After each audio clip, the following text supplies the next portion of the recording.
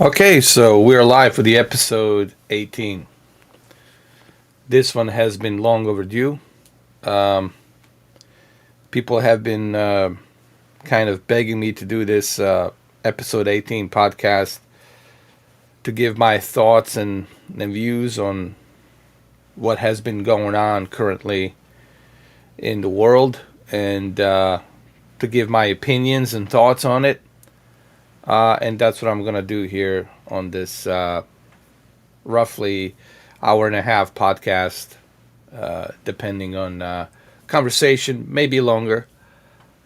And I'll talk about it with my friends. I'll give my opinions. Please keep in mind everything that we talk about here. It's just our opinions and how we feel about what's going on with today's world's events. And we'll all have different, obviously, opinions on it and different feelings on it, and hopefully everybody can respect that. Hopefully YouTube can respect that above everybody else, because obviously a lot of people are talking about this. Uh, it's not like it's something that's like a hidden agenda. It's something that a lot of people are worried about because the situation in Ukraine and Russia definitely affects um, the Europe, the West, because economy only thrives when you have less conflict. The stock market and the trade only goes higher and better when you have less conflict. Uh, when you have instability of future economy, then that keeps all of the investors scared. So they're not going to buy the shares, they're not going to invest too much, and that's not good for the business, obviously.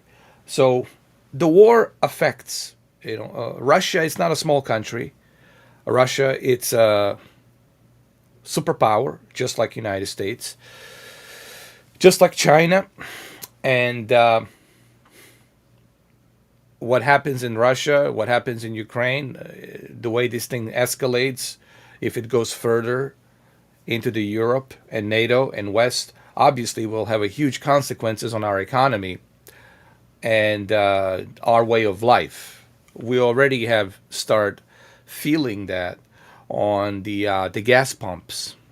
You know, you pay what, like $5 a gallon? I think where I live at here in Florida, it's $4.75 for regular. For regular, uh, just for the regular gas.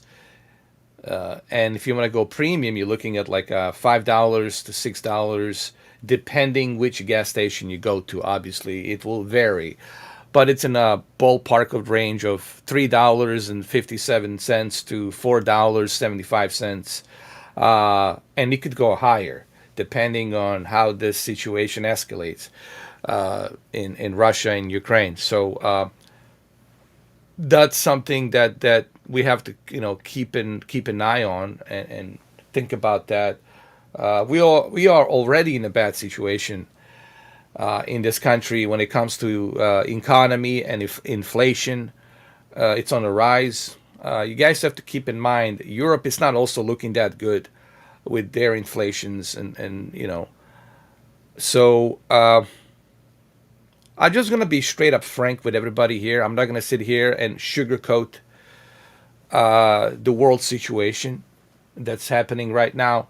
This is not a good time in the world right now, both economically and also looking at the conflict that might escalate into something bigger. We're all hoping and we're all praying that it doesn't escalate to something bigger that would drag us into a unwinnable war, which is World War III. Uh, I've been through war in Bosnia. I was born in Sarajevo, Bosnia, and at the very young age, I was introduced with this very gruesome war in Yugoslavia, back then it was Yugoslavia. Yugoslavia consists of 6 republics, 6 states, with under one rule, which is Yugoslavia rule. And I never dreamed of that that would go away, that it wouldn't flourish. But it all takes is one guy. That's the one lesson we need to learn from history. It all takes is the one person to create the domino effect, to create a global scale war. That's what it takes. And that's what it took in Yugoslavia with Slobodan Milosevic. That's what it took with 1930s, late 1930s with Adolf Hitler and him creating his party, which is a nationalistic Nazi party. And now you have Putin, and all it takes is one person to create the domino effect. So I know very well what war is. I lived it, breathed it for 4 years in Sarajevo, so I know exactly what war is. For those of you who don't know what war is, well, I pray and hope that you never had to experience it. That's all I can tell you. And you should never wish the war. The war should be the last resort, the last possible resort where you don't have a choice. So we'll talk about this more. I got my friend Money Penny Katie Woof Woof. She's right here. She just came in. Hello, Woof Woof. Money Penny, are you here? I don't know if I can hear you, but I don't think your microphone's working, Money Penny. Just to let you know. I'll wait for her to fix her microphone. But anyways, I was saying previously that I'm pretty much familiar what the war is, what war does, and what it can do, both psychologically, physically, mentally, all of the above, economically. Well, let me just give you one scenario. What war does. Imagine living a life for 4 years, not having any electricity, not having any running water. The medical supplies are cut off. The food supplies are cut off. And the energy is cut off as well, meaning like natural gas, so you can keep yourself warm during the winter. Like in Sarajevo, we were totally cut off by Serbian forces or Milosevic forces, Karadzic Milosevic forces, which they were, charged for the war crimes due to the genocide that happened in Srebrenica. We were cut off totally cut off in that city, and we were fighting obviously for our sovereignty, for just like Ukrainians right now are fighting for their sovereignty. We were fighting for ourselves, trying to survive, and try to imagine living in that kind of environment. 4 years, no electricity, no running water, no food supply.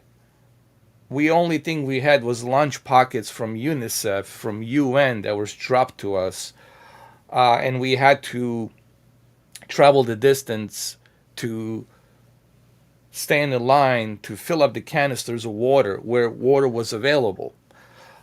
And try to imagine living in that kind of scenario. Now, while you're trying to survive, to find food, to keep yourself warm, to find medicine, to keep the hygiene, so that way you don't get sick, and you got -10 below temperature, January, February, November, December, try to imagine on top of that you're dealing with those elements. Try to imagine constant bombardment by the mortar shellings, tanks shellings,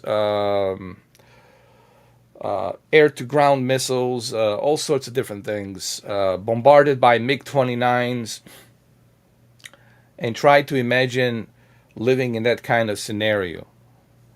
We were we were constantly bombarded, on top of trying to survive. As if it's not bad enough, you're trying to survive, to keep yourself alive. You also have to worry about being bombarded by Serbian forces for 4 years. 4 years. It took 4 years for the world and the West and the Europe to wake up, to finally acknowledge that, hey, this is heart of Europe. We got to do something here.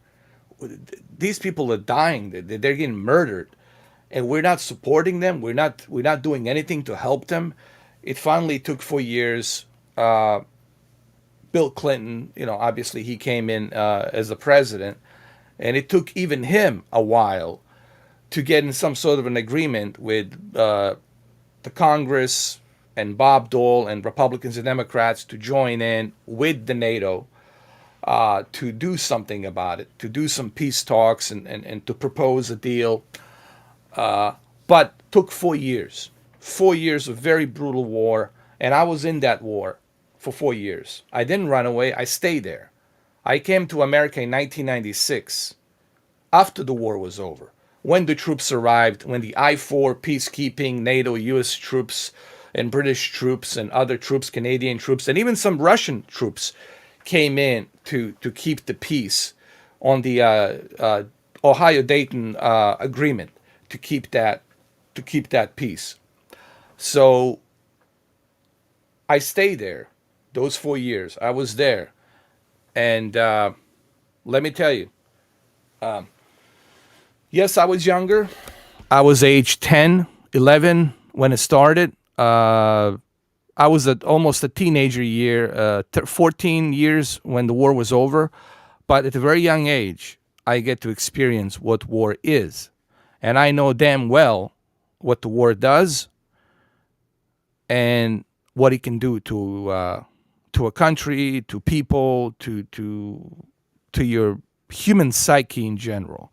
So I always tell people I don't need anyone to educate me about the war. Yes, I never been I never been in the army. I never served in the army, but I was in the war. I was in the trenches. I was there.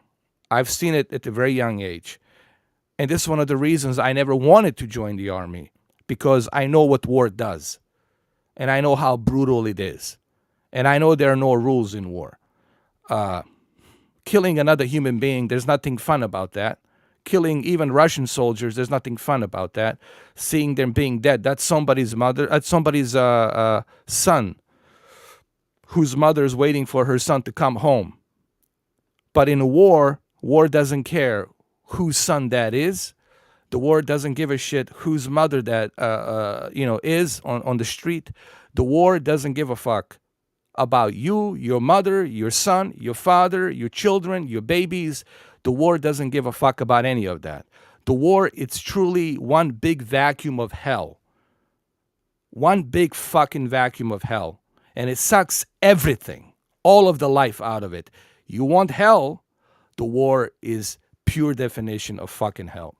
Anyway, welcome back, Anthony Kenneth Bishop. Let me get you in. Oh, you're right, dude. Oh, I think that's a bit too close to the screen. Yeah, it's a bit too close. Yeah, a bit too close to come from. Let me just see if I can zoom out. I need to. Anyway, how you doing? Anyway, doing good? You're doing good, man. I just had to, bring a little introduction of my own experience. Yes, I'm old now. I'm 43. This happened to me when I was younger, but I think it's a very valuable lesson for this generation who were born in 2000, in 2003, 2004, who never been in war. Mm. Those who were in the war, who were in the combat, in the Afghanistan, Iraq, they know exactly what I'm talking about. I'm Mm. not talking about the combat troops who served. I'm talking about civilians who never been in war, who Mm. never been in any kind of combat situation. I want them to understand what really war is. there's no winners in war.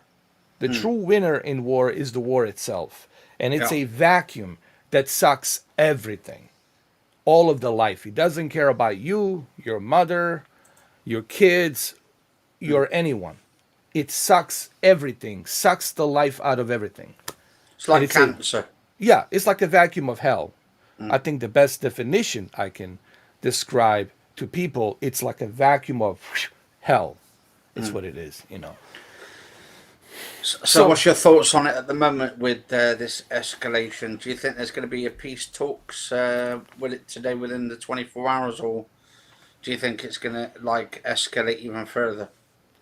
I think it's only going to escalate further because I think Putin, and this is, again, people who are watching this is my opinion. And my opinion shouldn't have any merit. It's not a fact, it's just my opinion. So I just want to make sure people who are watching this, they understand that. In my humble opinion, and I hope I'm wrong, you know, I always say that to people, I hope I'm wrong. He already made a bad decision. He already is at the point of no return. And he knows, he realized that he made a mistake. He knows that he miscalculated the West, the Europe, the NATO, and he also, above all, miscalculated Ukrainians' will to fight. He thought that Ukrainians are just like Americans, you know, like the simps who like to just be on the internet and type, type, type. These guys will not fight. They're gonna surrender. They're afraid. That's what he thought about Ukrainians. You know, like, you know, the geeks Yeah. on the keyboard. But he totally miscalculated the Ukrainian spirit and how tough they are. I would compare Ukrainians to Bosnian Muslims because they really put up a fucking unbelievable fight to Serbian Orthodox Christians who were part of Milosevic party. Now, the reason I bring religions because that's the way they look at the whole conflict. Because the whole conflict was based on the religion, believe it or not. And this is a lot of people don't understand this. The fall of Yugoslavia and the Bosnian conflict.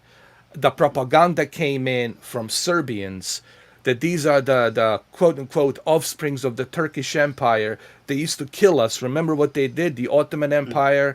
So they use that pretext. Just like right now, Russia, the Putin. I hate to use the word Russia because this is Putin war. And what happened to me in Bosnia was Milosevic war. So Milosevic and Putin, they're kind of in a similar context. When you look at Slobodan Scenario. Milosevic, Yeah. yeah, it's a regime. When you look at Slobodan Milosevic in early 1990s, and when you look at Putin today, it's a pretty much they're in the same pretext. They're in the same ballpark, but they use the propaganda to mobilize these what you call them radicals. Okay, so they mobilize the radicals within Bosnia who were like, yeah, these these Ottoman, these offsprings of Turkish Empire, these Muslim Bosnians, let's kill them all, da da da da da, and they even made some bullshit about us killing one of their newlywed Serbian couple, which we had nothing to do with. It's been proven that it wasn't us. It was somebody else that did it. But they fabricated it and made it look like that it was one of us who did that. Just with the World War One, with the Prince Bernardin on that bridge in Sarajevo was the pretext to the war. That Austrian, what you call it? Oh my God. The Austrian leader that was killed, that started the World War One, and the Austrian leader was killed on that bridge, because Bosnia was also under two different empires. It was under the Turkish Empire once upon a time, and there's a lot of history there, and it was also under the Austrian Empire once upon a time. So there's a the best way to explain Balkans are like a intersection to east and west. It's the intersection of all of these directions, going east, going west. going south, north. It's really the intersection. That's the way I look at Bosnia in general. That Mm. region there, the Balkans region, is like intersection. So all of these wars, they start with a false premise, like a Mm. false flag. You heard the words called the false flag, right? You gotta Yeah. have some. You gotta have a reason to go into a war, right? We went Mm. into Iraq war because of a false premise that there's weapons of mass destruction, right? Yeah. Was Saddam Hussein a bad guy? Yes, he was a bad guy. Mm. Was that a good enough reason for us to go in there? No, because there's a lot of bad guys out there. Even the guy in what you call it, oh my God, the guy in Venezuela, the guy in Oh, you got Gaddafi and all that kind of stuff. I mean the guy even in the Pacific Islands, you Mm. know, what you call it, those little small islands, Pacific Islands in the Pacific. Yeah. Uh, he's crazy too. There's a lot of lot of crazy dictators around the world. Mm. Somalia, in Africa, you name it, right? Mm. What are we supposed to do? We're supposed to be a world police and go everywhere. Try and babysit them all. Yeah, yeah, yeah. So Mm.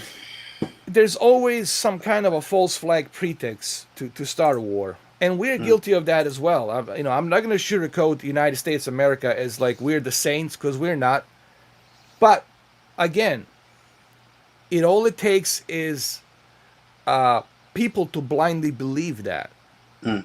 This is why I don't like politicians, whether it's here in America or whether it's in Russia, Ukraine, or whatever.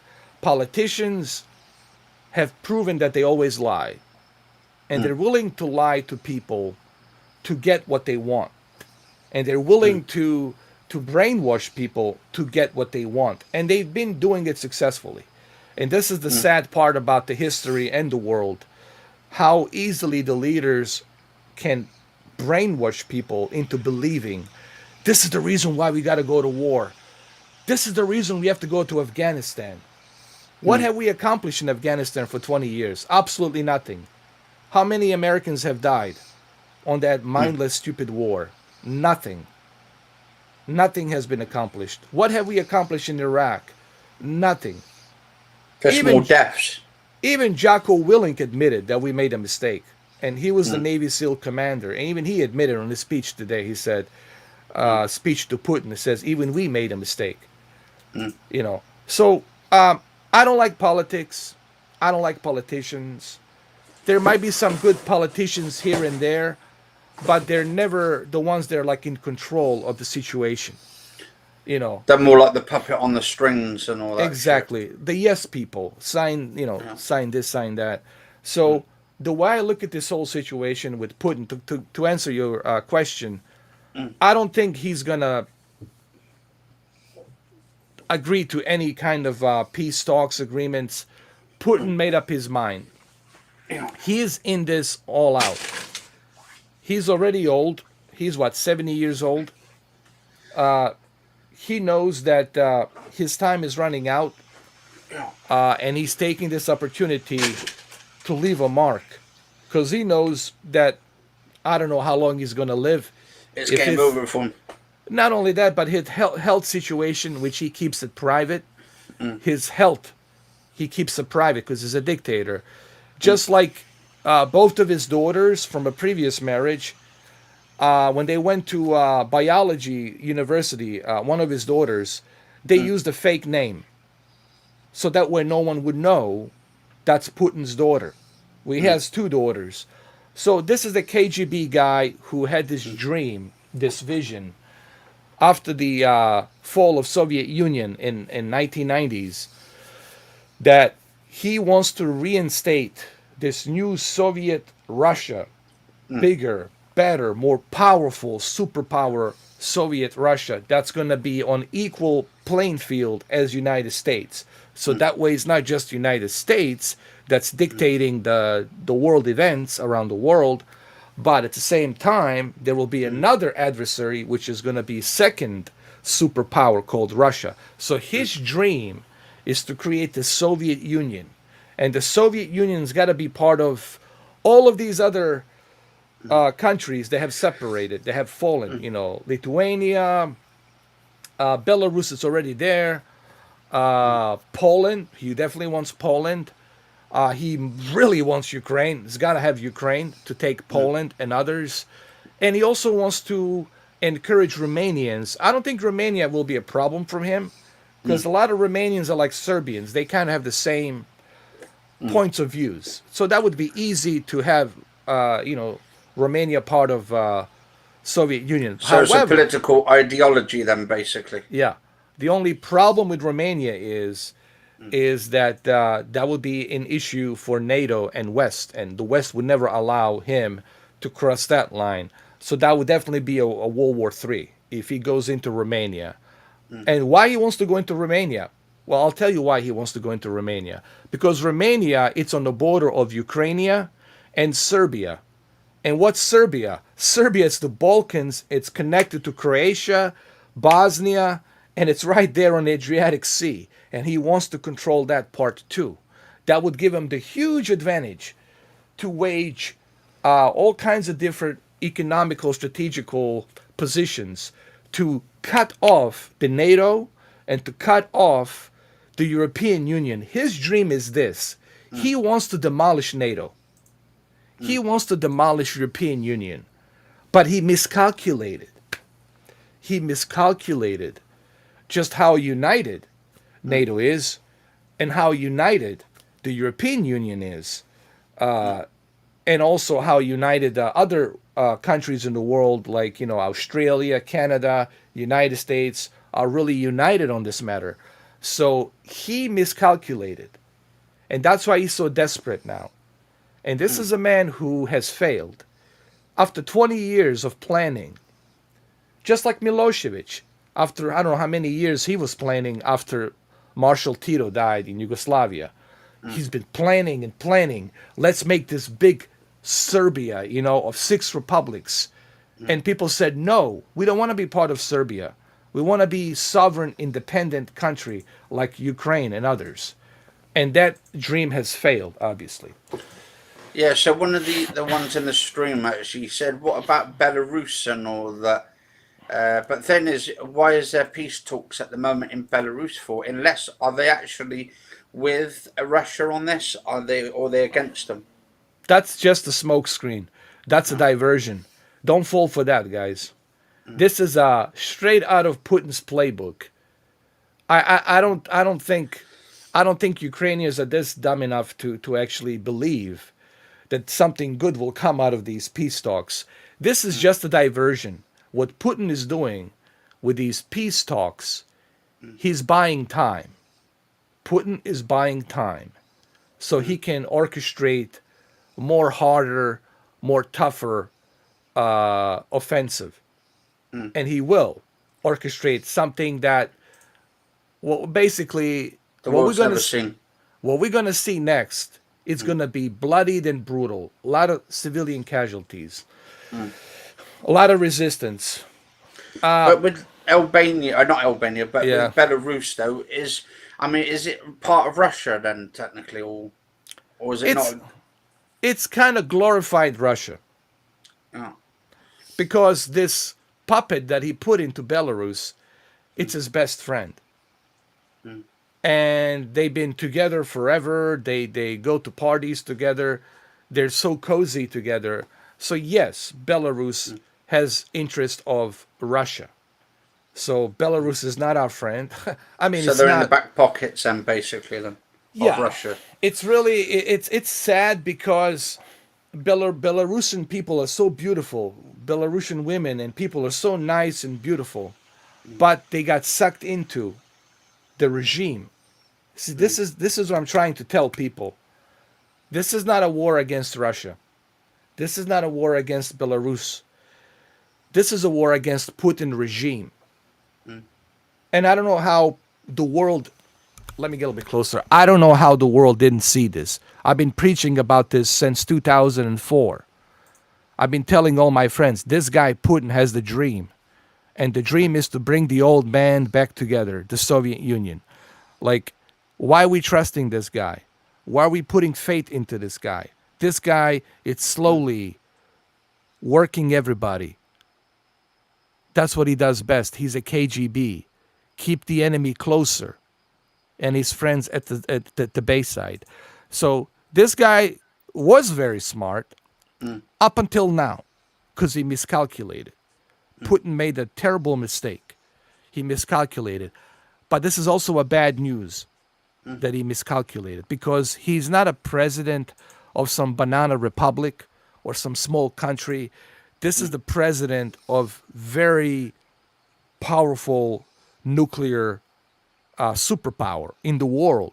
They got over 6,000 nuclear warheads that they can use. Not to mention the ones that have supersonic speed, which United States, I know for a fact, cannot intercept. And that's not fucking good. And you look at Alaska, you look at Russia border and Alaska, that's where those warheads are. In Alaska and how long do you think it takes once they fire those nukes from Siberia and the upper northern side of border of Alaska and Russia? How long do you think it will take for the supersonic nuclear warheads No idea. to hit Seattle, to hit LA? Jesus. How long it will take? Roughly about 25 minutes. Jesus. All the way from Russia to America. Fucking Yeah, 25 minutes. hell. So it's very look, man, this is some dangerous times we're living Some in, scary man. shit. Some scary shit. I know you want to give you so what I'm trying to say is this to answer your question. Yeah. The Putin right now, it's all in, and that's not good, man. He's all in, and he's not gonna stop. He wants to be remembered as somebody who died for what he believed in, for his dream. And if he's gonna die, he's gonna die so everybody remembers him. You know. But do you think someone's been putting him up to this, or do you think this is all his own doing and shit? This is all his doing. The administration that he put in is the administration that he controls by fear and bribery. He bought him out. These are the oligarchs, and they're afraid of him. They shit in their pants if they say no. They have anxiety attack when they have a meeting with him. Because they don't want to die, they don't want to get poisoned, they don't want their families to be poisoned or dead. He's the gangster. He's the gangster. He's running the fucking ship. Russian people need to rise up. And I mean all of them need to rise up. Double Taps just sent. He said, "Hi guys in Belarus. At the moment, signal poor, but glad you guys are good and well. Sending my love." He says. Thank you, Double Tap, and you too. Hello? Stay safe, man. Oh, what the hell? Hey, all right. Hey then. How you doing Welcome there? back. How you doing, Welcome brother? back, you. How you doing, Q? How you doing, Brendan, man? Oh, I don't think his signal went. I think you left. But we had another message from Gamer Meta. He said about the. He says Putin cannot get hold of, I think, is Greece and Albania. He said. Hello. Right, Manny Penny, welcome back. Hello, And welcome Manny back Penny. to you. Hello, everybody. Can you hear I me? see. Yes, I can hear you. Only the one ear though. Only your left ear. Yeah. Yeah. I think you've got to change that setting thing for the audio. Yeah. So if you just How go do I to the do audio that? settings and then just take off, I think it's called echo or echo cancellation, and then put it back on. See if that works. I gotta say, Anthony, man, you sound like you're coming from like a Sky News studio, man. Very, very professional, man. Oh, well, then I'm put it only back using my on. gaming like webcam at the moment, the Logitech Tech, so I'm Yeah. using the audio from that. And the audio is really, Is I that mean, it's really better? good. Yeah. It's better. Yeah. It's Yeah, good. that's better. It's good, Manny Penny. Is that better? Yeah, yeah, that's Yes. better, way better, Yeah. more clear. Both ears. And we can see a nice little keyboard you got there as well. Yeah. Oh, Is it Corsair both as well. ears? Yeah, both ears. Yeah, we can hear you both ears. Okay. I see a lot of I can messages do here. I see one guy edit. says, How do I get in some serious voice discussion? Well, we're not doing like an open, discussion Invitation. invitation. It's just an invitation only because uh, I gotta be careful. YouTube definitely has its rules as to how far can you go with your opinions, and I don't want somebody to say something that could be, putting my channel into any more trouble that it's already in. I already have one strike. I have to wait till May, till it goes off. So I got to be very careful as to like whom I invite here. But you guys can leave comments, and if your comments are not disturbing or if they're not like discriminatory or anything like that, then yes, your comments will be read. So that's the way we're rolling this.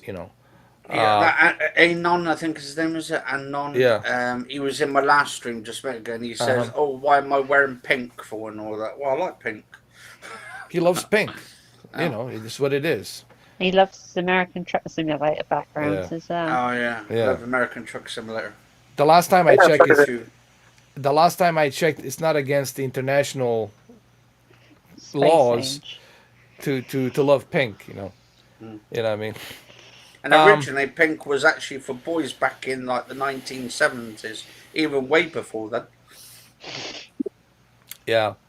So, like I said, I don't think he's gonna, you know, pull troops out. I don't think he's gonna stop. He's only gonna push forward because I think the United States and the Europe are making a mistake Mm. for not taking him seriously. Mm. And I hate to see that last minute, fucking call, get to the shelters and shit like that.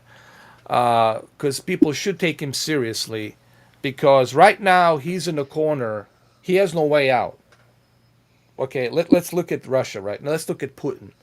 Putin has no way out, and he doesn't want to go out like this. Mm. He wants to go out with a bang.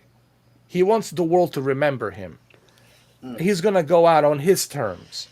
And we already seen that he's willing to sacrifice his own people, to lie to his own people, to bring his, dream. He's a narcissist. He only cares about himself. That's why he's single. That's why he hasn't remarried. That's why he doesn't talk to his daughters, because the guy is narcissist. He only cares about one thing: Mm. his dream, his narcissistic dream. No different than Hitler. Let's be honest here. The only difference between Adolf Hitler and this guy is that this guy has 6,000 nuclear warheads. Do you think Mm. Hitler would hesitate to use those 6,000? We would all be speaking German after the, Oh, great. yeah. Yeah. If he had that kind of superpower, what are you gonna do? You can Mm. do shit. Scheitzer. So, people gotta keep in mind, we gotta Mm. give him some way out if we want to stop this going any further. Whatever that is, some kind of a way out, so we can Mm. regroup and think about what we do next. You know, Mm. the only solution would be to eliminate him. But how do you eliminate him? How do Mm. you do that? Right? Lethal injection. How do you get to him? He doesn't even. Let me tell you how paranoid the Putin administration is. He doesn't even trust his own security team, like bodyguards and whatnot, Secret Service. He has other people looking over Secret Service because he doesn't trust them either. So he has somebody looking over somebody else who's protecting him. Mm. He's he's even listening to his own oligarchs that he put into power. He's listening to their conversation. He's checking to see where they're going, whom they're associating himself with. He's his hardcore dictator that's paranoid, and it doesn't want to lose the power. It will do anything possible to keep the power. He has proven that in 20 years. He killed other oppositions, drugged and gunned down and killed other oppositions. Like the one guy that's in jail, that's being starved to death. He will not let anybody go in his way.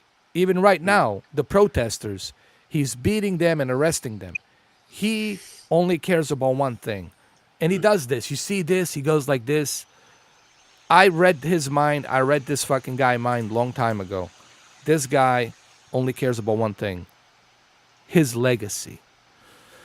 And the legacy consists of him creating and bringing back again the USSR, Mother Russia. stronger. Yeah, Mother Russia, the strongest Mother Russia ever.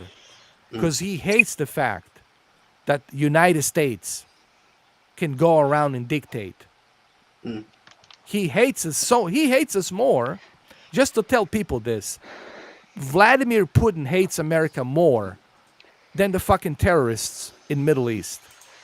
Do you guys understand that?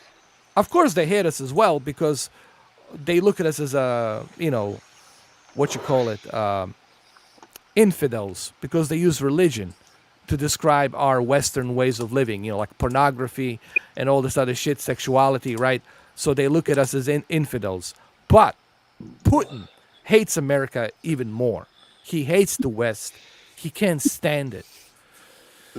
And he wants to be the power that's going to stand up to America, that's going to stand up to the NATO in Europe. That's his dream.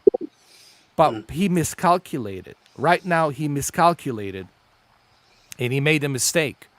He miscalculated the NATO power and how united they are. He miscalculated Germany.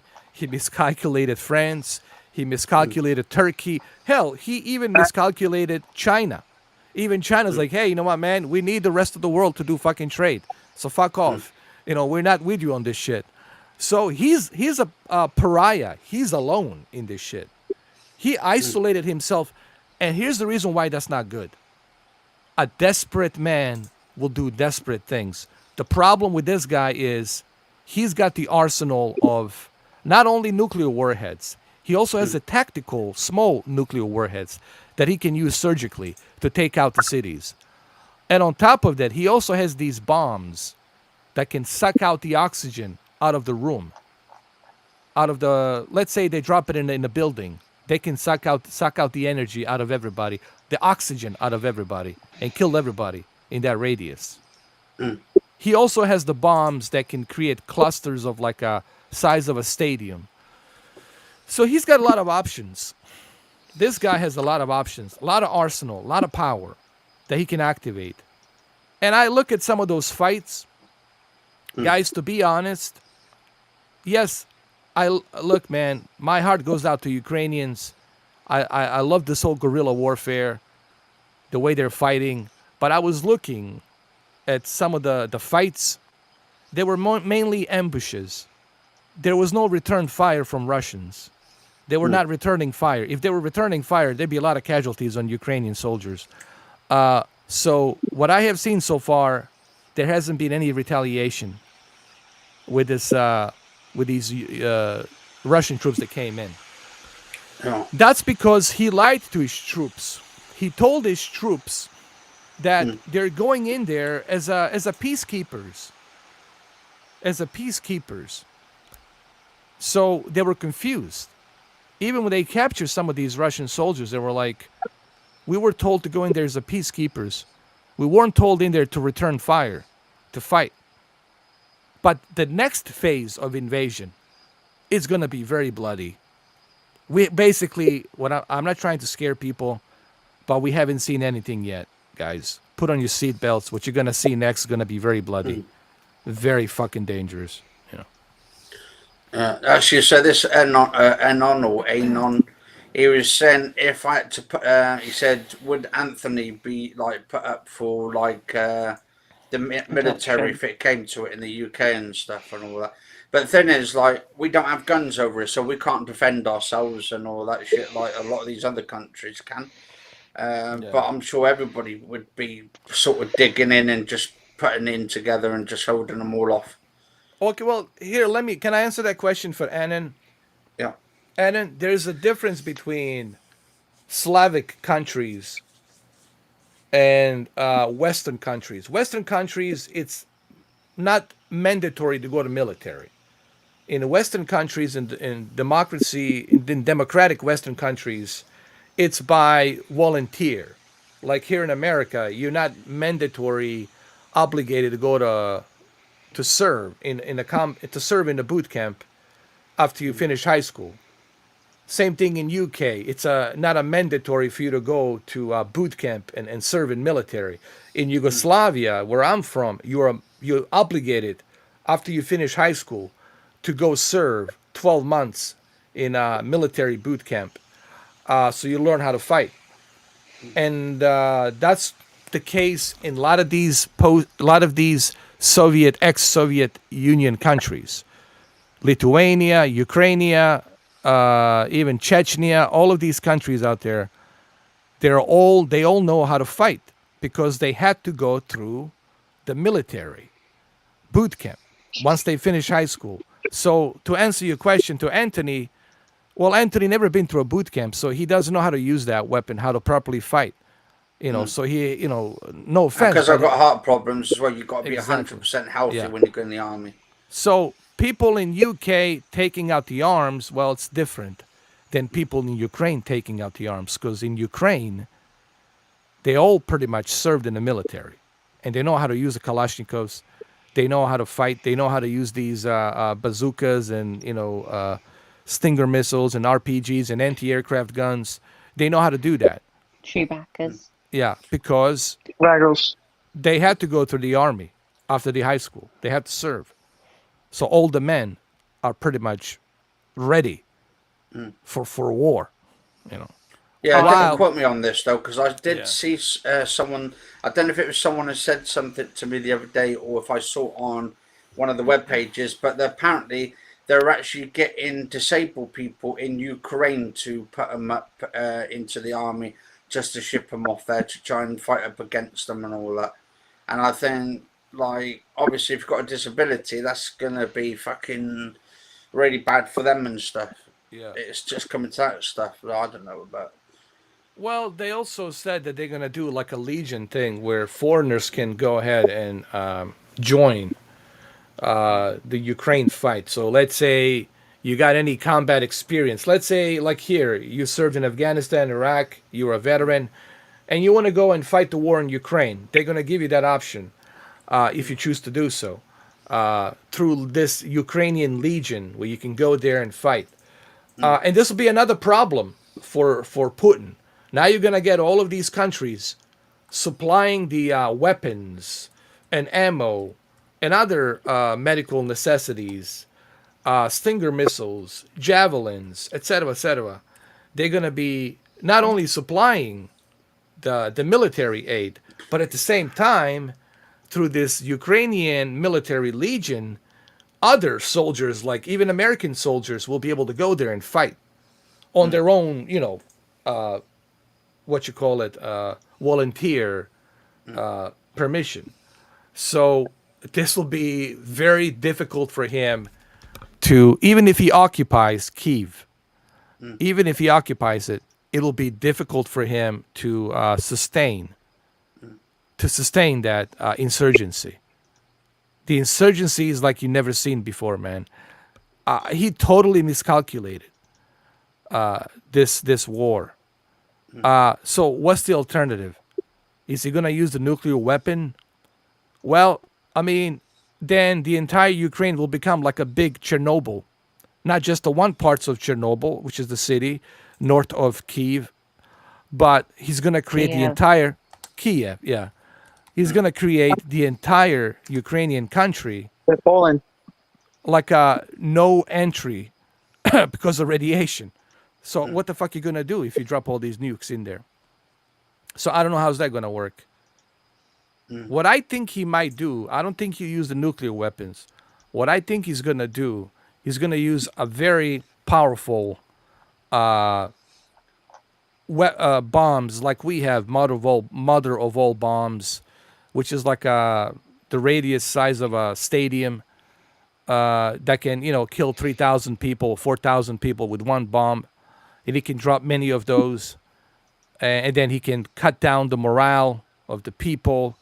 He can make it more difficult for them to resist, to have the resistance. He'll try to do that, most likely, to put that pressure, What's the Which- jet using? Yeah. And the problem with that's going to be, how long is he going to do that? 6 months, 8 months, a year, and then are they going to look at him as a war criminal? Most likely, they're going to look at him as a war criminal. So what happens after that? Now that he's recognized as a war criminal, what do we do? No, what do we do next? Do we finally engage? Do we finally all vote in? Does the NATO Could be vote too in? late by then. Yeah, which always is the case. Even in World War II, we came in too late. That's the thing with the West. We always come in too late. Even in World War II, we came in too late. Yes, we did win the war, French but we didn't help in came, World War II, did they? but we came in too late. So this is really about, does he has the balls to do it? If he has the balls to do it, if he activates that article, which says if Russia feels that it's threatened and put in that corner, then give us no choice but to activate that article and then fire our ballistic, nuclear warheads. We have IBCMs or something like that can intercept some of them, but not all of them. The one that he has, that's the mother of all nuclear weapons, is the one that can actually, that's a supersonic speed, which I don't know if United States has, how United States is, they're so secretive. One of the admirals says we cannot talk about it, but we are ready, basically, is what he's saying, But you know how it is here in America, it's all secrecy. You can never get to the bottom of anything, We don't advertise what we have, but I'm pretty sure we have something that can withstand even supersonic stuff, I'm pretty sure we do, But we don't We have advertise. something in the space. We have something in space. I know.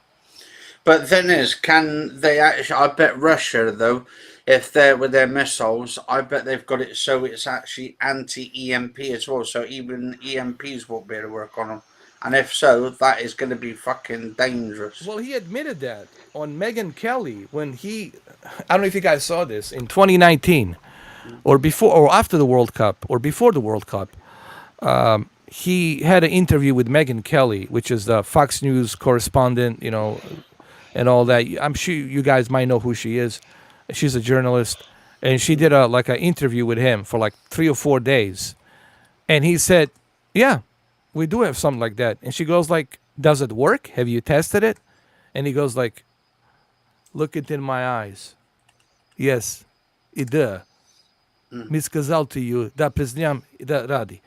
It says that it works. It works. Now, is he bluffing? Because she asked him, "Well, what about your, economy? Where do you get all the money and all that?" He says, "It works."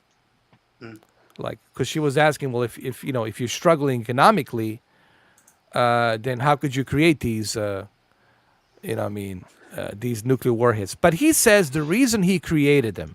Here's his reason for this. This is what he said to Megyn Kelly. He said that United States pulled out of this treaty that's about removal of all the nuclear weapons. United States didn't want to remove its nuclear weapons. And he's like, well, why the fuck should we remove our nuclear weapons if you guys don't want to remove your nuclear weapons? So that's double standards. So that means you can fuck us over. You can take over our country. So let's play a devil's advocate here. United States, made some mistakes. Look, I'm an American citizen. I love this country, but I would be lying to people if I said that we didn't make some mistakes. We definitely made some mistakes. We wanted Russia to not create any weapons, nuclear weapons, or any warheads. But we don't want to disarm our weapons, nuclear weapons. And he's like, well, wait a minute. I thought you guys wanted to have a world that's nuclear weapon, free. That no one has nuclear weapons. That was the agreement in 2000 with George Bush. Was it George Bush? Yeah, 2002, 2003. And guess what? The United States backed out of that agreement. I forgot exactly the name of that agreement. It's a treaty that the Russia and United States would sign, and that treaty would also, Treaty. well, no, nuclear disarmament, to disarm all nuclear warheads. Treaty. Oh. That means you cannot develop any more nuclear weapons. You cannot have any material to develop nuclear weapons. Like uranium and Yeah, and all that shit. All that shit. Yeah. And according to Putin, he was ready to do this. But United States says, no, they backed out of it the last minute. And because he wanted, his decision was, I will sign this if I see evidence that Americans are also disarming their nuclear warheads and they're not creating any nuclear warheads. And Russia have their own spies. Russia have satellites over the United States. They can see what we're doing. They know exactly what we're doing, what UK is doing. And they said, hey, you guys have 5,500 nuclear warheads and you're working on some more new technology. What's up? So this whole thing's escalated from there, to be honest. That was his whole thing. And guess what? Once United States pulled out of this shit, then he was like, okay, that means I can create whatever the fuck I want to create. All And fair he did. game. He did. So let's be fair here, guys. You know, if we're going to look at this situation, if you're going to look at history, we got to look at history not through one, peak hole. We have to look at it with a widescreen hole. We got to look at both A sides of donut hole. donut hole. We have to look at it from both sides, not just from one side. From both sides, we have to look at it, and we got to say, hey, man, we kind of had we play our hands into this shit too, into this conflict. This is also our fault as well. We're not the saints and angels on this one. No. We played our hand into the fucking Middle East war. We played our hand into this fucking thing. We played our hand into this whole fucking thing. So we have to look at it not just subjectively. People are looking at it subjectively from one peak hole. We have to look at it subjectively free. As a devil's advocate, like, hey, as a UN ambassador, right? Yeah. Let me look at both sides of the coin. You know, how did we get to this point? Didn't we create this monster? Yes, we did. You know, but you have to go 20 years back to understand that. You know, and you got to look at it from the both sides of the aisle, from the both sides of the coin, and we're not doing that right now. We're only looking at it like, oh, we're on the right side. Yes, we're always on the right side. No, fuck that shit. We were not always on the right side. That fucking war in Vietnam was bullshit. That war in Afghanistan was bullshit. That war in Iraq was fucking bullshit. No, we're not. We gotta fucking be honest about this whole fucking thing. If we want to have a good future going forward, we all gotta be honest about what's taking place here. We can't just look at it from one peak hole, you know, and that's the issue, I think, Anthony. And even with sort of North Korea at the moment, there's the other day they were doing some like weapon testing on some missiles which they shot into the water or something near Japan and all that. And like, you think to yourself, fucking hell. So what we got to look for or look to is also North Korea. Also, we've got to watch out for China, see what they're doing, and also bloody like Russia and with their little shenanigans. And I think, to be honest, like, why is it that they're actually making these rockets in the first place? Why are they doing testing for? I mean, are they up to something as well? Or are they going to be teaming up with Russia? Yeah. Now, let's look at it this way. Okay, let's say, for example, that Mexico, it's recognized by Russia, by communist country. And now Mexico, it's recognized by Russia, and they can create nuclear weapons. How would the United States feel about that? No, they wouldn't feel good about that. How would you feel if Ireland was recognized by Russia, and now they can create nuclear weapons? Now you wouldn't feel, the prime minister wouldn't Really feel would freaking not great. trust Ireland Yeah. making nuclear weapons. I mean, Okay, No, never. so put yourself in his position. How do you think he feels when we try to recognize, Ukraine as part of being NATO, right? and then building these missiles and then possibly giving them the opportunity to create nuclear weapons. He feels threatened. He feels threatened by that, you know. Well, they're not So- even part of NATO, though. That's the thing. Like, No, they're not even in but that group. but what threatens him is this Western civilization, and he doesn't like the Western civilization. He doesn't believe in our He's democratic jealous. value. I think he's jealous You know, of the West. I'm looking at this from as the devil's advocate. Okay, people who are watching this, I want you to look at this as I'm looking at it from both sides of the aisle, not as just one. Like this is what I like about Oliver Stone. Oliver Stone, of course, he loves his country. I love my country. I love United States. But I have to look at it from both sides of the aisle. We have made a lot of mistakes, man. We have caused this shit. NATO also caused this shit by pushing this whole, westernized democratic thing to the east of Europe. I think that was a mistake. They shouldn't have done that. They should have respected the fact that, hey, we do not cross that line. That's no man's land. We don't fuck with that. That's where things can get ugly. That's like hitting that red button for World War Very III. ugly. So NATO made mistakes. Western allies have made mistakes by trying to shove this whole thing into Ukraine, by putting this, this president in there, Zelensky. Yes, he's great. I like the guy, but he's trying to bring, the Western values into the Ukraine, and Russia feels threatened by that. They feel threatened when they see that.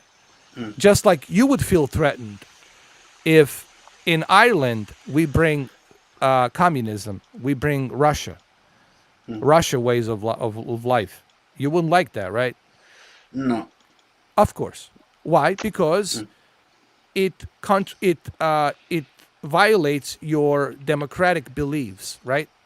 Yeah. And you don't want Ireland to be part of Russia indoctrination, right? Yeah. So we Because all, we're multicultural sort of thing in the UK, so we sort of got everything.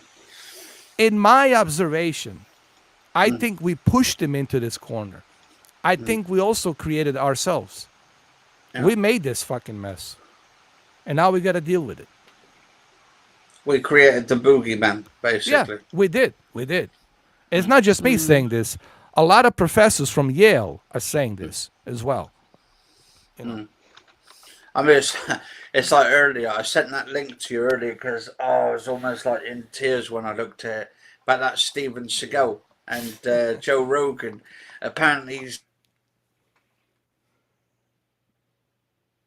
snaz or some shit. Fucking I lost to hear for a minute. frontline.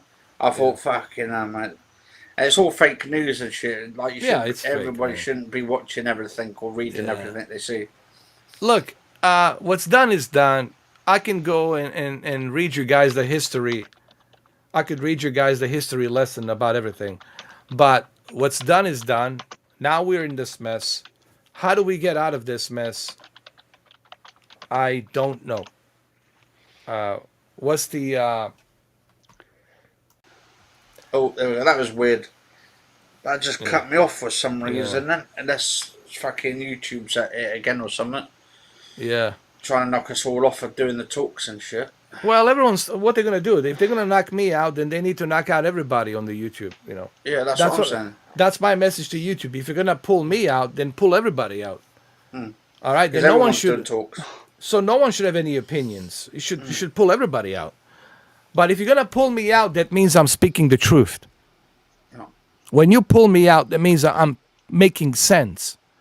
And you don't want people to hear the sense. You only want to hear one thing. Putin's a bad guy. Russia's a bad people. La la la la. You want boogeyman's there. You want to beat the same drum. You see, the double standards, it's what's got us into this mess. This is why I believe I would be a good negotiator if you send me out there with diplomacy. I would be a good negotiator because I can look at both sides of the aisle. I can say, I understand why you feel that way, and I can understand why you feel that way. So let's find the middle ground of respect here. But so if they're gonna pull me out of the YouTube, that means I'm speaking the truth. I'm making sense, and they don't want that. Yeah. And I mean, I've seen it all the time with people getting their YouTube channels taken down because of opinions. And the thing is, if you're talking from both sides, there shouldn't be any arguments because it's a democracy. And that's Exactly. what democracy is all about. Like, some people have their different opinions about it and other opinions about other topics, but Now, it's. people are gonna say, but do you agree with him invading a sovereign country? Of course not. I condemn him doing that. But people got to ask themselves one question: How did he get? How did we get to this point? Why is he doing what he's doing? What triggered him to do it? Why now? Why not 20 years ago? Why not 10 years ago? Why not 5 years ago? Why now?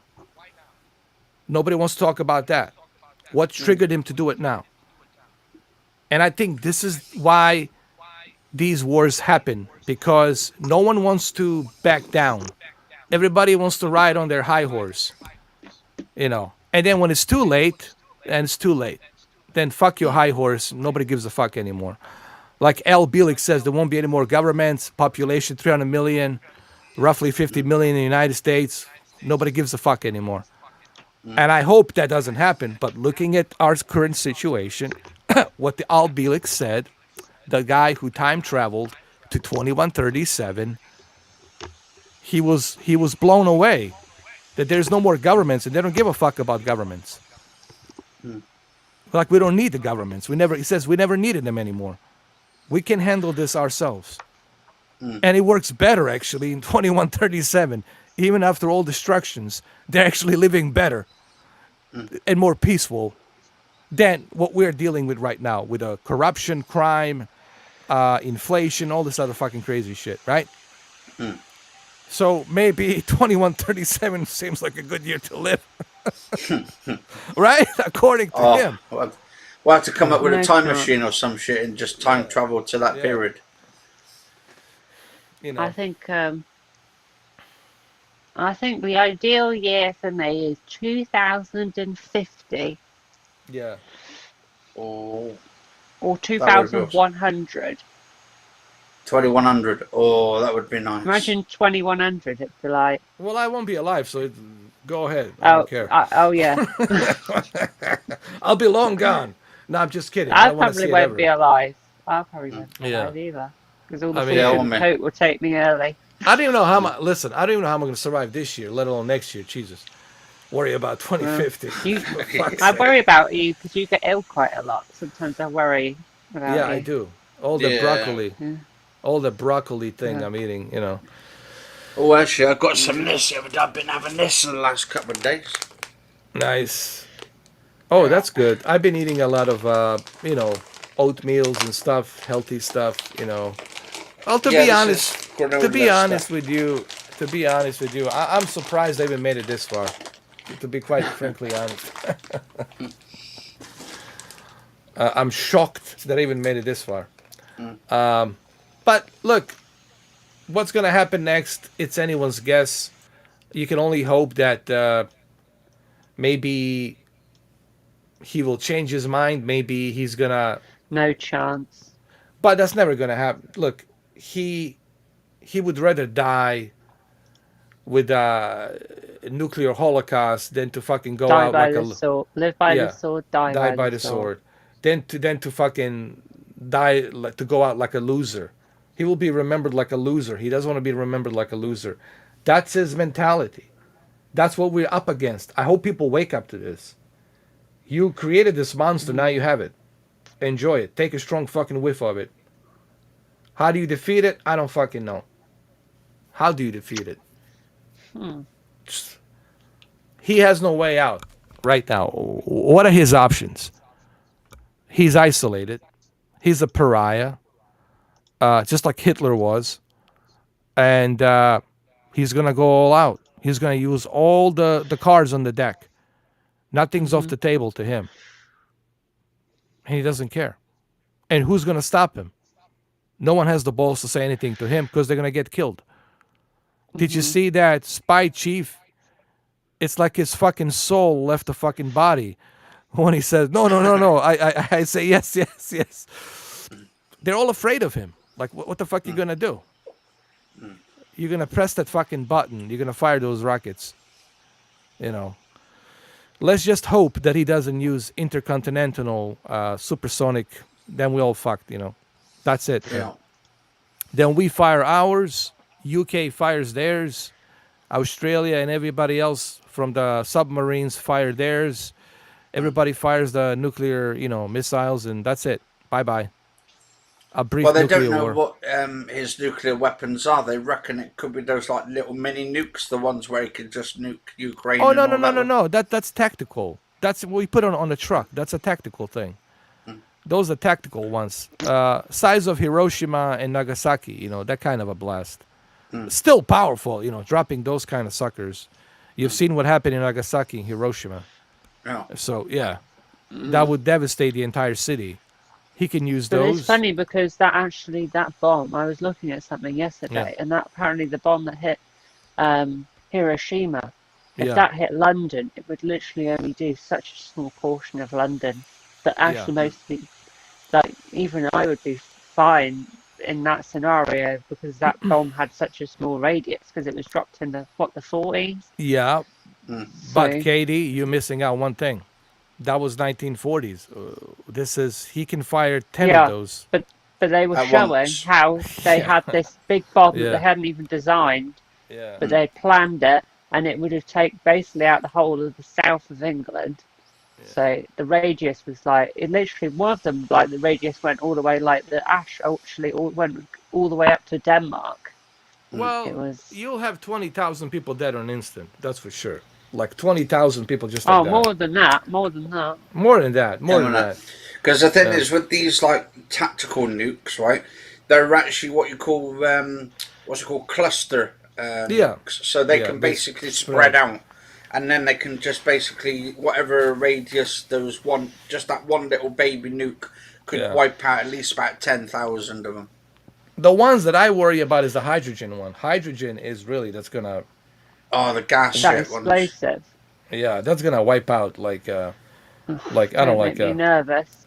12 and a half kilometers. Just Goes bye-bye. underneath your skin and shit and all that Yeah, stuff. yeah. We're burns talking up the millions skin. of people. Like easily, like 3 million people can easily wipe out. Like, that's fucking scary, dude. Actually, hydrogen bomb, is that the ones they use for Nagasaki and all that? No, no, no. That's on the ocean they tested it. Ah, Because that's the only safe place they can test that shit. On the Pacific Ocean, so far away.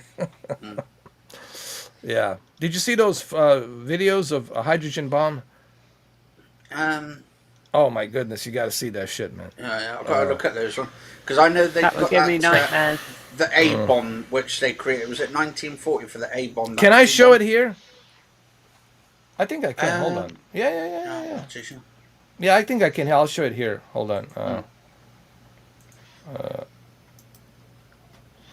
Because wasn't it Einstein who actually got threatened by Hitler at one point to build him an atom bomb or some shit? Because he was going to wipe out people with it, but he threatened, I think it was something along the lines, he was threatening his family to build him an atom bomb.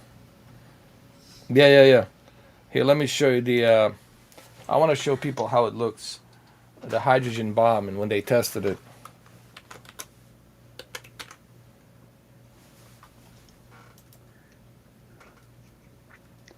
I don't even want to look.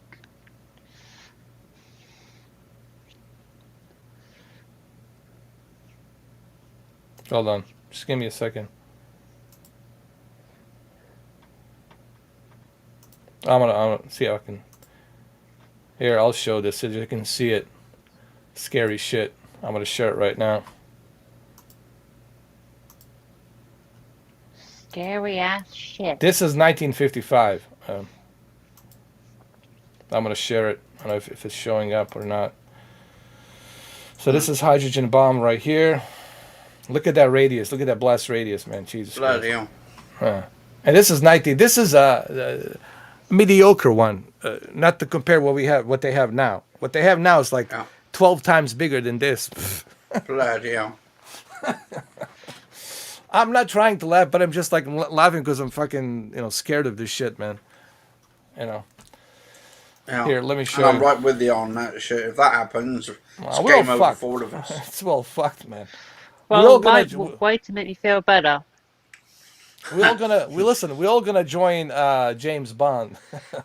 Yeah, in Одного Valhalla. солдата, находившегося в канаве, засыпало песком, и один солдат погиб. В одном из близлежащих сел население было все выведено из зданий.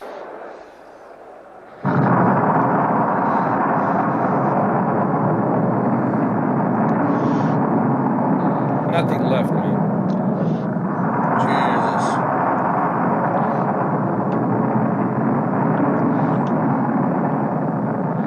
Look at that blast radius. Bloody hell. Look at this. Don't Look want at to this. look.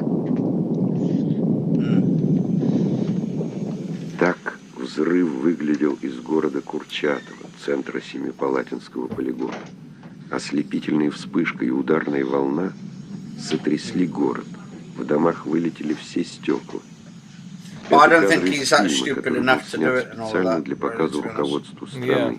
Текст, естественно, читал And Левитан. these are the old Вернемся bombs. в городок полигона. Сейчас и сюда подойдет ударная волна. Вы видите группу людей, стоящих на Oh, you're дороге? right, Stephen. Welcome Находясь to the далеко stream, от man. места взрыва, они чувствуют себя спокойно. Но за это благодушие им придется cheers, thank you. поплатиться.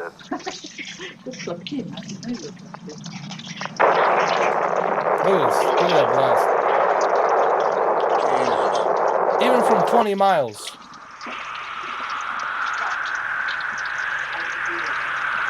Look what it did, man. Look at this. Look at that cloud. Bloody hell. 20 miles. Oh, Because God, I was fucking- saying to Katie the other day, it can do up to like around about 20 miles, depending on it. Yeah. Yeah, it's fucking, it's scary shit, man. Oh. Scary But- shit. I don't, then it's like to not like sort of get a money penny upset and all that stuff. But I think, to be honest, I don't think it will happen. I don't think he's stupid enough to do it. I mean, and if he does, well, We're I all don't know. fucked. We're all fucked. Well, basically. but we all go together. What scares me is this. I go back to Al Bielek, and I hate to bring them up, but everything he talked about, he was able to articulate. Like the Montauk Project in Long Island, you can look it up. That base, it's still there, and he can tell you exactly where he was on that base. He can tell you where they did the tests. When he came back from the time travel, he can tell you exactly the underground tunnels where they were, and he's very articulate. Forget about those apex guys. Those wannabe celebrities. This guy, I think, is probably, if anybody traveled in time, it's Al Bielek. Yeah. You know what I mean? It's me. And his prediction to 2025 of the brief nuclear war, it's right up the alley, man, at what's going on today. Doesn't mean the nuclear war will happen tomorrow, but 3 years from now, he can be at that point 2 where he's years going to from say, I have now. no choice. I got to do this. Do you hear me? So, Oh, yeah, we hear you. Yeah. yeah, we hear you. Loud and clear. Yeah, Oh, we heard loud you and talking clear. to somebody out there, Money Penny.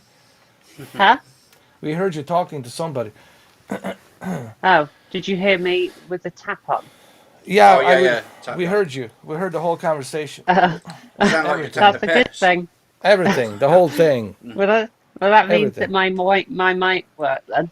Yes. Very sensitive. Your mic, it's the, what you call it, Garrett Mallory's approved. It picks Yeah, up all of the spy mic.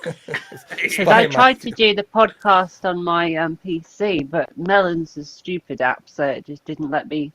It didn't recognize the audio. Like it recognized the mic, it just didn't have no audio. So I managed to do this thing with I used the X headset for my phone, and do it like that, and it worked because I went downstairs and it still did it. So Because what you have to do, you've got to change your microphone output when you go to the input for the microphone. no, I did everything. Yeah. I allowed the permissions. I downloaded all these different browsers, thinking it was something to do with Microsoft Edge. I think it's literally something to do with the Xbox headset isn't recognised by Melon for some reason, but it's recognised on my iPhone. Microsoft Edge. I used all of them. I used Edge, and then I tried Firefox, and then I tried what's the other one called? Google Chrome. Oh. Yeah. I thought Money Penny is gonna come in with like a BBC News broadcast kind of a microphone. Oh yeah. With a little bit of a lick on the microphone and doing some ASMR. I know. Anyway. Did we get cancelled? Oh, there you are. We see you, Money Penny. There you are. There you are, Money. That's you, Money Penny. I have no idea. Your camera, it's on, Money Penny. Just for the record. I know it's on. Look. And the That's Xbox. you. And look. That's you. Big pile. Big painting. Oh, that's nice. Who is that? And Let me then I see. have a big shelf of games. Wow. Oh, wow. It's a lot of That's movies nice you collection. got there. Yeah. You got It's a lot not of stuff. movies, it's games. Games, yeah. Can you walk us through it? Can you show us what kind of games you have? My phone's charging at the minute. Oh, okay. I see. I was saying, is that your leg there and all that on the floor? Can you flip that camera with the flip on that flip button? Not yet. By accident, you just click it. Yeah. I did that the other day, and you missed your chance. Oh, bloody hell! I missed that. I told her all in her good time and stuff on her. I'm still bitter. I'm still bitter about that thing, man. I had the opportunity. It's like the one moment to catch her. I got you. Now I can post it. And that would have been easier because it would have been something I couldn't even get nervous about, you know. Oh, it would be too late. I would put that everywhere. Once it goes on the internet, that's it. You can never get rid of that. That's what I mean. Even Putin would find you. He would say, "Oh, that's her." Right? Yeah, he's got his face scanners. You better to do it, you know, off the record, you know. One of these days you'll make a mistake. I'm confident enough. I think I will actually. It's gonna happen. There's been a few close calls. I think there's a call with Brandon where he found out how to turn the camera on, and then he saw you. Well, he saw you. Not my face. He just saw like. Well, he could have because he. What? Your golden goose? That's even better. That's even better, in my opinion. I mean, right? I would settle for golden goose. Anyway, on a serious note, how do you feel, Money Penny, about the whole situation? I'm scared to death. Well, we all are, but you can't worry 24/7 about something you can't control. You know what I mean? I do. Obviously. I worry about all these different things. I know you're autistic, so you want to control everything. I know that, but yes. You have to look at it this way. You had no control of being born, right? No one asked you, "Hey, would you like to be born?" No one asked me, "Hey, would I like to be born?" No one asked. No one asked, and no one did ask me that I remember. I just know I caused the earthquake without me knowing it. Did you have like a massive fart or something when you were born? And just not only my birthday, people ask me why you don't celebrate your birthday. Well, there's 3 reasons why I don't celebrate my birthday. I was born in 1979 April when 7.4 Richter scale earthquake happened. It was a gigantic earthquake that happened in Balkans region next to Montenegro. If you don't know where Montenegro is, and then Google it, look it up. Oh yes, I even know the capital, Podgorica. Well, there you go. Not far from Albania. So anyway, the big earthquake happened there. 100 people died on my birthday on that earthquake, and that's not too many.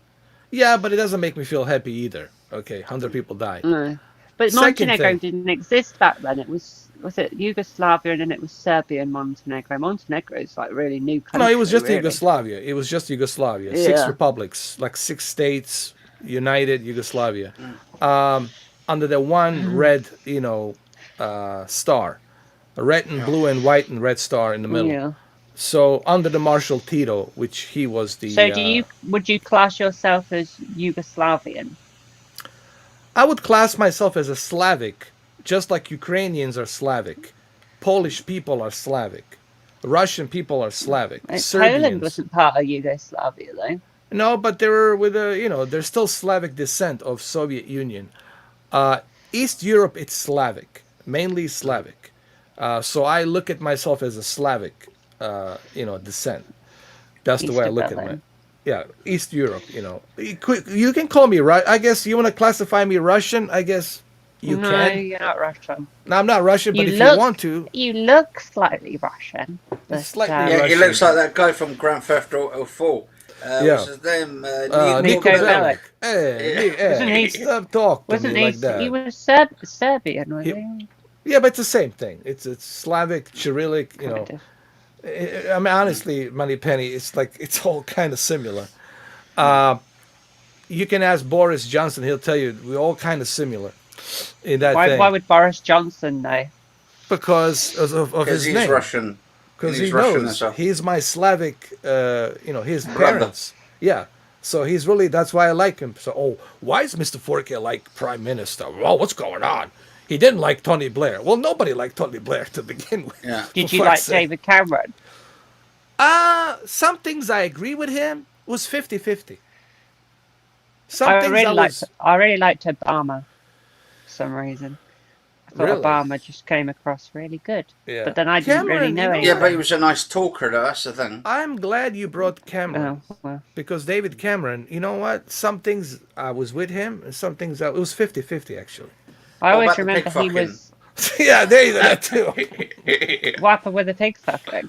Theresa May. So if you don't know, right, apparently there was a story going out about David Cameron saying he used to put his thing into pigs and stuff, like used to fuck pigs. Oh my God. Jesus, man. That's why was in the papers about it. That's why we don't hear from him anymore. Yeah, but that's why he quit his job. Yeah. And he was so dead set on fighting ISIS. I was like, well, dude, why don't you drop the mother of all bombs and just get rid of ISIS? And it took to the Orange Men to do that, which is kind of ironic. David Cameron. It wasn't a nuke, though. No, but it was a pretty powerful bomb, But that's just killing a load of innocent people. Listen, no, we killed a bunch of ISIS, and that's it. Listen, say what you want. No innocence. I hate to bring the Orange Man because I know just mentioning his name just triggers a lot of people. Just mentioning his name. Like me.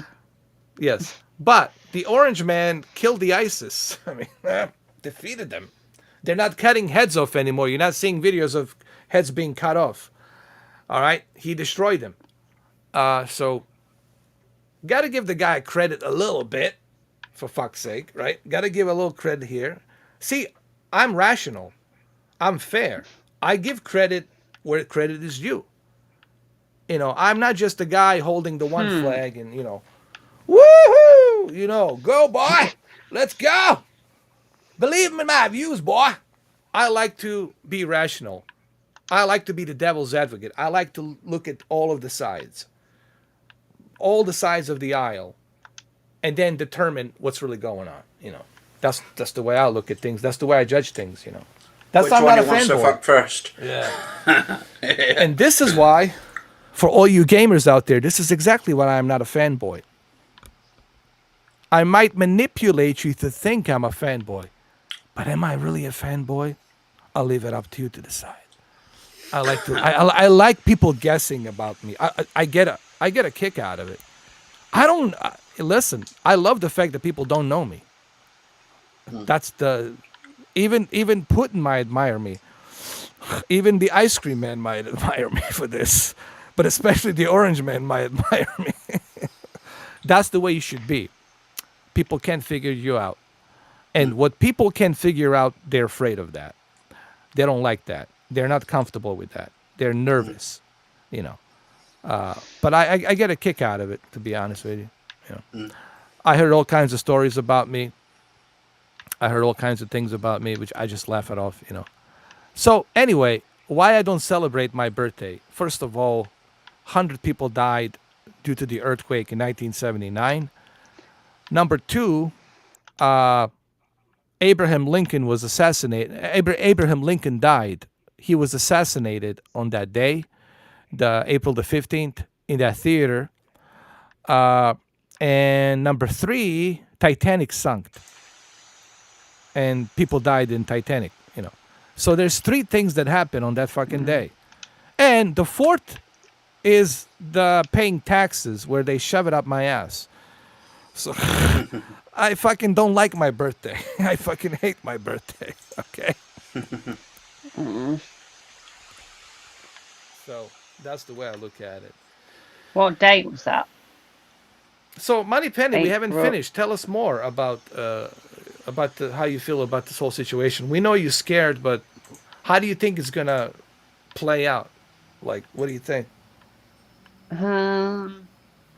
Honestly, for some reason, I have this bad feeling that we're not really going to see past like 2023. Ooh. Like, now I'm scared. Coming from Moneypenny, right? Anthony, now I we're don't fucked, know. bro. Just when you see things like they're banning Russia from all these sporting events, you're like thinking, there's no way back for Russia, but is there any way back for the world? Like, is that the start of something? Where society gradually it starts with Russia, and then Yeah. that caves in, because apparently Putin's not very happy with all these sanctions. The UK is sticking their noses in by doing all that. So Well, he can definitely be in a happy place right now. You see how many gray hairs he already got with all the shit's been going on. He's definitely, I don't know. I wonder if he even sleeps. Probably not.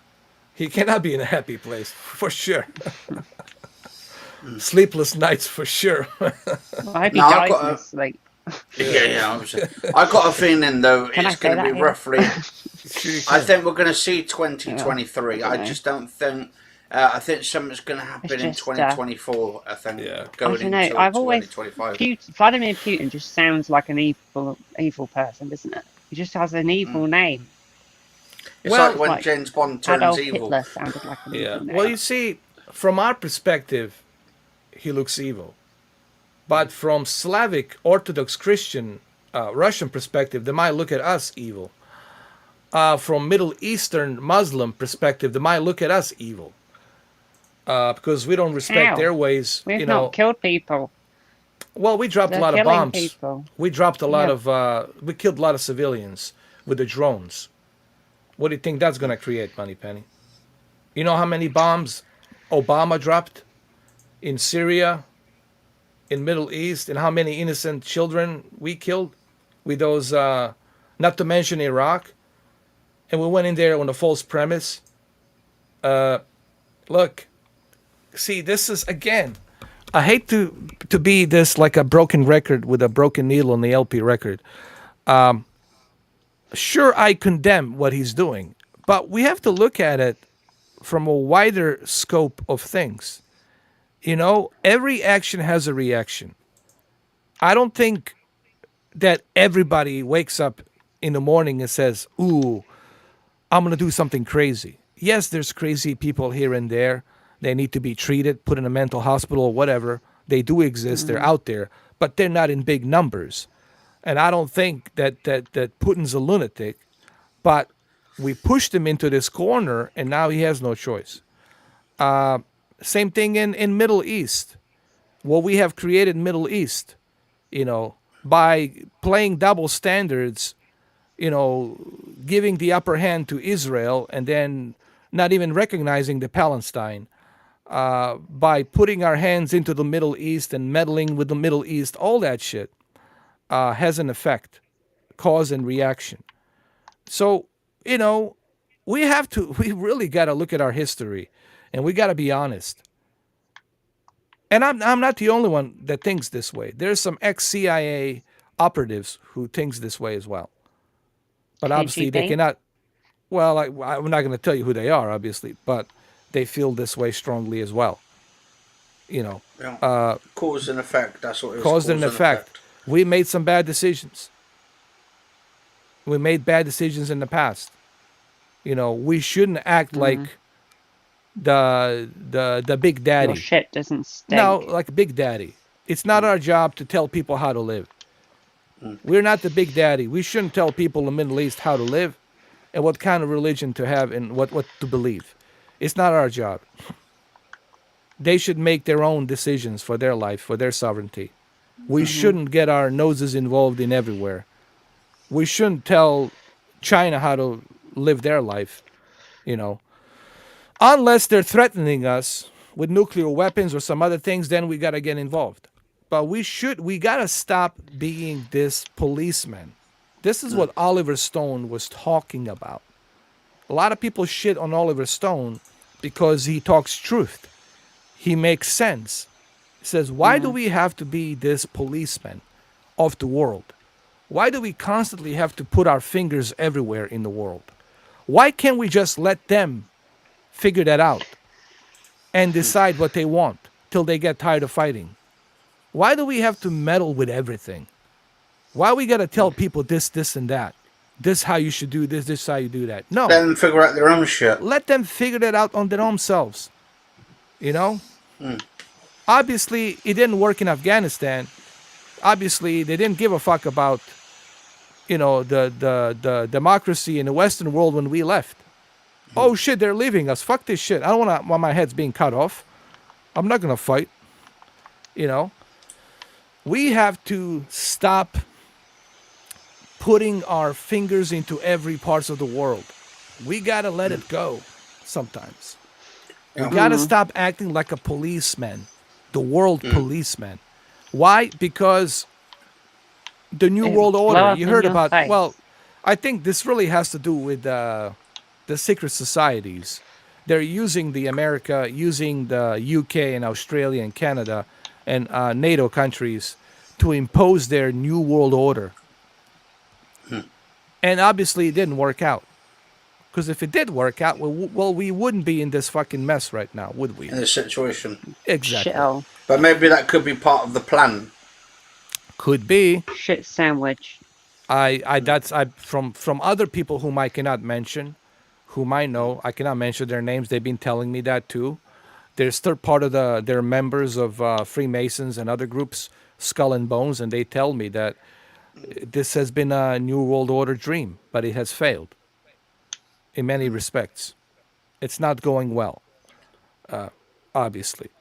So is this going to escalate to World War III? Like I said, there's all of the ingredients put into place. I don't mean to scare people here. I don't mean to sound like some kind of fear monger, because that's not what I'm about. But looking at the ingredients that we have currently now put on the table, this is a recipe for World War III and possibly a brief nuclear war, just like the one that Al Bielek talked about, 2025. And that's looking at it realistically, not looking at it like, like hysterically, looking at it realistically. Yeah, so guys You and can girls, imagine don't Al book Beard your would be probably, if don't he book was your still summer alive, holidays what a just person to yet. get on the podcast he would be. Imagine the questions you would ask him, like, you'd be like, all the fine details, But he probably couldn't even talk about the stuff that happened to him, Probably signed an agreement or something. Thank you, Texas Warrior, Info Warrior. Thank you, Texas Info Warrior. Yeah, I appreciate that, man. I really do. Because it's true, Why do we have to poke our, fingers in everyone's Pies. buttocks, Why do we have to poke everybody? Why can't we respect people's sovereignty? We talk about how much we respect people's sovereignties. Well, let them figure that out. Right? Texas Info Warrior, let them figure that out. Let them figure out what they want to do. We shouldn't get involved at all until they're attacking us. If somebody starts attacking us, that's a different story. Then we have to get involved. We have no choice. But if no one's attacking us, if no one's attacking us, if no one's messing with us, then we shouldn't get involved. We should just let them figure that out. And they're making threats to us at the moment. They're saying, if we get involved, then they can do something about it. But then there's like threats at the moment. It's all just talks and shit. Yeah, it's so just it could be we bluffer. should just stay out. Yeah, he could be bluffing. Obviously we don't know that. But I'm speaking like in the past. We created this mess, this vacuum. Let's be honest, guys.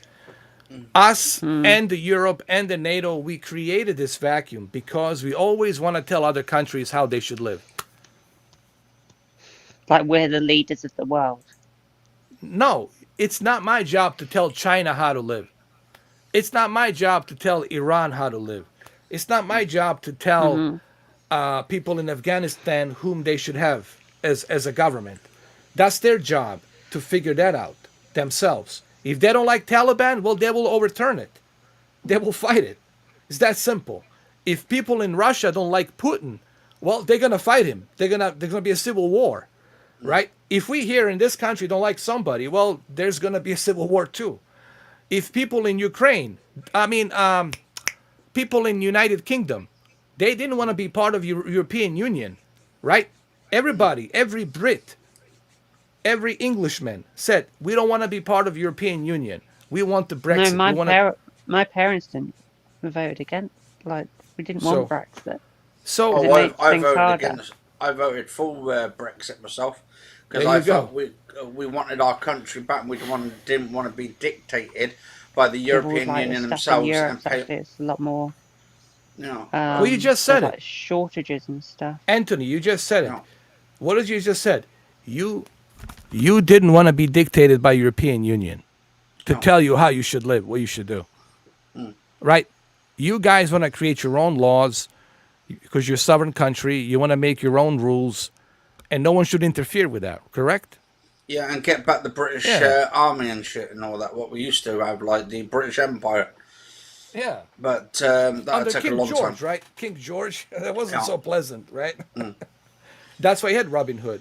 Why? Then maybe we could do some invasions. Maybe we could take over South Africa and like we used to in like India and all of that. Yeah. But that's pushing too far. Yeah. So if you really look at our history, we like to poke everywhere. Yeah. And then we say, oh, it's not our fault. But kind of in a way it is. Because we got to poke everywhere. Because we want to be this policeman of the world. And nobody asked us to be a policeman. You know what I mean? This is why we are in this position. This is why we are where we are. In my honest opinion. And this is exactly what Oliver Stone was talking about in his documentaries. You guys need to watch Oliver Stone documentaries. He talked about this, the history of the United States and history of the world, and why we are in this position right now. How did we get here? First, you got to learn the history to understand how we got here. How do we get to this point? And a lot of these Generation Z, new Generation Z, born in early 2000, they have no clue.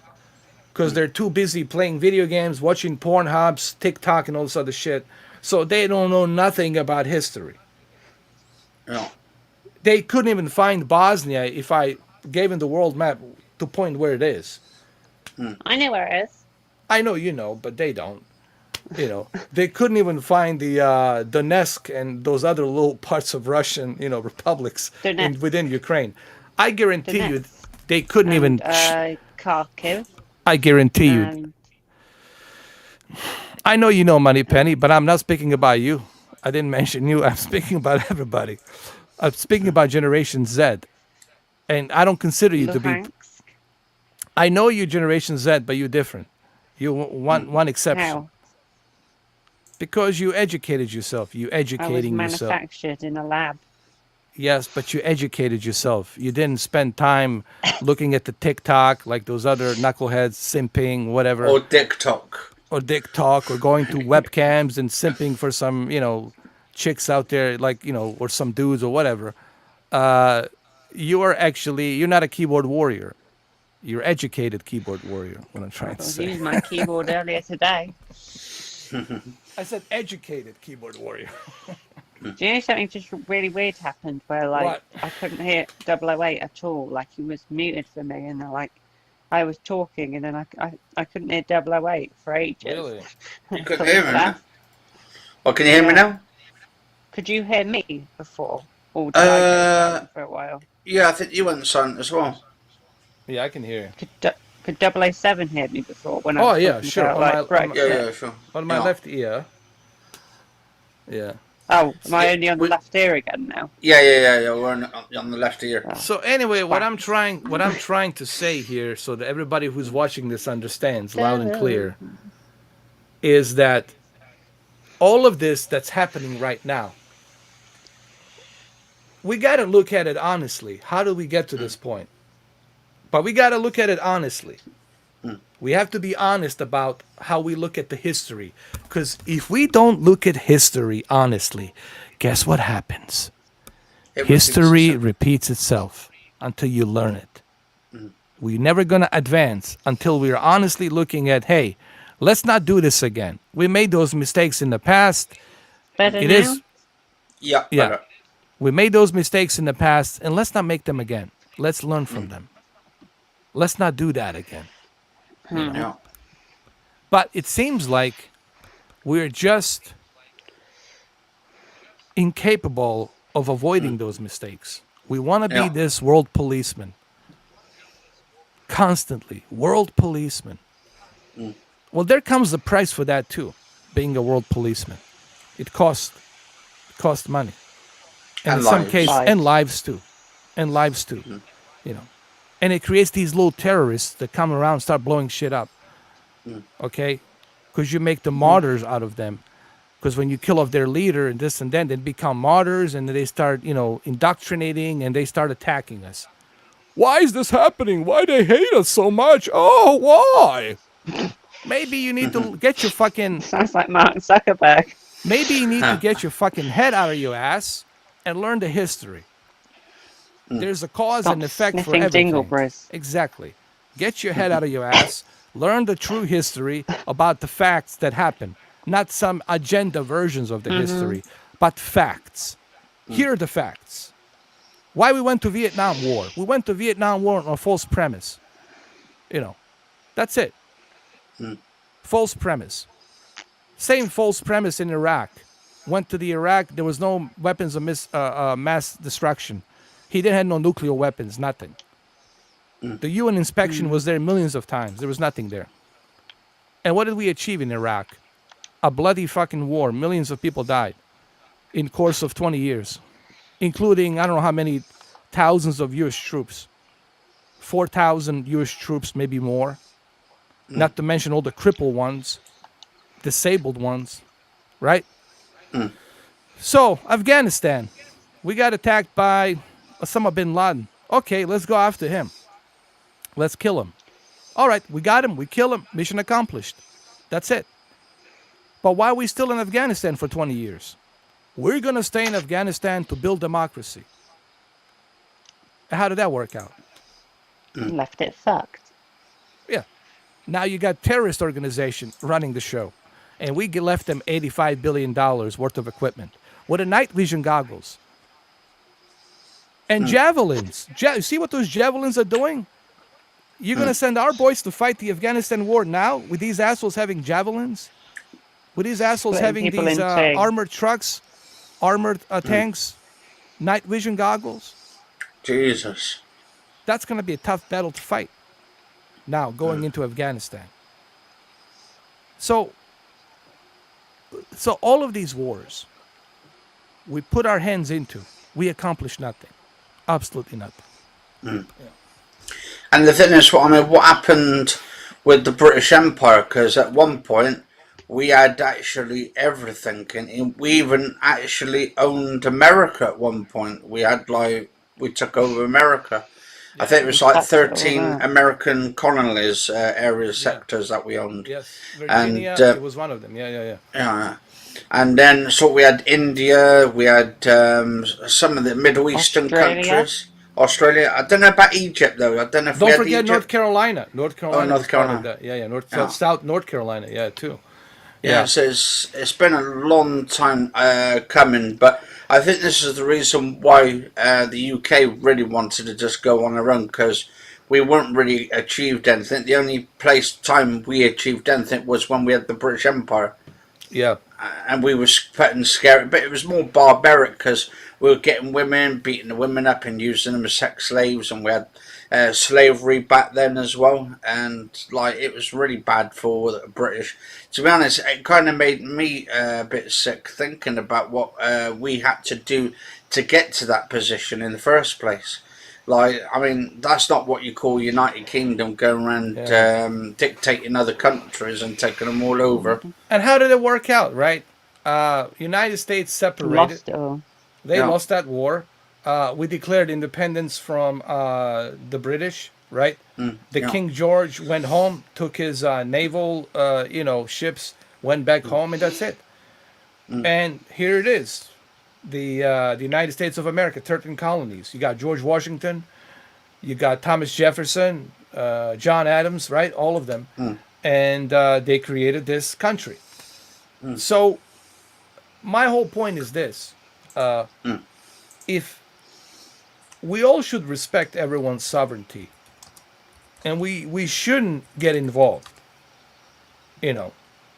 unless there's a threat to us from somebody who's willing to drop nukes on us or stuff like that, then yeah, we have to take this seriously. But we shouldn't pick our noses into other people's businesses, Let them figure that out,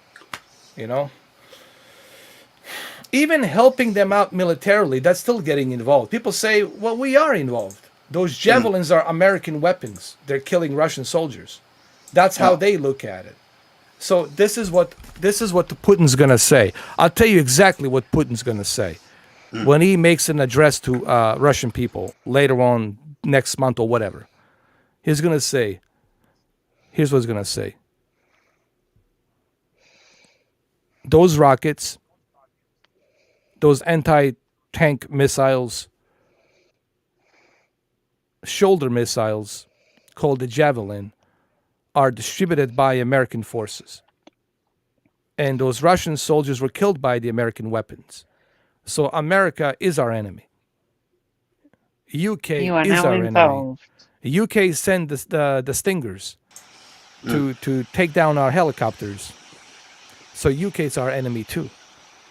The Germans have shut down the pipeline of the oil. So they're squeezing our economy. So they're our enemy too. So he's going to use this as a pretext to what he wants to do next. So you see, they put me in a How corner. can one man have so much They power? put me in a corner, my Russian people. I have no choice. Kal сказал that I not don't have the должность to сващis. He's going to say something in Russian. They're going to say that I have no choice. They're putting us in this corner. They hate us. They can't stand us being the power.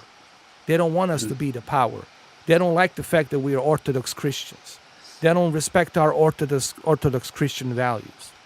They don't respect our Slavic values. They don't respect our Soviet Union values. We are at war, sadly. And that's the kind of speech he's going to make. A pretext to World War III. Mark my words. So we are already involved. So what the fuck is this sanction shit? You are already involved. You're sending ammunition. You're sending military weapons from... That's United States military weapons we're sending. That's why these tanks, that's why they're getting murdered. That's why getting slaughtered. Because they're using our weapons. Highly advanced weapons.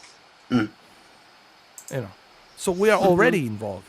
This bullshit Ice Cream Man saying we're not involved. Yes, we are. What are you talking about, Ice Cream Man? So Texas Info Warrior said the 2 transport planes that were shot down wasn't from Ukrainians. I just leave it there, he says. And he could be right. Yeah. He could be right.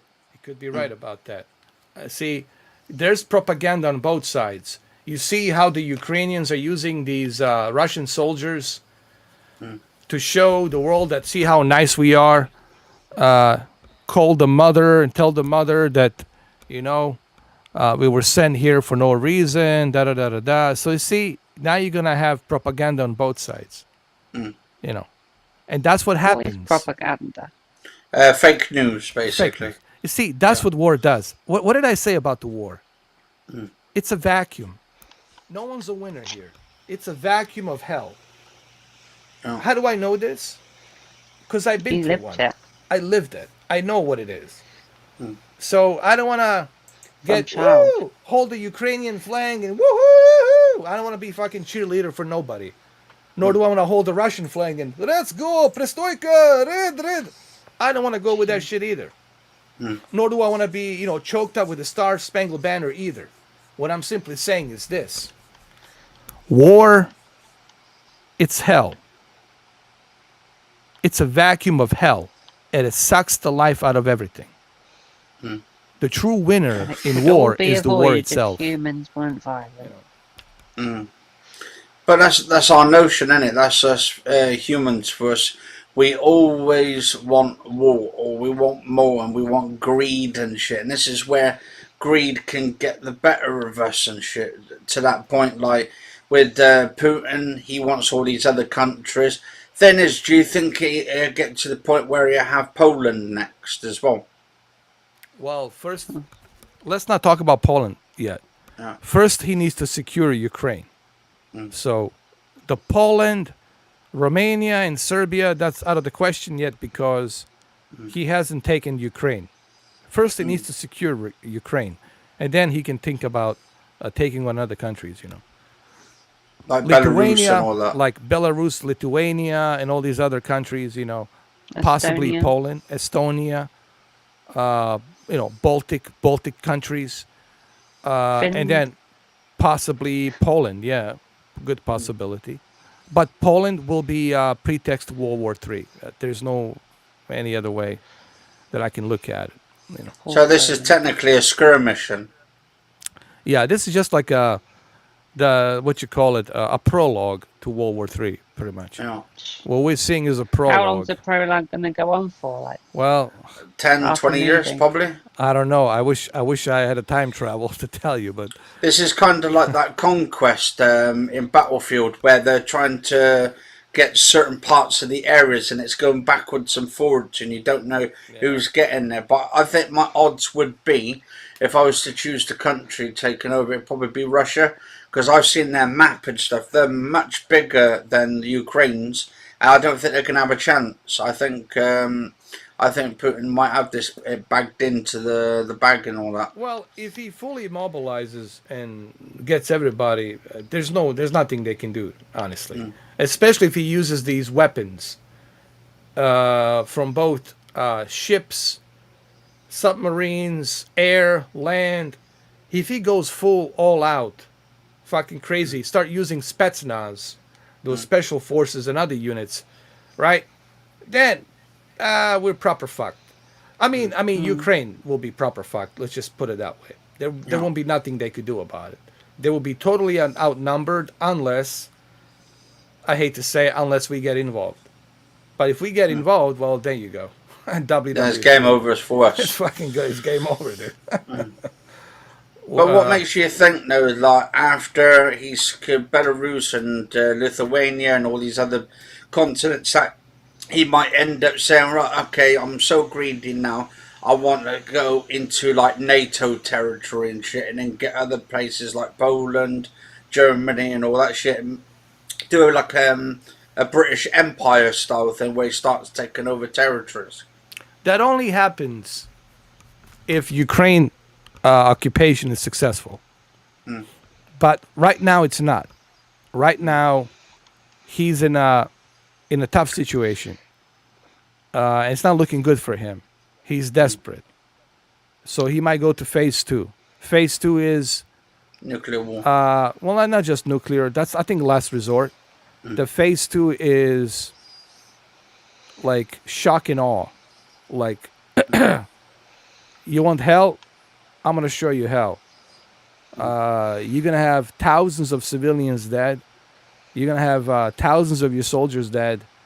There won't be nothing left. It's gonna be in ruins. Because you got to remember, Russia's not even. They're not even fighting. To be honest, they're not even returning fire. They're being ambushed by javelins. They're not giving any resistance, and they're like, hey, I don't want to fight. Why? Because they're not using special forces. They're not using their regiments they're like ready to fight.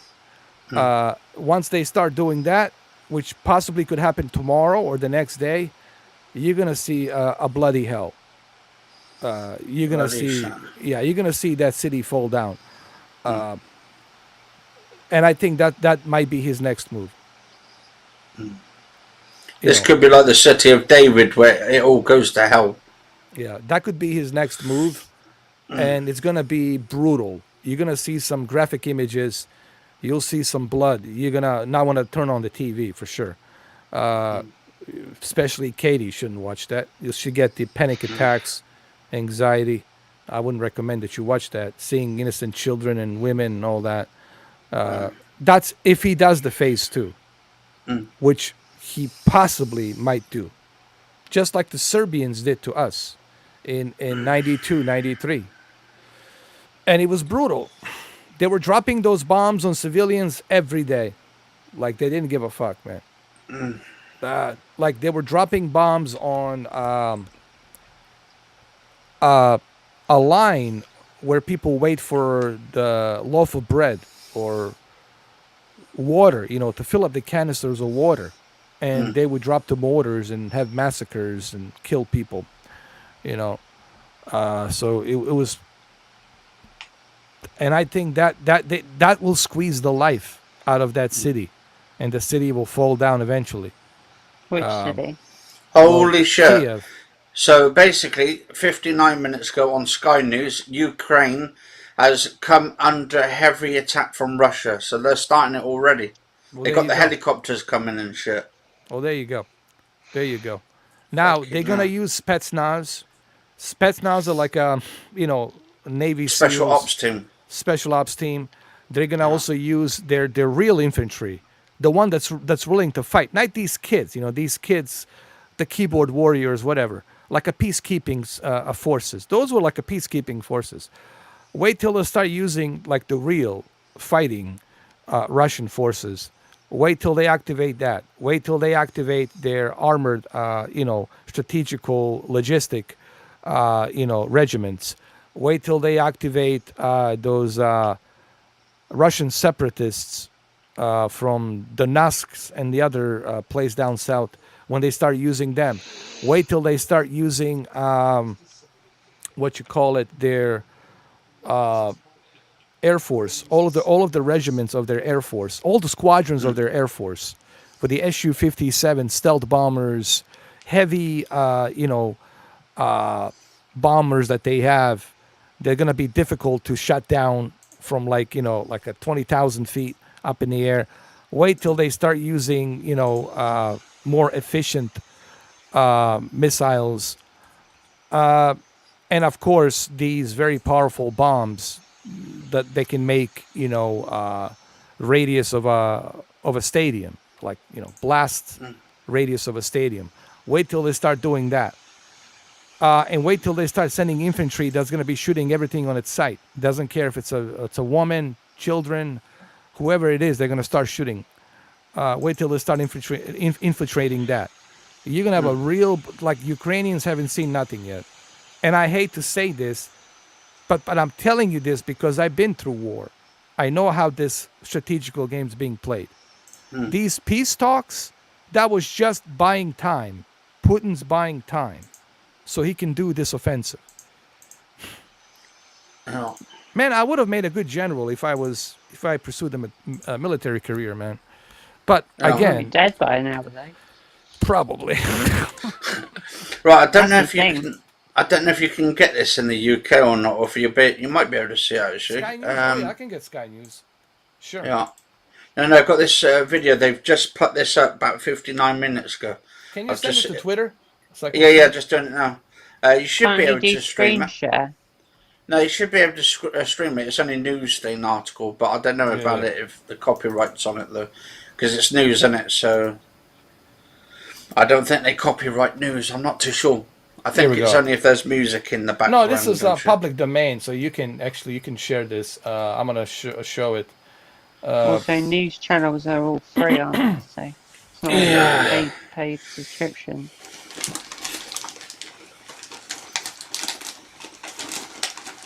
Steven says it's a suicide mission. No. Well, World War III is a suicide mission to begin with. You know, who is it? Einstein War is a says. suicide mission to He begin says. with. Any He war. says World War IV will be fought with the sticks and stones. It'd be like Fallout Yeah. 3, where like they got like raiders and stuff, and Here we go. Chrome tab.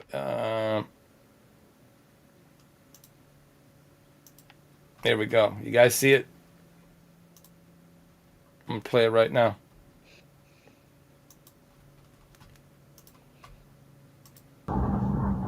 The Russian government says it's Wow. willing to negotiate. See, that's what they're doing right now. You see But that? the Russian military has decided to bomb. Wow. See, exactly what I Kharkiv. told you. See that? Military. Look at that. has Full-on decided attack. to bomb. Full on attack on the residential areas. This is I mean, goddamn, I hate myself. But, you know, people say, how do you know these things? It's called common. I just, you know what it is, man? I just know how these leaders think. I've been through war myself. And I just know, I look at Putin, I know exactly what this guy's thinking. I know it's kind of scary, but I wish that they had me in the U.S. government. I know exactly how this motherfucker thinks. I know exactly what he's doing. And, well, there you have it. Just what I was saying. The next phase. The next Phase two. phase. The phase 2. You know. But, what's phase 3? well, that's World War III. Yeah. I've been through war. I'm a child So of there's a only war. 3 phases then. They don't And do the like fourth phase phase, 7. the fourth phase is basically a nuclear war, Yeah. bringing nukes out and shit. That's the And- final. And I want to explain this to my YouTube subscribers. I hate the fact that I've been through war. It scarred me for life. But unfortunately, as a young child, I was introduced to the war and the ugliness side of the war. So I have this experience, and that's why I'm never, you know, having happy feet or, you know, this urge to see war ever, because I know what war does. It's a vacuum of hell. And now the Ukrainian people, yes, I know they're in their bunkers, they're hiding underneath, but they're going to experience struggle like I did. Not only are they, you know, cut off from getting any food, getting any water, getting any supplies, because Russians will control that airport and they will shut down anything that comes near the airport. And they're going to be stuck with this bombardment constantly. And war is hell, guys. It's a vacuum of hell. That's what I was trying to say. Imagine, Money Penny, this is the building you're living in, right? This is your neighborhood. Check it out. But the Russian military has decided. How would you feel, Money Penny? Look at this Russian neighborhood. military has decided to bomb. Every half a second. Even the the way Russian the military even the way has that the decided reporter to- says it, the way he says This is bomb, Kharkiv. just so You has terrifying. decided to bomb. Imagine this. Every half a second. 1,500 square feet radius of explosion. Every half a second. In a residential area. Rural residential area. And this is just the beginning. These are just the mortars. You know, these are not even like, what you call it, what they're going to be using. It's going to be even worse. This is Kharkiv, Ukraine's second largest city, as filmed through the windows of its residents. It shakes and it shudders under a fiery barrage. Look at this. The attacks seem indiscriminate. Bloody hell. It was a bloody day. The government says dozens of people have been killed. In the north, the city of Chernihiv has been targeted by artillery and by missile strikes too. A popular shopping center was hit, and a residential building was partially destroyed. The Ukrainian government said there was an unknown number of casualties. In the south, the Russians have taken ground, securing the city hall in Berdyansk. But the community's residents... But that could be the propaganda showing it from one side. ...the enemy and told them to go home.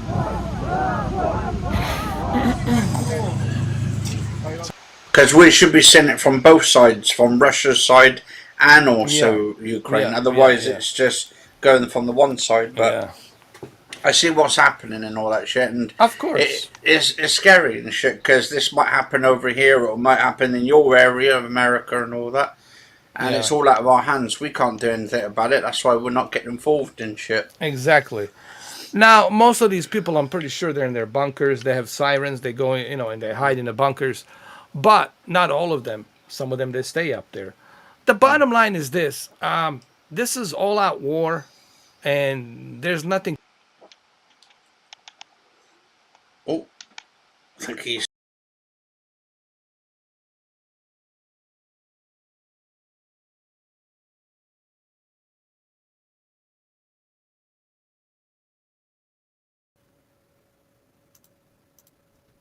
All right. Welcome back. There we go. I lost my, hold on. I got a... your camera or something. My camera's all screwed up again. This happens all the time, man. When we do these podcasts, Controversial ones. Yeah. No, it wasn't, not even controversial. It happens even when we do a regular podcast. This happens, I gotta get my camera unplugged and plugged. I think it's the melon. Are you doing on the laptop? No, I'm in my studio. Or on your 2060? Let me fix this. Super. So, 008. Oh, yeah. Why is your green screen stuck on American Truck Simulator? Because I haven't changed it yet. It was still on American Truck Simulator when you were playing Demon Souls. There can't be two games that are completely the polar opposites to each other. Oh, no. No, it's because I've got different ones and all that. Is that better? Oh, there we go. Let me see. Set for your green screen at the back.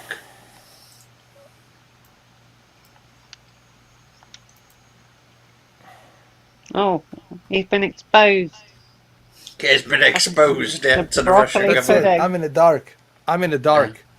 I'm exposed again. Don't talk the truth. How dare you?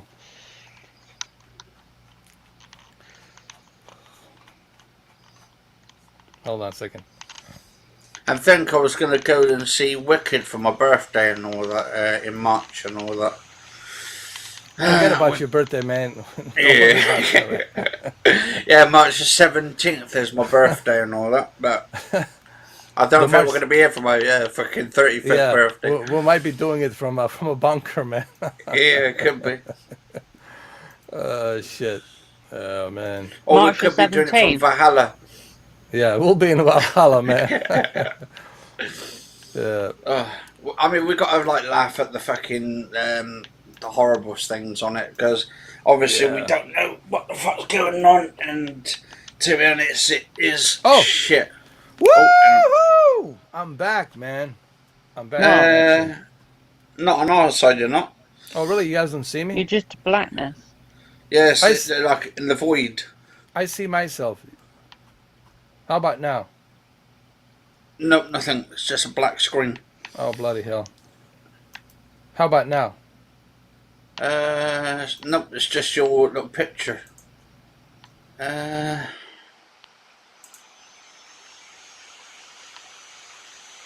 and he's disappeared again.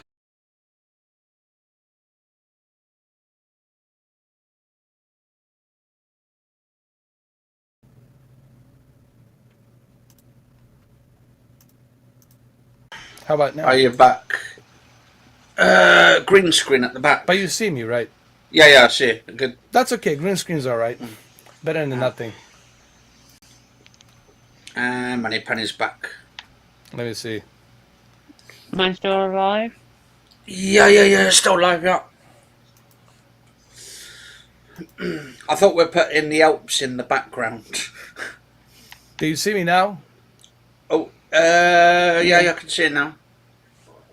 What do you see in the background? Anything? Oh, it's frozen on our side now. Just your broccoli pudding. Just some broccoli pudding. Broccoli pudding. Oh, what's wonderful. Hold on.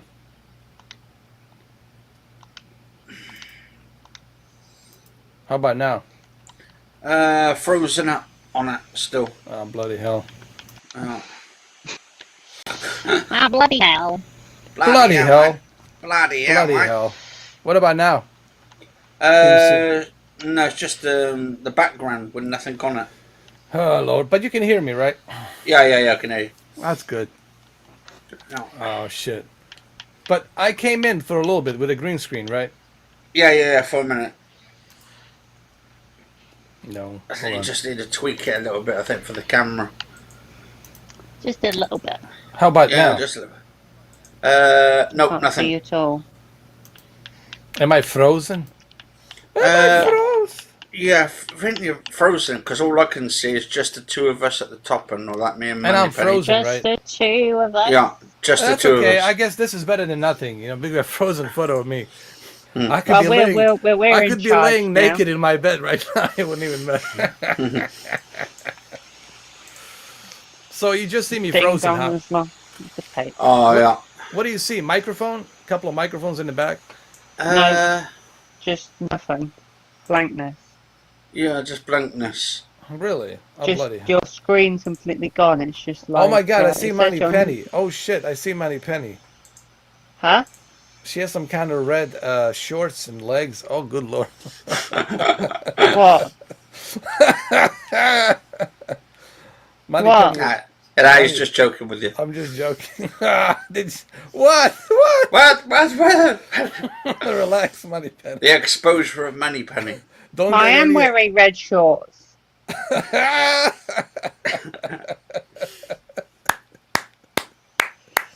He must be in your window or something. I think Mallory let me have the secret camera or some shit. A secret camera. Oh my God, camera? Garrett Mallory. Garrett Mallory actually let me do it. There's a penguin there. Aw, lovely penguin. Yeah. Our penguin's bigger than my future. Don't tell me your penguin's named Gary?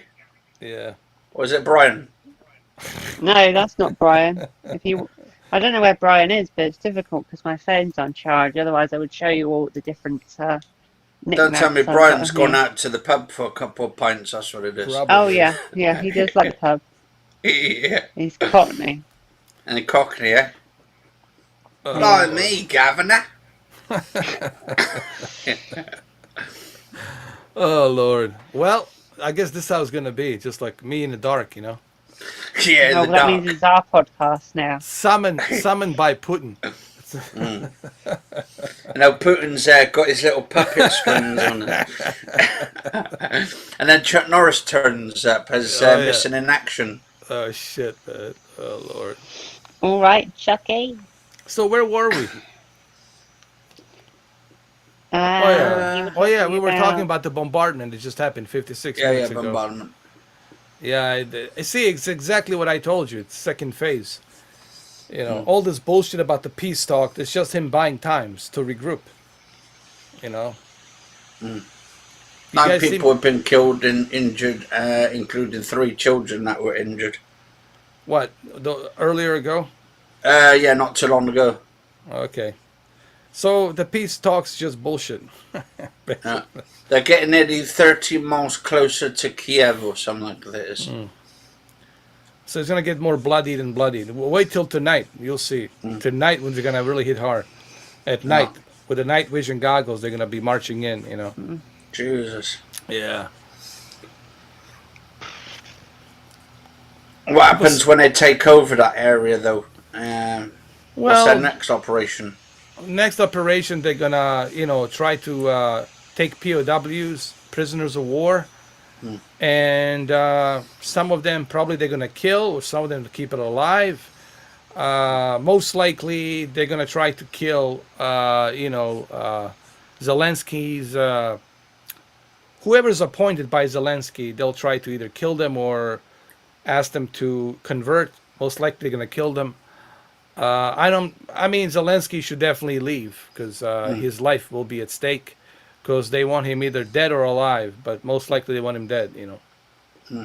I mean, they could use him as a hostage situation. They could to wage some kind of negotiations, but to do with the Western world and all that shit. yeah, it's gonna be bloody. I mean, it's just gonna be get ready for atrocities. Get ready for blood. If you don't like blood, if you don't like to see people, mutilated and blown into pieces, you shouldn't be watching the news. I'll tell you that. But I think you should see it to get better understanding what war is. Me, I had an opportunity to see it firsthand, what it's really like, because I was there. I was in Bosnia. I lived through that 4 years of war, so I know firsthand what it's like. And what it's like, it's not something that I can describe. It's something that you have to experience. And the best way to if I had to describe it, like I did earlier, it would be a vacuum of hell. I mean, if that doesn't scare you, then I don't know what the fuck will. Yeah. Vacuum of hell. What does that mean? Well, hell. You want to know what hell is? Well, you're gonna find out. And you're gonna die in a terrible way, in the most hellish way. And that's even worse. So yeah, guys, war is hell. It's what it is. And get ready to buckle up because it's gonna be a ride. Yeah. Yeah, it is what it is, man. I mean, what can I say? History repeats itself, but then again, what I try to tell people here is that we have to look at everything from both sides of the coin, not just from one side of the coin. We got to look at our history and how did we get to this point? Did we make some mistakes? Of course we did. Was this avoidable? Could have we avoided this? Yes, we could have. But again, everybody's on their high horse. We all know how that goes, right? Sipping all the Kool-Aid away and shit. Exactly. Yeah. My stick bigger than yours, blah, blah, blah, blah, all this other bullshit. And then at the end of the day, it's the innocent people and children that suffer at the end of the day. And that's the sad part about the war. It's the innocent people that pay the price. Innocent women, children, men. Usually they're fighting, but that's who pays the price, in the war. And I mean, this could have been avoided if we had done a couple of things. Number one, we should have accepted Ukraine as part of NATO. And if that has happened, well then, guess what? With our U.S. troops being there and other troops being there, Putin wouldn't even dare. That would be a suicide. That's World War III. That's a nuclear war, like he's done. He would never do that, because the reason he did this is because Ukraine is not recognized by NATO, so they cannot activate the Article 5. They can't even put no-fly zone. So basically, here's a sad story about this whole thing. The Western world, the United States, and the Europe has made bullshit promises to Ukraine. We told them we'll protect you, we'll make you part of NATO. They lied to them. They played them out. And that's what happened, pretty much. I hate to be the one saying this, but that's what we did. We lied to them. We played them out. The bearer of bad news. Yeah. They've been asking for the membership of NATO since 2014. They never got it. That commander of NATO, what's his name? Juden Krugenberg, whatever his name is. He's from Denmark or somewhere. Like, what's the hold up? It's since 2014. They've been begging for the NATO membership. What's the hold up? How many years do you need to fucking go to recognize whether you want to accept somebody for membership? You didn't have a problem accepting Turkey as a NATO member. No one's attacking Turkey. Putin doesn't fucking dare attack Turkey because he knows they're part of NATO. So what's with Ukraine? So did you use Ukraine to start this conflict so you can get into some kind of a World War III conflict to further have the excuse to fight Russia, to fight China with this new world order? Is that why you have all these bunkers, these cities underground? To save yourselves, you elitists, billionaires, trillionaires, so you can save your butts. Yeah. Maybe there's something else going on here, you see?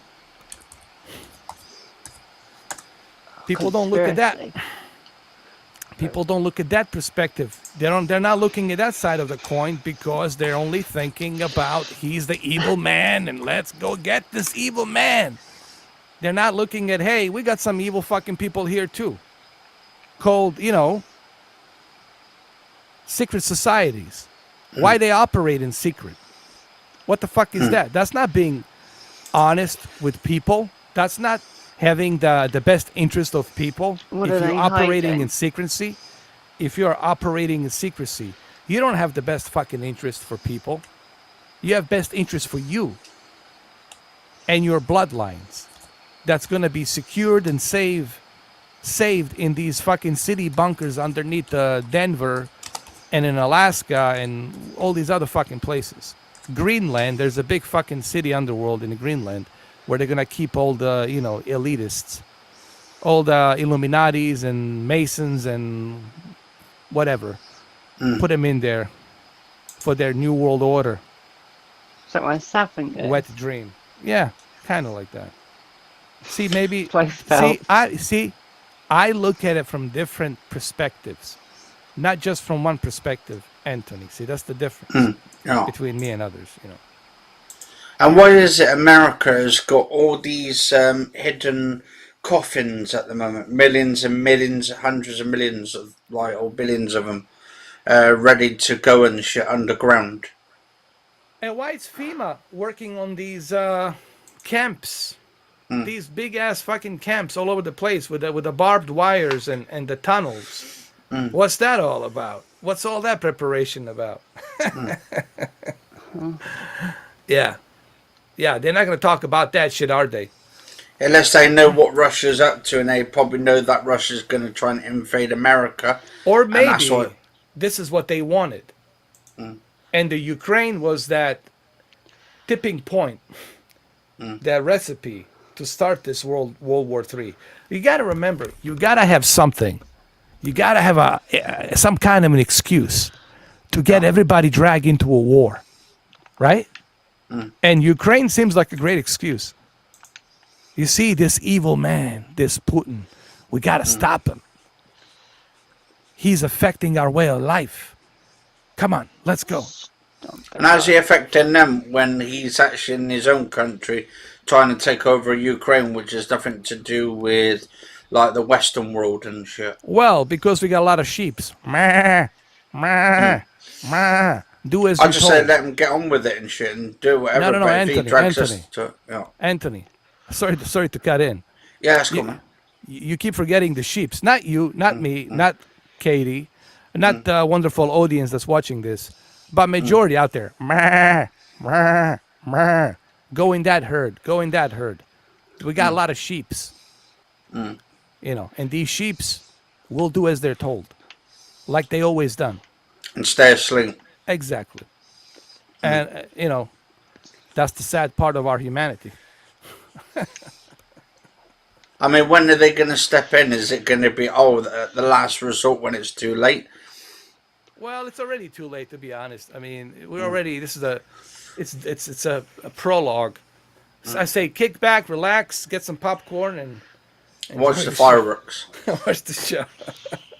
Watch it It's burn. like it's like in that movie, No Time to Die. You know, what's James Bond's gonna do? I mean, the missile's been fired and he can't escape, and he's got that nanobots. It's like, fuck it. All right, here I come. Raining on me, baby. Raining on me. Let it rain. Even though Putin looks a bit just like fucking Daniel Craig in like every What the match. fuck? I know. It's like a Russian version of him. I know. He definitely does, man. But you know what? Daniel Craig is a commander of the Navy, the Royal Navy. You know that? Jesus. Yeah, he's been honored, honored as because his father was as a Navy Royal Navy commander. So I don't know if you knew that or not. But look, I don't want to fear monger, but I think now is a good time to move to The Scotland, Sasquatches. to live with the Sasquatch. You see that mountains behind you, like in one of those mountains in the caves. Now's a good time, Anthony. Now's a good bloody time to start preparing, bro. Oh. Yeah, start setting up booby traps and shit. Get some ammo, Kitty get some traps. bows and arrows. Yeah, Demon do some Soul Rambo style. shit. Yeah, Rambo Demon Soul style shit. Actually, I've got a bow over there and stuff. I've got one that's There you like go. Yeah, with some arrows and shit. yeah. Now's the time, man. And Money Penny can join us, later on, and if everybody dies, then Money Pennies is there. We can have a little Money Pennies running around. we got to think sake. about we got to think about the future. Yeah, saving humanity. Oh Lord, can't you just see how wonderful it's gonna be? Yeah. How wonderful. And there we go. Money Penny, right now, just spread your legs and just think about England. We remember we're doing it for the England. That's it. I don't We're gonna care. put the England flag right there on the mountain. So when the aliens come down here, the first thing they see is the England flag. It's like, okay, we got it. And we'll put the US flag there as well. There's flag Right there next as to well. Yeah, right next to it, like two cousins. Yes. And then they're gonna say, "What's this red, blue, and white down there?" Well, that's the one that actually failed. Yeah, failed. That's the one that failed. We're talking about Russia, right? Oh, yeah. Yeah. So yeah, guys, I know we're joking, but honestly, I don't mean to fear monger, but this is not a good time. This is really bad time right now. Yeah, this is a real situation we're fucking in and all guys, that. and I know. I mean, I can lie. Listen, we can lie to you and tell you, guys, don't worry about it. It's nothing. It's all just a little fight here and there. Everything's gonna be fine.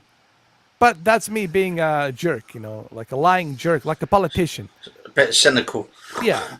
Then I could be like that's Tony Blair for you. If I want to be a Tony Blair, it's like, oh, it's nothing. It's just some conflict here and there. Don't worry. It's all good. And then you see a fucking bombs raining down on your fucking apartment. Yeah, nuclear bomb. Fuck you, bro. So this is just a fight, is it? Or I'm gone. Yeah. Yeah, man. What the people are saying in the chat room, though? Let's see. My laptop crashed on me. Sorry. Can you use Whose laptop? The Texas Info Warrior says, here's the truth. Things aren't falling apart. They're falling right into place according to the Bible. Well, yeah, if you look at the Bible and the apocalypse, Armageddon, sure. It falls right into that. The prophecy, prophecy did say it's going to come to an end, but they never gave a date. You see, this is the thing that people keep forgetting. They never gave a date, like a specific date, but it does clearly says 2045. Well, that's Al Bielek, it's scary shit. But Bible did say that it's going to come to an end for sure. Yeah, it's like when I messed around with the special effects and all that. Yeah. This would be like, and I was I did this on a wild guy last year. I can't Let's see believe it. I want to see that explosion behind you. Okay, hang on. Oh shit, hang on. Oh, you went dark. You went to a dark in a Yeah, wormhole, man. yeah, went to the void. Right, You're let's now go to the traveling. original one. Ah, You're there we go. traveling Right. to Al Bielek's 2137. Just trying to find it. Is this the one? Is this the one? Oh, yeah, this is the fucking one. Let's see it. Alright. We just put This this is the sound up a one. set. This is Now, the this is the one. one. I did this on the seafront a long time ago. Alright. Oh Lord, it's a big giant cock. Just took off. I don't- Oh Lord. Fuck. Oh. Oh, what an erection. Oh my God. Yeah. Oh, Yeah. that Putin, when he comes, man. Holy shit, bro. Oh, yeah. Why is He, the audio he not must have working? a size of a grapefruit balls, man, to get those rockets out like I that. did this one where all the people walking by, and then suddenly, that was when my mum at the time and stuff, we were sitting in the cafe together. I still got that on there. Now, with these big, massive things coming in with the smoke. Oh shit. And then you see the thing where is it? And you see Sky News in the background. Oh bloody hell! That's Yes. even worse. Just trying to find that one. Where is it? Because I've done quite a few of these actually. Oh. Yeah, so is that the one? No, that's not the one. Ah, yeah, this this one here. Wow. No, so the car comes along, and then suddenly you see it come. Oh, it's fucking burnt, this one. Oh my goodness. Jesus, man. Car flipping over. That looks real, man. Mm. That shit That's looks why I real. did that real. one. Yeah. And then you've got this one. Oh, that looks scary already. Oh shit. Oh my goodness. Star Trek. Jesus. Yeah. Star Trek one. There's a lot of different special effects you can do on it. It's like some of the weirdest things. Like this cluster. Now this is going to be Putin's little masterpiece. Let me see. Oh my God. Oh, Yeah, geez. cluster bombs. Oh well, that's what they're enjoying right now in Ukraine for sure. Shit, man. Yeah, I'm always messing around with these. Like it's called special effects or VFX ones. But there was one. Actually, I'm trying to think. It was a while ago back. I found. What was that? Was that gone off my phone? But whatever it is we're going to be fucked anyway. Oh yeah, man. Listen, we're proper fucked no matter what. Mm. We're definitely proper fucked. Fucked.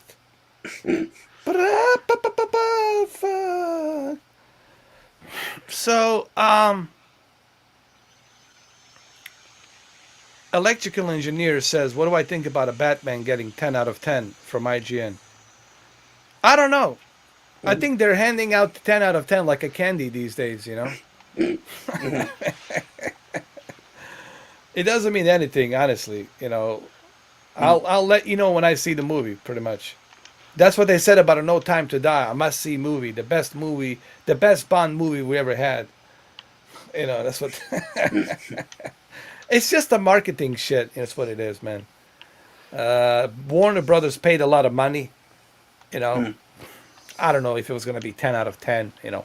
How do you, surpass The Dark Knight? I mean, that's tough to do, man. In my opinion, dude, you know. That's very tough to do. You know.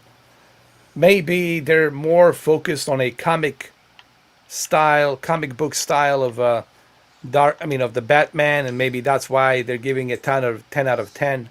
While the Christopher Nolan was more about what if this actually exists? What if the Joker really exists? What if the Batman really exists in the real life?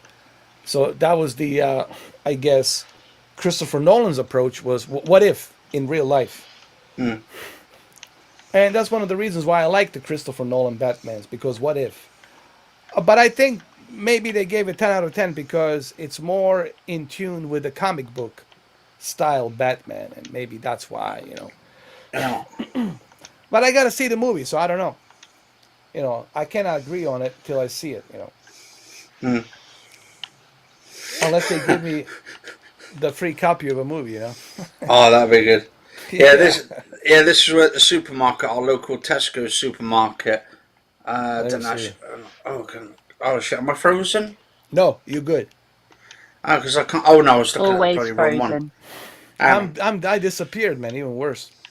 Yeah. Anyway, this was our local supermarket where a nuclear bomb goes off. Oh Jesus Christ! Oh bloody hell! Look at that guy walking down the street. Not a care in the world. He's just fucking walking down the street. I'll burn it. It'll be fine. It's like, I don't give a fuck. And he's wearing a mask. Like, why even wear a fucking mask? You got a nuclear bomb there. I'll tell you what, I should upload this one. Oh, this one was so funny. I literally was sitting in the cafe with my mum at the time, and I thought I'd fucking do like one of the entire counter getting blown up by a rocket launcher. Next minute, this guy's walking along. It's like he's doing all the cleaning up after it. I got it at the right fucking time. Look at this one. Watch this. Fucking brilliant. Get the RPG out, blowing the counter up. Boom. And then this bloke comes around, the sweeper bloke, and he's cleaning up the place. I got that fucking perfect, and I didn't even know about it. Oh shit! Until I What checked app on is it. that? You gotta upload those to YouTube, man. Yeah, I gotta do some of those on there. Yeah, you gotta put it on YouTube. That shit is hilarious, What app man. is that? Oh, FX that Guru. one's FX Guru is fucking brilliant. They've got ones of skeletons having a fight and all that. Like, especially if you buy the on the Apple, there's what you call it, Final Cut Pro or something they have. Oh yeah, I got that Final Cut Pro. It's brilliant. That. Yeah. I paid about $350 for it when it first came out. It's expensive. It's also like as good as Adobe Premiere, but Adobe Premiere is more technical. You know. Yeah. Adobe Premiere has the After Effects.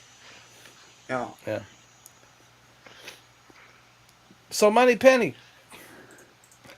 how did we know that you have a red shorts? Like, how did that come about? How did you know? Well, that's what I'm saying. How did we know? I'm asking you. Don't ask me. The Putin. Don't ask Putin how he knows. The Putin's asking you. How do you think we knew that you had red shorts? Telepathic tendencies. Telepathic tendencies. Well, could be. Telepathy. Telepathy. Yeah. Well, yeah, I'll go with that. Remote viewing. Or is Gaining it just access to a computer. Yeah, or could it have been Mallory's ability to give us the access to your camera at any given time, even if it runs out of batteries? Oh, that's now paranoid. Now Katie's paranoid. Oh, jeez. Yeah, like, what's going on here?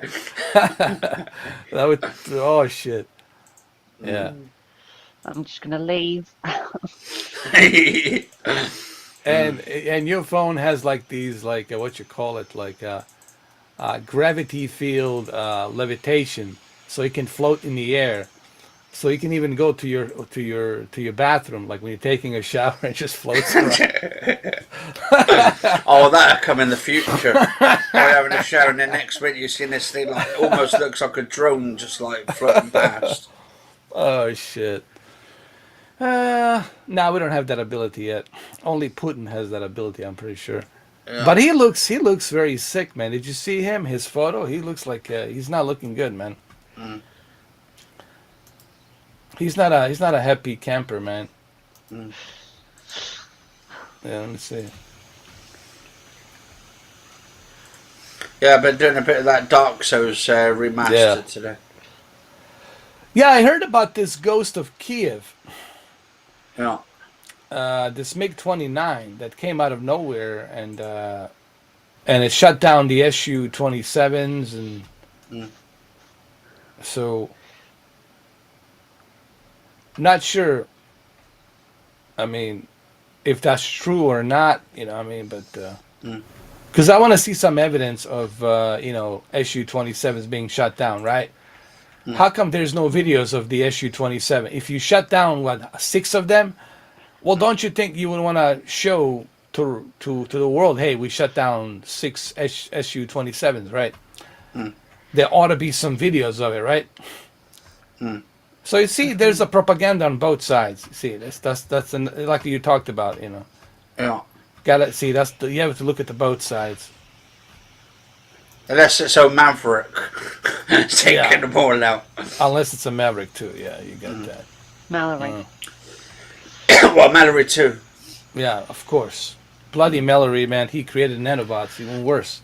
Well, those nanobots could definitely come in handy for a secret handshake.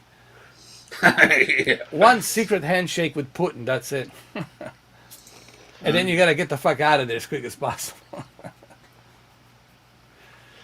That's if Mallory had a meeting with Putin and had a handshake. Oh yeah. Yeah. Do you think such things exist? Like, that we might have such a thing like that? Interesting thought. Could be. Yeah.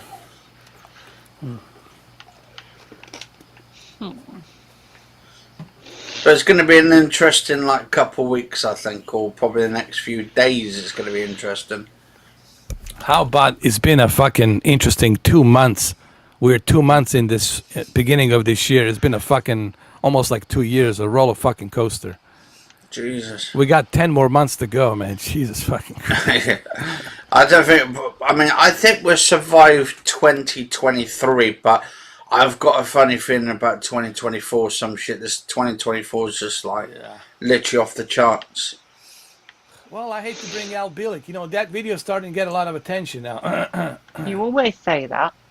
Well, because... I don't know. But here's why. I tell you why the video is getting a lot of attention. When I made that video in February 17th, there was no invasion. They were still talking about stuff. And no one took it seriously. But now, after, how many days later, 10 days later, now they're like, oops, wait a minute. Oh, shit. There's something in there. This guy might be right, actually, for fuck's sake. And out there, see, that's the thing about people. They always take shit seriously when it's too late. Well, when it's too late, man, it don't fucking matter no more.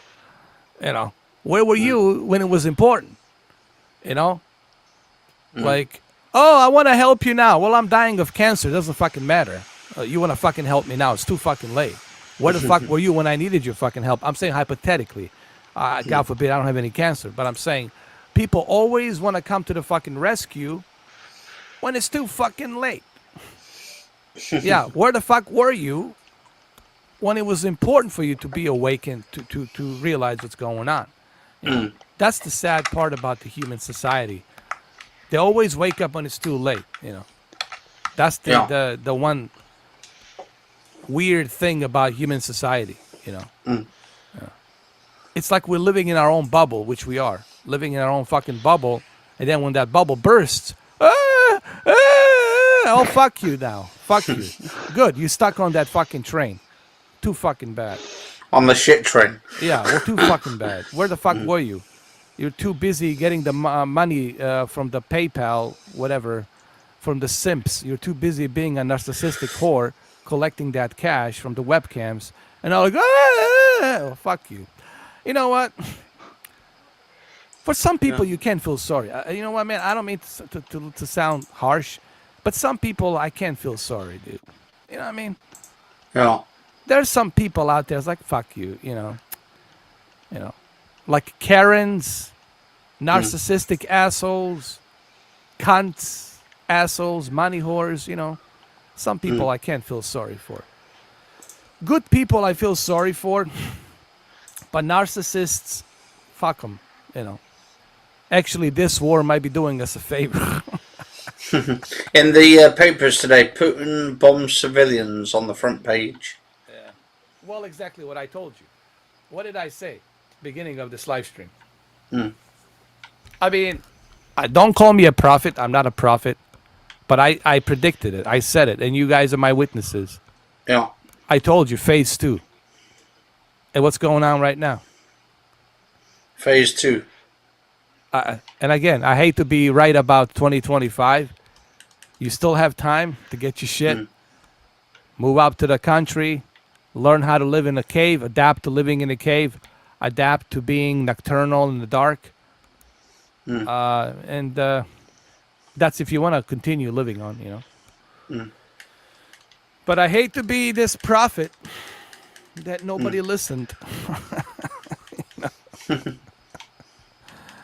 You know, I'm speaking that I speak common sense. Yeah.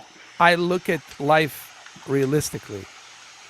I don't look at life in some kind of hysterical, jokingly, dumbfounded point of view.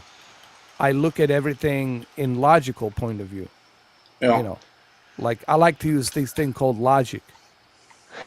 You know, logical thinking. You know what I mean? If you already made this decision to go and do this, then why the fuck back down now? Either you're gonna go all the way, or you're not gonna go all the way. You can't just do it half-assed. What's the point of that, right?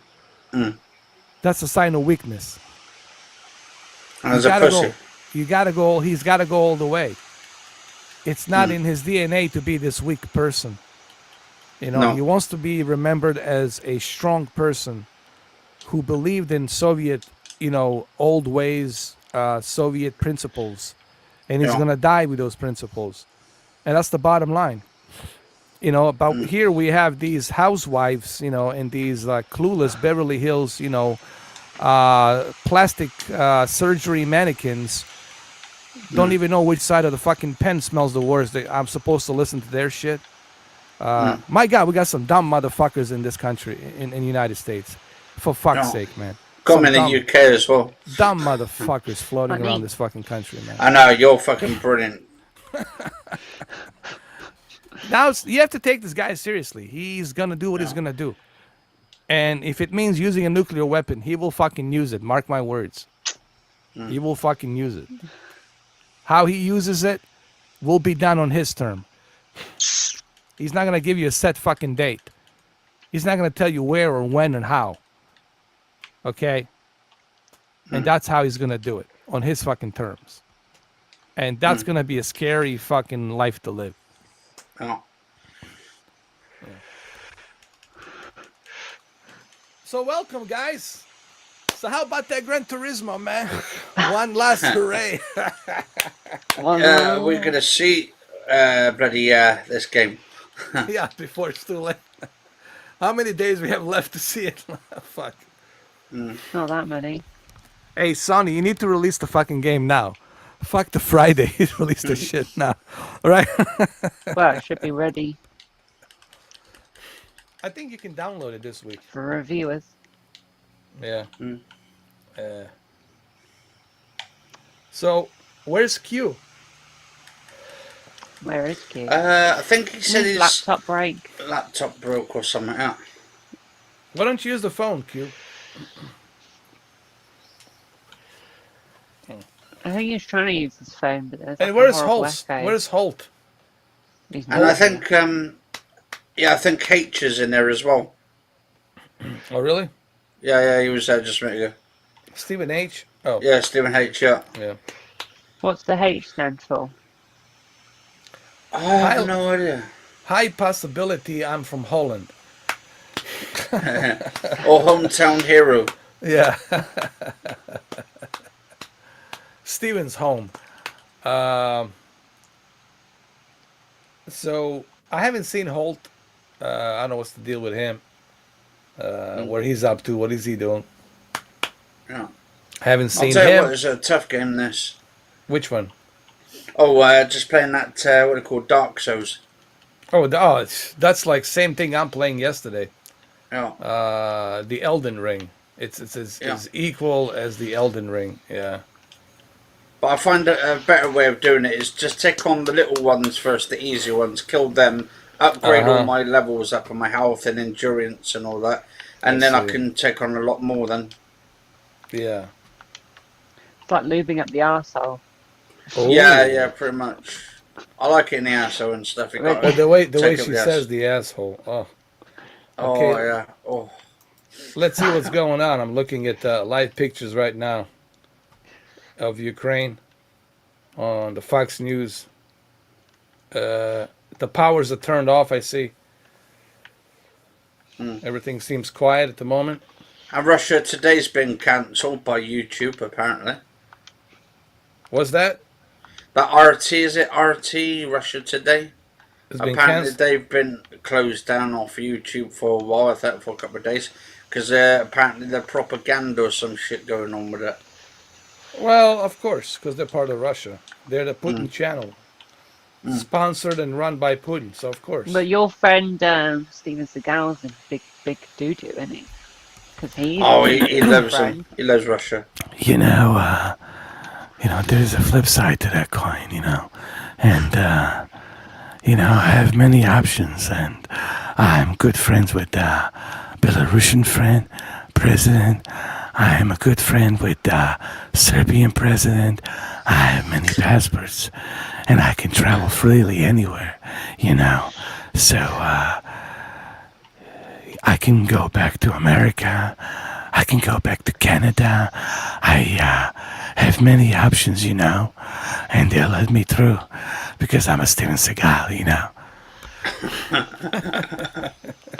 And he can work with Mr. Putin if he wants as a Spetsnaz.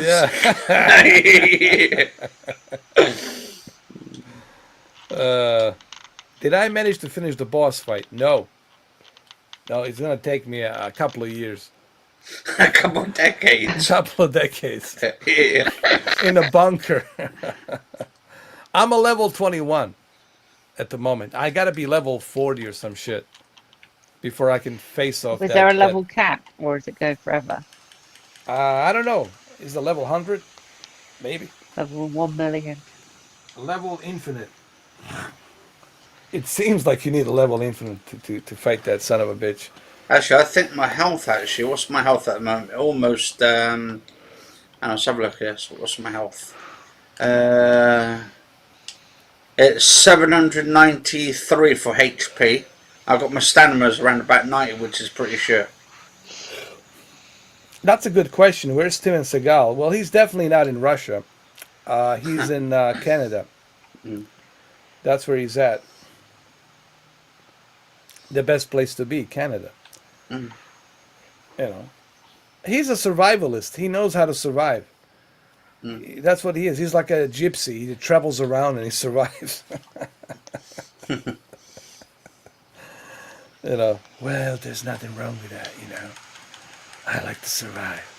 At least I get to keep my head on my shoulder, Head's on his shoulders. And my big fat belly,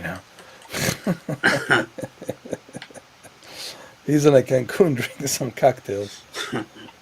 Shit. I wish I could play some of his shit right here, but I can't. Oh. Lord. So Joe Rogan's in the shit for that one. He was saying about some propaganda. What did he say? I think he was saying something. He read an article about something about Steven Seagal working with Russia on the front line and all that shit. Wait, so I thought Joe Rogan supports Russia. Oh, I have no idea, but... Wait, he doesn't? I have no idea. Joe Rogan supports whatever protects him and keeps him safe. Yeah. Whatever he sleeps under at night time. Joe Rogan protects whatever keeps his insecurity safe.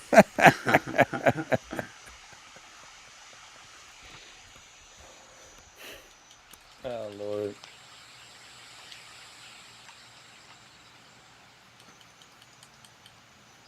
Well, the Brendan doesn't seem happy when he turned on that camera. He didn't seem like he was having a good day. I hope he's all right. Yeah. Have you talked to him, Money Penny? Not really.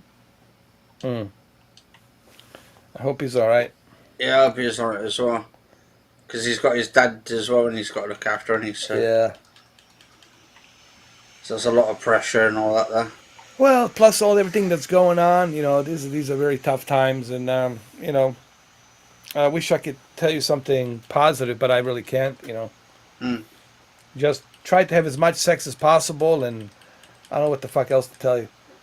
And try to drink a lot and Spoil your local brothel. That's it. But some people are going to say, but what if my thing doesn't work? Well, then you're proper fucked, Then you're proper fucked. Then you've got nothing to lose. Then you got nothing to lose. Your third leg doesn't work. Your balls are all fucked up, and it's too late now for you. I mean, I think now's the time to get the nanobots ready with the broccoli. Die ready. George Carlin used to say, people say, you know, there's not a good time sometimes to die. He goes like, well, I like to differ on that. Sometimes there is a good time to die, and the good time to die is really when you got nothing left, when you got nothing left to hang on to, But then he also said, where the fuck do you find the time to die? And that's true too. Like, I'm a busy fucking guy. I got to do this podcast. I got to do this other thing. I got to go over there. I got to go over here. Where the fuck do I have the time to fucking, to kill myself? Shit. That's why you hire Putin's men to do it for you. Oh, yeah. A wet work, right? Wet work in the wall, that's what it is. Did you see that spy chief? He saw the light flashing before his eyes. Did you ever saw that video? Yeah, I think I've seen that one. Sounds familiar. I don't know if I can show that, can I? I gotta show this. People gotta see this shit, man. Oh, Lord. The guy was terrified because he was disagreeing with Putin. And Putin says, what are you trying to say, yes or no? I think this guy fucking died. His soul left his body, dude. Hold on, I gotta find this. Poor chappy. Oh, no, poor chap. Oh, spy chief, here we go. Spy chief Putin. Here we go. Oh, Lord. Oh, wait till you see this poor guy. I feel sorry for this guy. I really do. Oh, my Lord. Here, let me show you.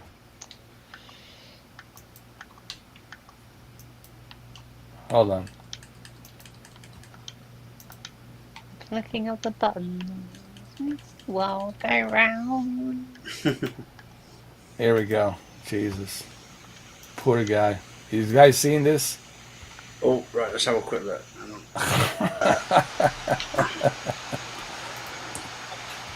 Yeah. You ready? Oh, yeah, go. Таким образом согласился бы с предложением Николая Платоновича о том, что нашим, так сказать, западным партнерам можно дать последний шанс тем, чтобы предложить им в кратчайшие сроки заставить Киев пойти на мир и выполнить Минские соглашения. В противном случае мы должны принять то решение, о котором сегодня говорится. В противном случае вы предлагаете начать переговорный процесс? Нет, я... Или признавать суверенитет. А я... Говорите прямо. Я поддержу предложение о признании... Поддержу или поддерживаю? Говорите прямо. Поддерживаю предложение... Так и скажите, да или нет? Поддерживаю предложение о вхождении... He died, dude. Like, his soul left the body, bro. He was terrified. Мы об этом не говорим, мы этого не обсуждаем. Мы говорим о признании их независимости или нет. Да. Я поддерживаю... Look at him, he's dying, fucking terrified. Go sit at your table, bitch. Get out of here. Thank you, you can take your seat down and fuck up. Oh, shit. He was terrified, bro. Shitting himself and all that, just in case he says the wrong thing. Oh, it's like, it's better if I didn't even say anything. It's like, see, that's the thing. Like, when you're dealing with these dictators, like, you're damned if you say something, you're damned if you don't. Even if you don't say anything, you're damned. Like, just don't even be there for. But even if you're not there, he's like, why are you not here? So that's gotta be a fucking terrible fucking life to live, dude. Not knowing if tomorrow's your fucking day or tonight is your last night. Yeah, living in fear, man. Fuck that, bro. That's not life, man. That's no fucking way to live, man. And I don't know why Russian people actually agreed to this. Why did they allow him to take this power, man? Like, couldn't they see what he's doing?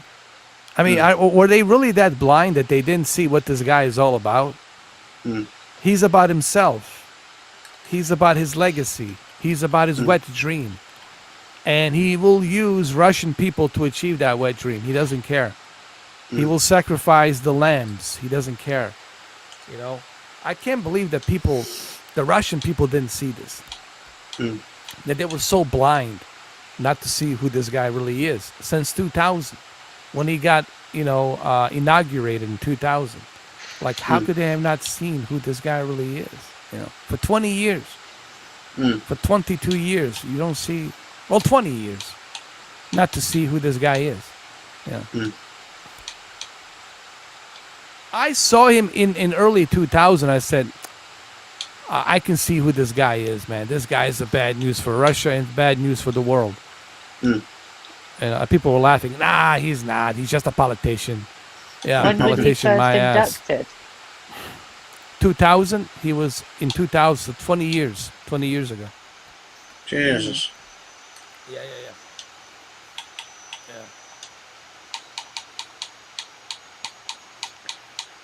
No.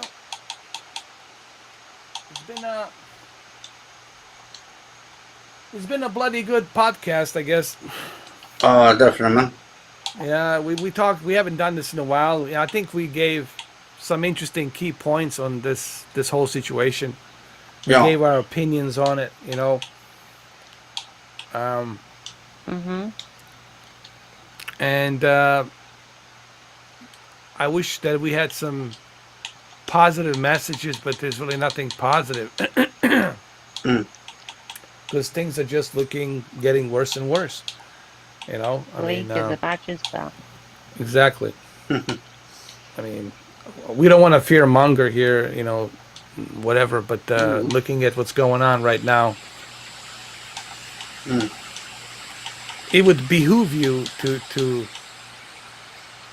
kind of lose your guard and just dismiss this, and you know, you should never do that. You know, again, you know, I need to remind people, Russia, it's not a banana republic, you know, or some small little country.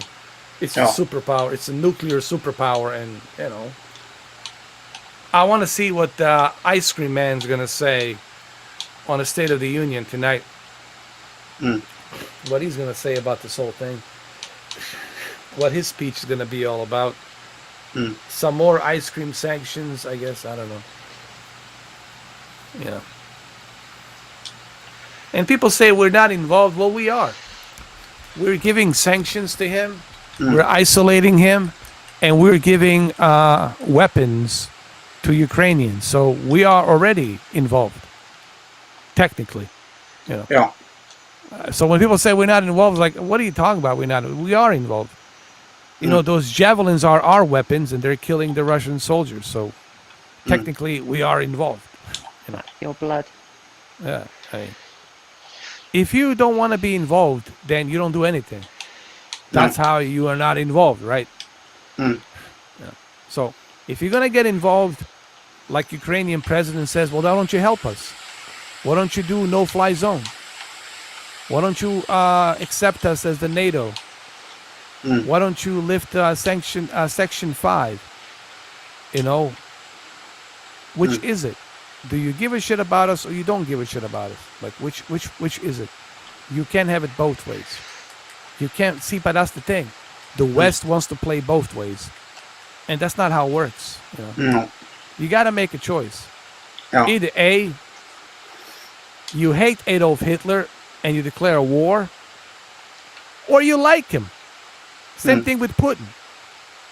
You hate him and you declare a war on him, or you don't like him. But you can't have it both ways.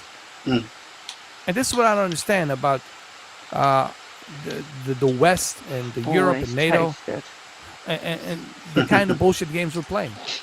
I don't understand these games.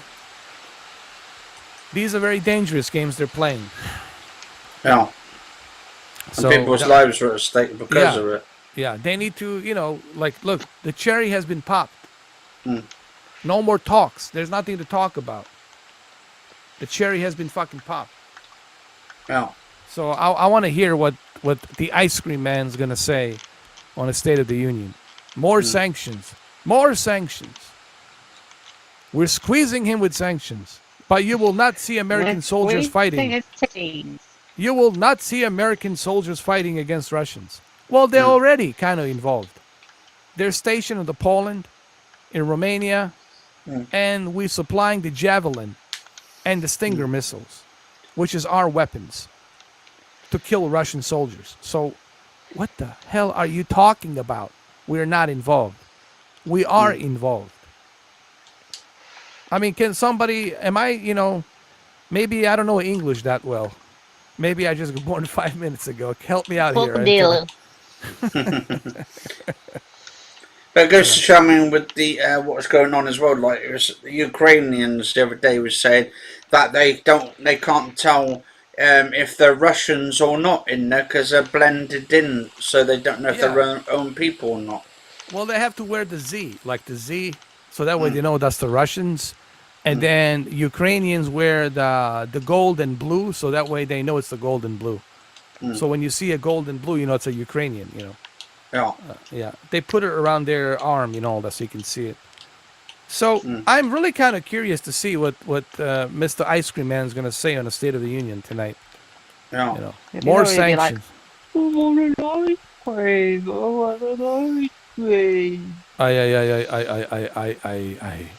I want to say that we are with you, Ukrainian people. Your spirit is with us. When I go to my expensive yacht with all my ice cream on the yacht, I think of you. When I'm in the Beverly Hills and I'm enjoying all this extra juicy, delicious pussy in Beverly Hills, my spirits is with you. Like it's these politicians really. I'm so tired of politicians, man. They make me sick. They make me want to throw up and vomit. Like I get an instant vomit. Coming for the throat. Yeah. So my entire fucking life, it's been with these god awful politicians. They got us into these god awful fucking wars. These mindless fucking wars, man. You know what I mean? They're always repeating the same fucking thing, like a broken record. Same formula. We are with you. We support you. Just so you know, our hearts bleed with you. Our hearts bleed so much. Yes. While you fucking that hot blonde in the fucking yacht, in Malibu, sure, your heart's definitely. Where does your heart bleed? Between Ukrainian suffering and you fucking this hot blonde from a college on your big fucking secret yacht. Where the fuck is your heart fucking bleeding, you motherfucker? Fucking politicians, man. Fucking politicians. But it's always going to be like that, though. It's always been like that, man. Yeah. Until someone stands up for themselves, but don't look like it, though. Yeah. We care about Ukraine. We lit up everything Ukraine flags. Ukraine this, Ukraine. Well, why don't you fucking go in there and help? If you fucking care so much. Send the troops. Send the F-22s. Send the F-35s. Send the F-15s. Send the F-18s. Go in there and fucking help. If you want to get involved. If you're not going to get involved, then don't do shit. Don't even mention them. Yeah. Just like you never mentioned Somalia. When was the last time you talked about Somalia? When was the last time you talked about what's going on in China? And these villages in China. When was the last time you talked about what's going on in Latin America? Right? So if you're going to... What was the last time they talked about Syria and what's going on in Syria, right? Yeah. It's like they've just turned to Putin instead and picking on him. Why don't they talk about a Congo and what's going on in Congo and all this other shit? What about North Korea? Yeah, in North Korea. Nah, but let's just... With that fucking rocket. He's just making, testing and all that shit. Yeah. Our hearts is with Ukraine. Our hearts are bleeding. If your hearts are bleeding, then send those 5,000 troops. Get the violins out. Send those 5,000 troops there. Those 10,000 troops. Send the F-18s, the Apache helicopters, Send the fucking 5,000 drones. Send your military might in there. Drones. And tell Putin to take it up his ass. If you're not gonna do that, then don't even talk about Ukraine. Don't even mention it. Yeah. Just forget about it. You know, this bullshit, man. We're not involved. Yes, we are involved. When you send those javelins to kill the Russian soldiers, you are already got the blood on your hands. You're already involved. You know what I mean? That's like me giving you a nuclear weapon, and you trying to use it, and you use it against Moscow, right? But they're gonna say where the nuclear weapon came from the United States. And come out my vagina and all that. I don't understand this fucking bullshit politics, man. Do they really think that Putin's stupid? He knows that the American javelins are killing his infantry. He's not dummy. He's not stupid. He has logistics. No, he's not. He's not stupid. You know.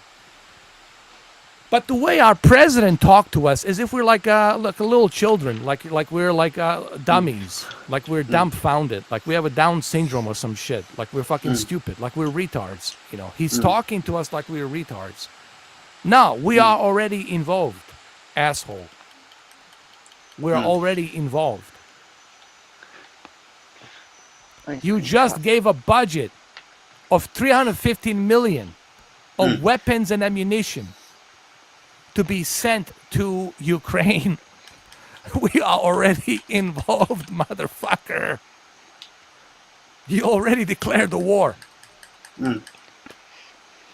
We are involved. You already choose a side. You already are involved. So why not accept them as a NATO country? What's the fucking holdup? Why not accept Ukraine as a NATO and lift the Article 5 no-fly zone? What's the fucking problem? This guy's threatening to use the nuclear weapons fucking anyway. With or without them being part of NATO. So what's the fucking holdup? Can somebody explain this to me? Anthony, really? Or am I the only one on this fucking God-forbidden fucking planet? Yeah. Most likely. Most likely I am. Jesus fucking Christ, man. Always. And that's the thing. It's always going to be like that, though, because then as people don't want to wake up to the truth and all that shit. Got to wake up to the coffee, the smell the coffee of it, and just realise what the fuck's going on before it's too late. But and the broth. That's the sad part, man. Or smell the pussy juice before it comes out. Oh, Lord. Oh, Lord. Oh, the hot juicy. The hot juiciness, man. Squirting all over. That hot coffee, right? All that hot cream. Cream puff. Cream puff, yeah. Yeah. Stay puffed, it's the cream man. Yeah. The ice cream man. Engineer said that Money Penny's laugh is too funny. Yeah, she's amazing. But Money Penny, you need to come closer with your microphone so we can hear you. Oh, can you not hear me? I hear you, but it needs to be louder. Like, engineer is not satisfied with your forbidden wet sound in the background. It's my audio poop then. He wants the waterfall. He wants a water fountain. Yeah, he wants to see that squirt as a waterfall, like Niagara Falls. Oh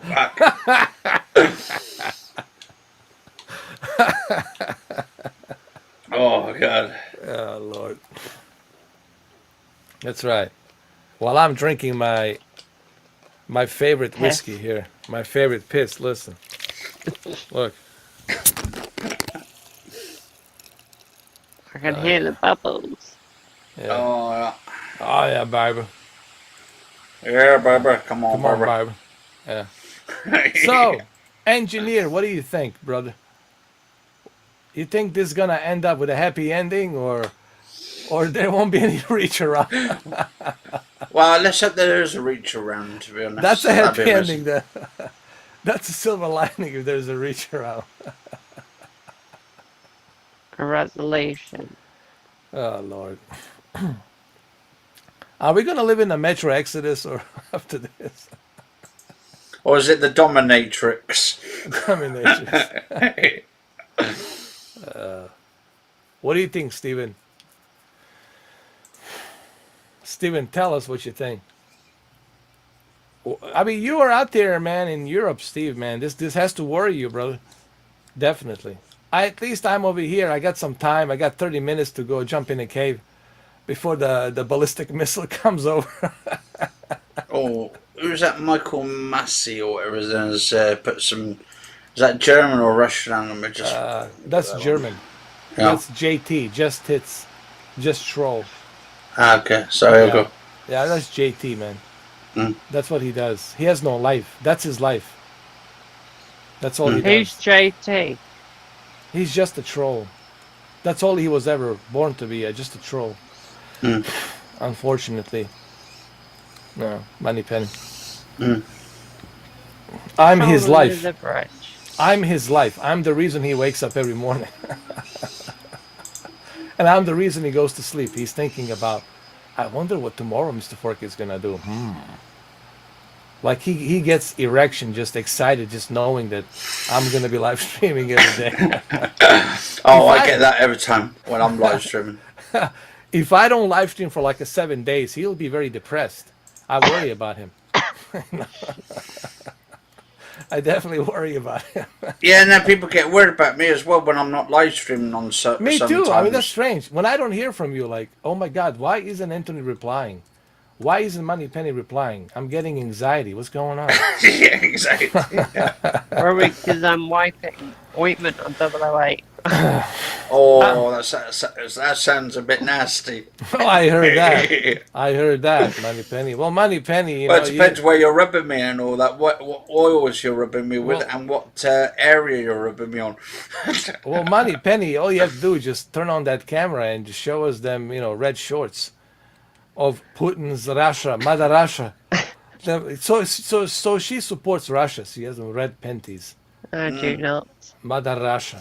Why not? Mother Russia. Russia's good though. Russia's fine. I support. Russia's the greatest pussy ever fucked. Very Or nice. forbidden fucked, actually. Russia pussy is forbidden fucked pussy. Man, they got some gorgeous women in Russia, man. Oh yeah, I've seen a few on dude. They're all fake. Oh, shots fired. Shots fired. That's the Russian jealousy for you. Oh, shit. Shots fired by Money Penny. Oh, those European chicks. From England to Russia, I would love. Yeah. Got cock fucked in the ass and all. That's what it is. Oh, let me see. Election engineer said something. We got to read this. Oh, yeah.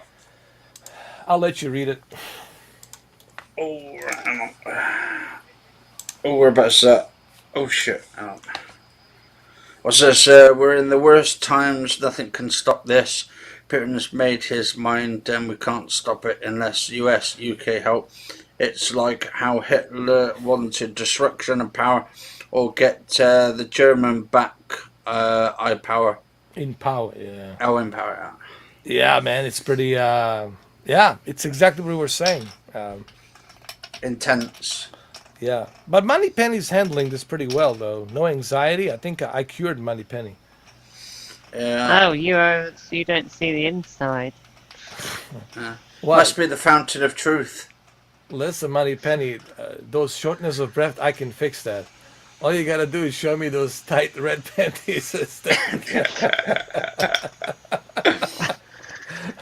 The anxiety goes right away, trust me. Right, Anthony? Oh, yeah. Absolutely. But for real, you have no anxiety, right? Money Penny? I do. Really? Mm-hmm. Since yesterday? Well, since it all started. Yeah. But I've been sort of trying to help her as well, like in chats, private chats, and all that. Yeah. But that doesn't sound right. Private chats. You paid for those. I was trying to help her in a private chat. I said, listen, here you go. Let me show you this ginger snake right here. No, but all I've been saying to her is like she don't need to worry and stuff until like we know what's going on fully. But like at the moment, I think it's just like just turning the news off and not watching it for the time being and see if it blows over. I smashed my television up. You need to block. You need to block BBC News and Sky News. You need to block that shit. I burnt my TV license. And Channel 4, you gotta block that too, because they do talk about Channel 4. So you got Channel 4 just has a load of dodgy old films on that. But even in the Sky Sports, they talk about Chelsea. You know that the Russian billionaire. What do? They kicked him out or something? Oh, they hung him. Oh shit! So he's out, right? The Russian billionaire. Oh, I don't know. Man, this is really. Think about this, bro. What we doing to Russia, man? Holy fuck. You can't sell any goods in United States, UK, Europe, Australia, Canada. You can't fly internationally. You can't sell, trade, do anything. Like they're totally squeezed, man. Isolated, like those sentinels in that island, down in Indonesia. You know what I mean? So this is why there's a good possibility he might press the red button and activate 6,000 nukes, and we can hold hands, sing kumbaya. But what do you think his people are gonna think about it though? That they can't get money out the bank and shit. They need revolution in Russia. The only way this stops, I think, is revolution. I think their own people need to top him over and shit. That's what I don't understand. I'm glad you just mentioned that. Why don't Russian people go out on the streets like millions of them? Probably because they're frightened of him. Well, fuck, you're gonna fucking suffer anyway. Yeah. How's he gonna stop millions of people? He can't. What's he gonna do? Kill everybody? Arrest everybody? Probably. He's got enough army. Well, then civil war. I think civil war in Russia would stop this. Revolution. I think revolution in Russia needs to happen. Oh, dude. How did I not see this? How did I not see this? Oh, you Illuminati motherfuckers. I see what's going on. Oh, my God. As a 007, I should have fucking known this. I see what they're trying to do. We cannot attack Russia head on. So what we're trying to do, we're trying to have Russia have civil unrest and have Russia separate itself and have Russia have a new revolution war so they can overturn this regime. So that's what this whole thing is about. Fuck. How did I not see this? Think about it, Anthony. It makes sense, doesn't it? Ukraine is a patsy. They're using Ukraine as a patsy. It is what it is. Sorry, guys. Because we know their own country, and if you let them explode in their own country, then the possibilities of a new world order would be a lot easier for them. Because if they step back now and just don't do anything, well, they just say, well, we're letting them get on with it. But really, the whole plan of this is to let them actually implode their own country. Yes. And that way then they come in and finish off and clean it all up and stuff and say, right, well, we're going to make actually Russia part of NATO now. So you're going to have to do what we tell you. And then the next step is China after that. Cripple them. And then they have no choice. China out. And then you got the New World Order. Oh, my God. How did I not see this? Oh. You were blinded by the lights. I was blinded by those fucking missiles in the broccoli. Great giant cock. Mallory blinded me. I didn't see this coming, though. Too big a piece of broccoli. Hey, this is a good news then. So there won't be World War III. I think we're okay, because Putin will have to fight his own people, and he won't have time to be fighting the rest of the world. Instead, China will probably be the ones to pull the nukes because they're more sort of, they don't give a fuck anyway, they're just light up. And I know they won't go down as easy and shit. Yeah. Dude, I just thought about this. Maybe we got this wrong. I think I'm seeing a bigger picture now. Holy shit, man. Are we going to get in trouble for just cracking this thing? Oh my Cracking god. the 008. Oh fuck. Fucking Strike massive number 2. MI6. Strike number 2. Incoming. Wow, dude. So that's what this whole thing it's about. Jesus. Wow. Because then it's how do you get every country on the same board as each other? You have to actually start taking their resources away from them. Yes. So their money, Yeah. their income, and all the whatever they're using to try and get to that point. But then he's got nothing to lose now anyway, so he don't give a fuck. So he ain't going to go down that easy and all that shit. And I think he already knew they were going to try and get his resources.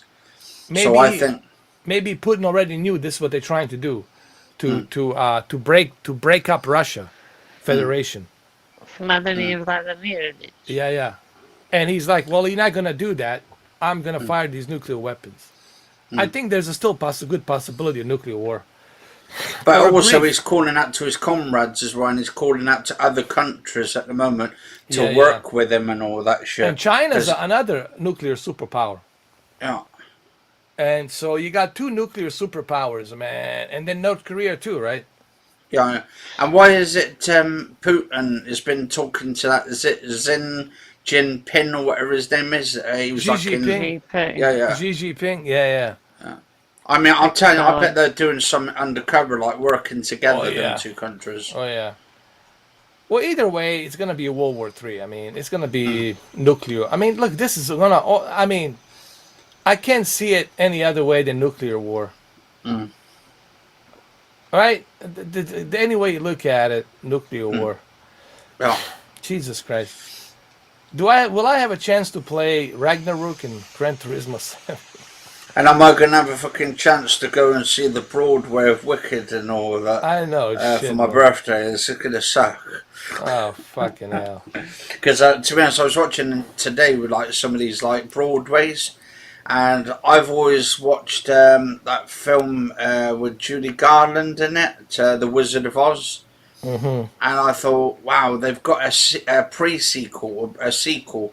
I think it's a pre-sequel because it's just before The Wizard of Oz, called Wicked, but it's only on Broadway.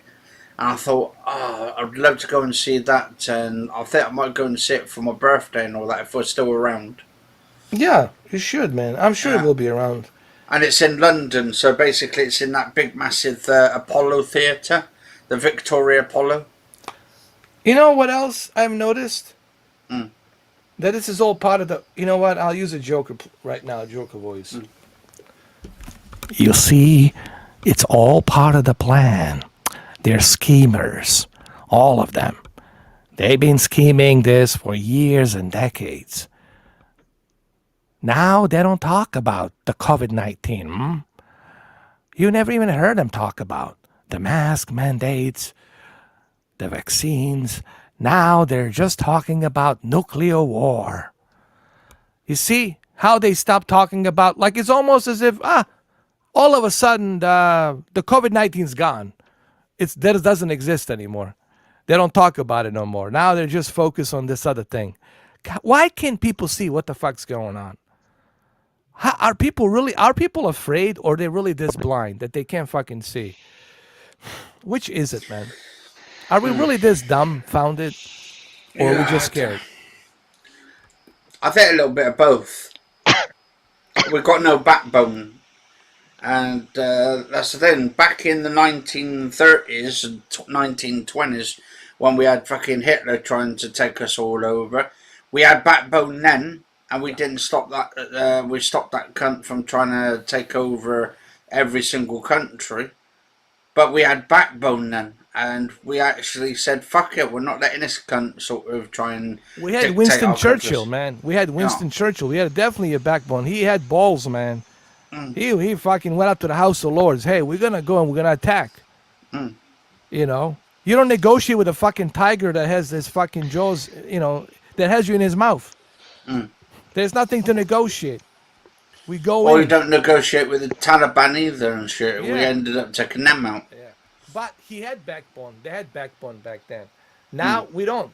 We just have the ice cream man. You like ice cream? I like ice cream. We all like ice cream. Here, let me put my hands on your shoulder. Let me smell you. Now, while I smell your hair, eat my ice cream. You like it? We all like a good shop ice. Yeah, good shot, guys. Oh, man. I know we're fucked. This is the end of the world, man. You know, this is it, bro. It's over. Sorry, Money Ice Penny. cream. But do us Ice a favor. cream. Money Penny. Mm-hmm. Money Penny, you got to show us the golden goose before we all go. I mean, come on. You know, I mean, what the fuck? Right? I mean, before, I mean, not publicly, but privately, you can show us your golden goose. So before we go, one last hooray and have a drink, you know. And Might just as suck well. it up. And kiss our asses goodbye and shit. Yeah. What do you say, Money Penny? We got a deal? A deal for what? That's exactly what Money Penny would say. Deal for what? Yeah. That's the politics of Money Penny I love. Deal for what? Yeah. What are you talking? I know what you're talking about. As you know, Priti Patel. I don't know if you know her. I've seen her on there. No, The one that teams up with Boris Johnson. You know that Oh yeah, speaker woman. yeah. I did. Oh, I did. tell you what, she's good looking. Yeah. Oh yeah. Definitely, man. Yeah, because she's supposed to be, is it the foreign secretary? She's supposed to be trying to call the migrants out and all of that kind of stuff. Is she out the the blonde country. one? No, she's got that brunette, darkish hair Oh and all that. yeah. I know which one it is. I just saw it. I'll Google it. I got it. What's her name? Priti Patel. And Yeah, she's Priti in her Patel. 50s, Okay. but she don't look like she's in her 50s. But 50 is not that bad, you know. 50 you can still No. look, you know, if you take care of yourself, you can still look, you know, hot. Yeah. Oh, she's more than hot. I'll tell you what, I'd fucking ban her. I would definitely ban her. Oh shit! I guarantee you that the snake is already risen. She, Snake is Actually, risen. I'll tell you, it's more than a snake, it's a fucking python. It needs feeding. Huh? It needs Do you say it's bleeding? I might need to go to the doctors if it is fucking bleeding. Oh Yeah. god! It's Oh all about lord! masturbating he was doing. Oh, I'll shit. masturbate. I wouldn't even have to though. It's automatically just gonna rise up like you know, like with ballistic missiles, like ballistic missiles. It's gonna fucking rise up. No, it'd be like, it would go, and then go, fucking get down. You see the silos opening, and those intercontinental missiles are rising up. Yeah. No, I was just telling Money Penny earlier. Actually, I said about. I masturbate probably about like 4 or 5 times a day.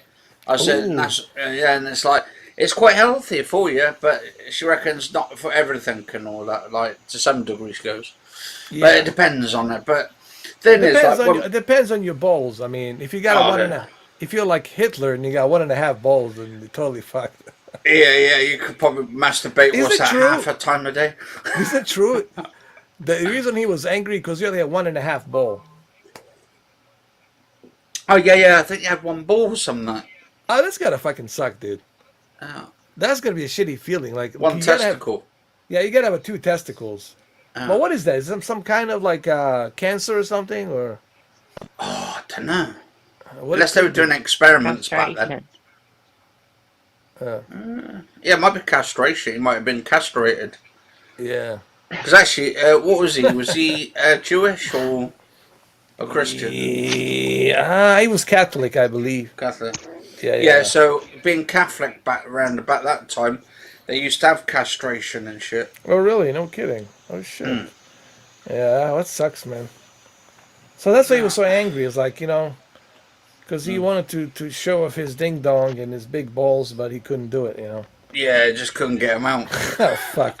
So it's like, if I cannot show you my big fucking, if I cannot show you my little pee-pee and my little balls, then I'll show you what else I can do. I was saying to sort of Money Penny earlier, I said, when I started doing it, I said I was around about 4 or 5 years old and all that. Oh, really?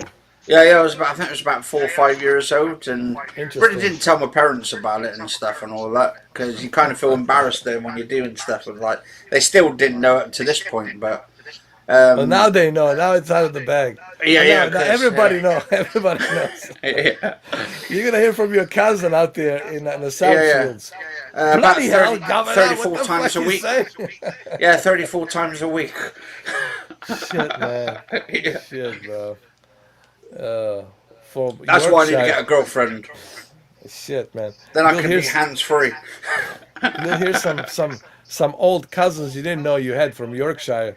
Oh, bloody hell! Oh, definitely. What the hell is this? You're taking a fucking piss? You know, you're not disabled. You're handicapable. Yeah, You'll be capable. handicapable. You're not handicapped. You're handicapable. And then we could do like a thing. Get myself a girlfriend. I'll be hands free. Actually, that joke came from George Carlin about disabled people, but the way he constructed it was in a good taste. Says, well, you can stroke one out. You're not handicapped. You're handicapable.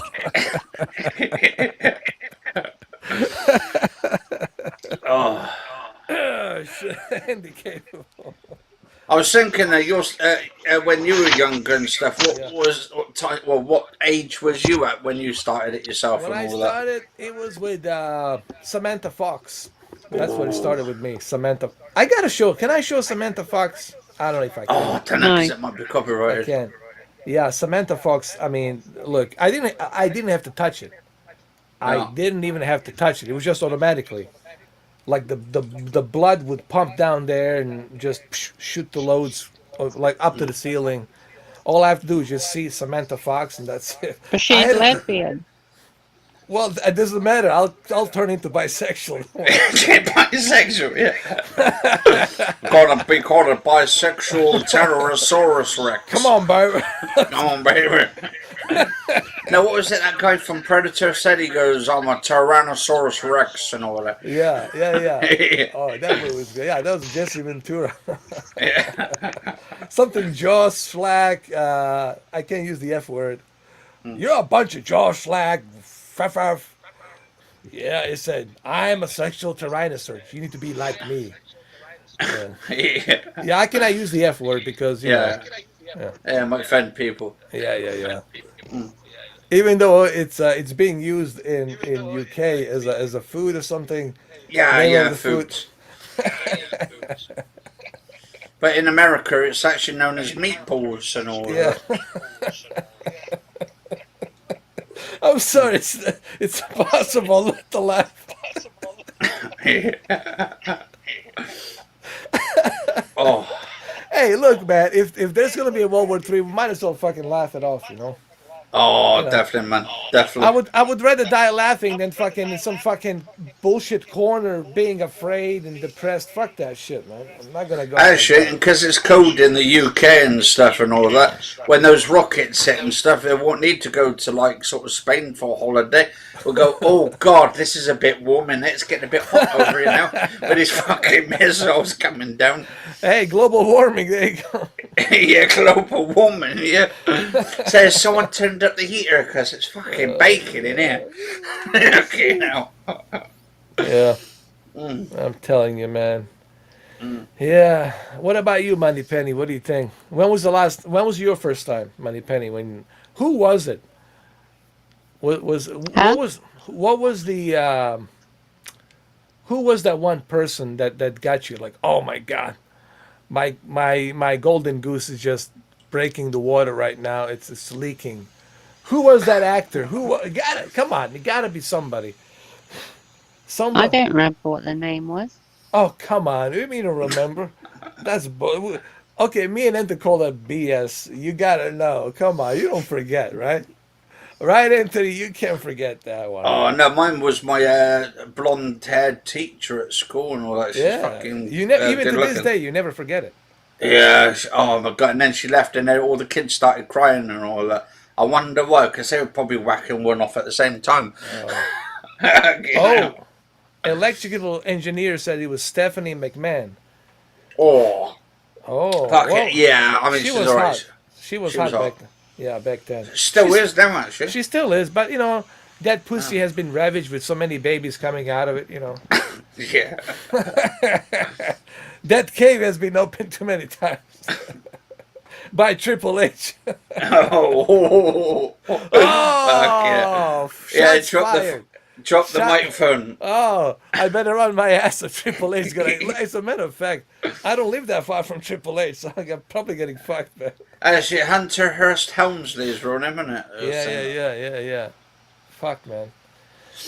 I expect to see Triple H knocking on my door any minute now. Hey, where's my dogs, motherfucker? I'm gonna run on the fucking balcony and jump out of the fucking balcony. Shit. Yeah, Stephanie McMahon when she was young, absolutely.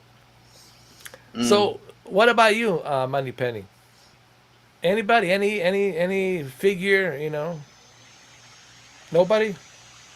There's got to be somebody. It could be male or female, doesn't matter. What about Anything. Alien? Anything. E.T.? Jesus Christ. Go home. That's why the E.T. wanted to go home. Yeah, he wanted to come home. I'm like, oh, please get me off this fucking planet. I think now we understand why the E.T.'s finger was so white lit up, the golden goose, because that's what it was. He was fingering the golden goose, man. And then he went, ouch, that really hurt. No, for real. So that's really E.T. Oh my God, Money Penny. Money Penny's so secretive.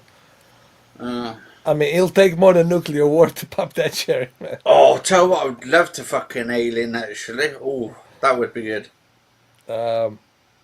Nobody? Like, what about Sylvester Stallone or...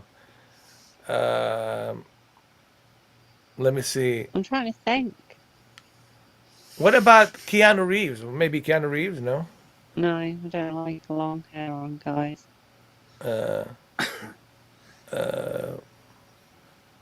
Sean Connery? Are you dog now, boy?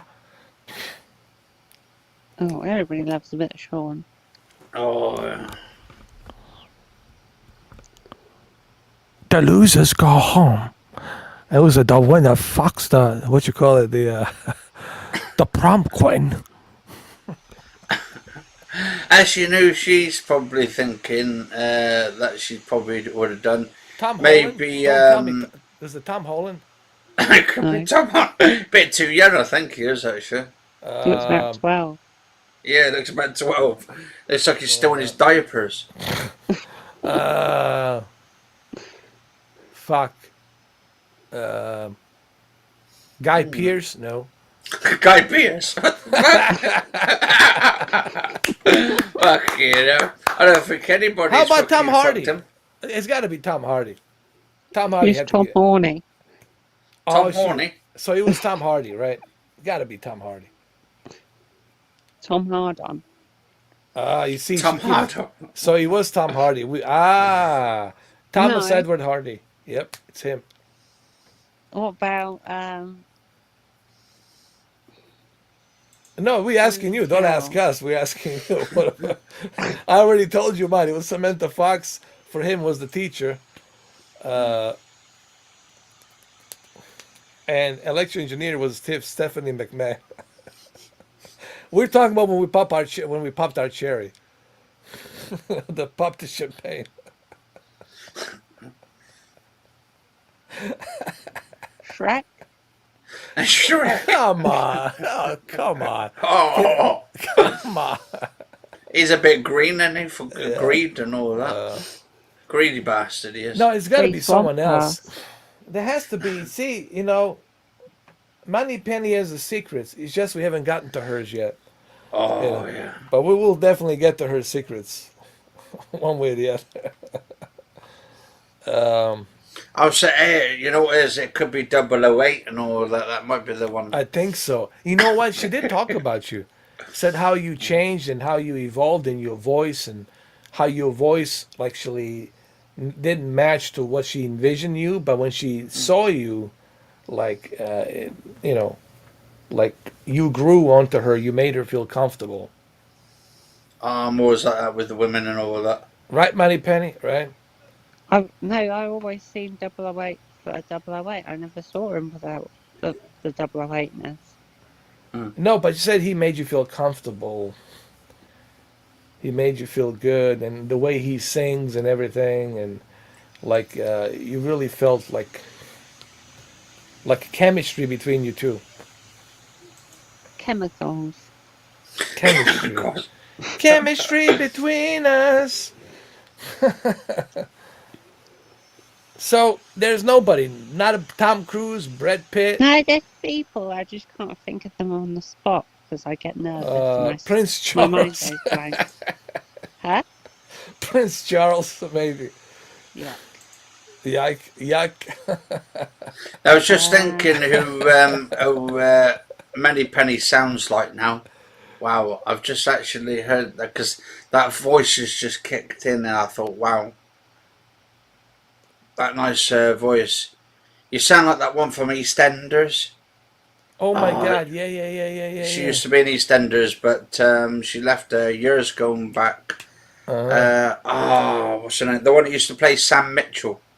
Yeah, she does, but she wasn't blonde, right? No, she was blonde. I think she had slight blonde hair. Slight blonde, like a dark blonde. Something. Yeah. It's, what was her name now? The one that used to be in EastEnders. Because they were Sam Mitchell was played by two different stars at the time for a character. Let me see.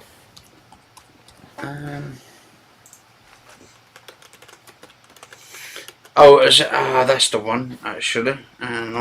Messi Smith. No, Kelly Bright, man, that's her. No, Daniela Westbrooks. Oh, really? Yeah, she sounds like her. If you go to her interviews when she was in EastEnders, she's got that same sort of accent where she was from. I see. I don't have an accent. Yeah, you've got an awesome accent.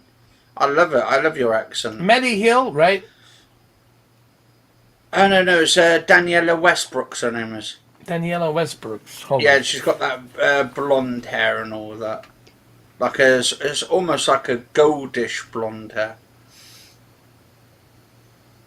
Daniela Westbrook. I'm looking.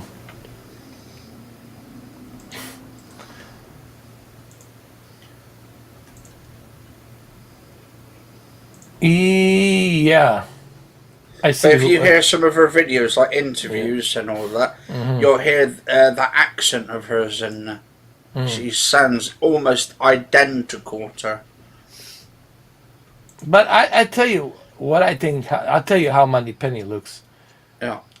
I'm gonna give you some examples of what I think how Moneypenny looks.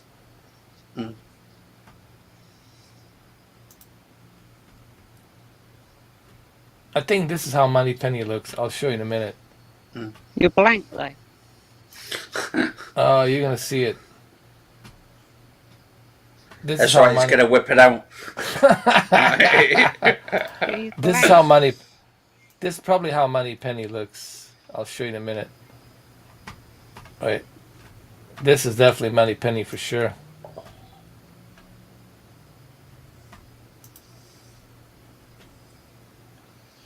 Here we go. I think I found Moneypenny. Oh, so. Hold on. I'm gonna show it to you right now. Here we go. I gotta turn it on. Here we go. Give me a second. I see nothing. Oh, you will see it, Moneypenny.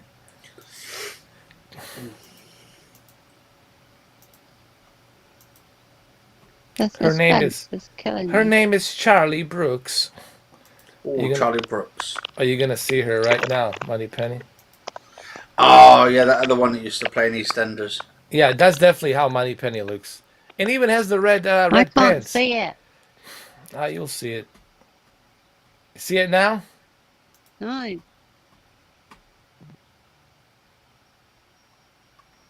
Yes, you can. Blank. Blank? Oh, I can't see it. Oh. Blank. I can see something. No, I kind of see it. But you see Yeah. it, right? The one who plays Janine Butcher in EastEnders. Yeah, this is definitely Moneypenny for sure. Moneypenny for sure. There she is, right here. There you go. Wait, scroll up. Look, she even With, has the red. with the red trousers. Or the red shorts, I should say. This is Moneypenny, bro, big time. Oh my God, Moneypenny's like, how does he know? How does he know this is me? Well, I told you it's Moneypenny right here. That's Moneypenny right there. There you go, ladies and gentlemen, Moneypenny. Red shorts and everything, and a nice little green tea. People are just like dying to know how Moneypenny looks. Who? Everybody. You don't know how big a celebrity you've become, Moneypenny. When people want to ask me questions these days, it's not even about a television. It's not even about a video game. When is Moneypenny coming on show? Is she ever going to show herself? Like every single time. And I said to her today she'll be amazing as well and all that. Oh yeah, she'd be a big star, man. She don't have to worry about what other people think about her. She has to worry about paparazzi. Actually, they're gonna love her. Yeah, absolutely, man. Oh. Yeah. So, what do you think, Moneypenny? Think about what? Think about what we just showed you. That's you, right? I mean, the red trousers, the whole thing, it just fits the bill. Lord.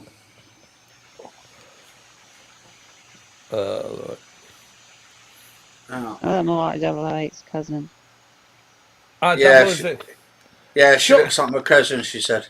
You got to send me the photo of 008 cousin privately so I can see.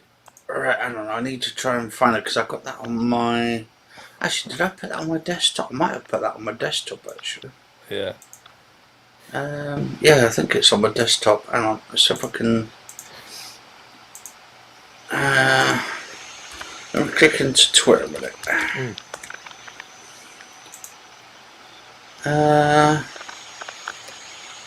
Okay.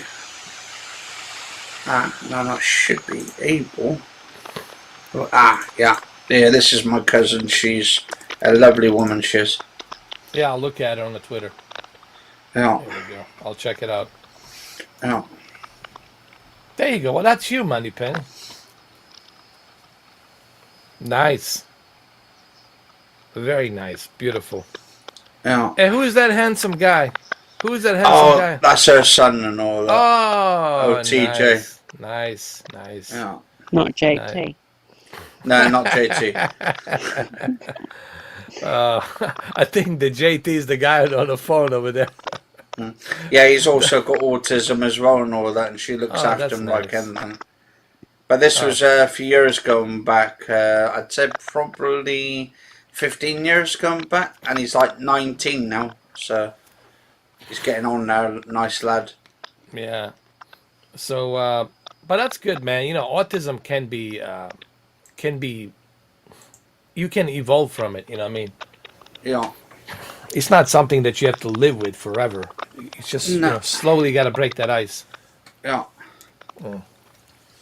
And he used to live he loves lifts, and he used to go into all the lifts with his mum, and his mum said, "Right, we're going home now," and he used to sort of play up all the time because he wanted to go into the lifts. So she had to take him all the lifts around Western and all that, and she said she got tired out from him on certain days. You know, a lot of people ask, you know, what is the autism and how do you battle that? Well, autism, it's a very complex disease, if you will, psychological disease, because you're constantly always looking to be organized. Everything has to be on time. Everything has to be in a certain time, certain, time frame. Like this has to be done like this time, that time. So you always live by some kind of a schedule. Is it true? Is that pretty much how you are, Moneypenny?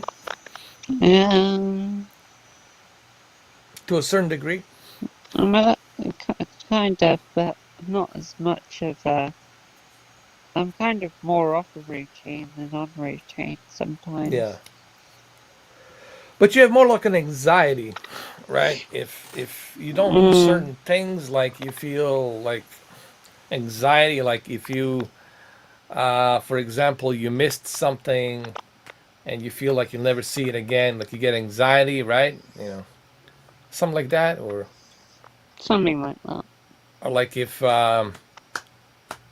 you don't like turn on to channel 43, like you'll have anxiety, like why didn't I turn on channel 43? It's because something's telling you to turn on channel 43. Is that what it is? It's kind of like that.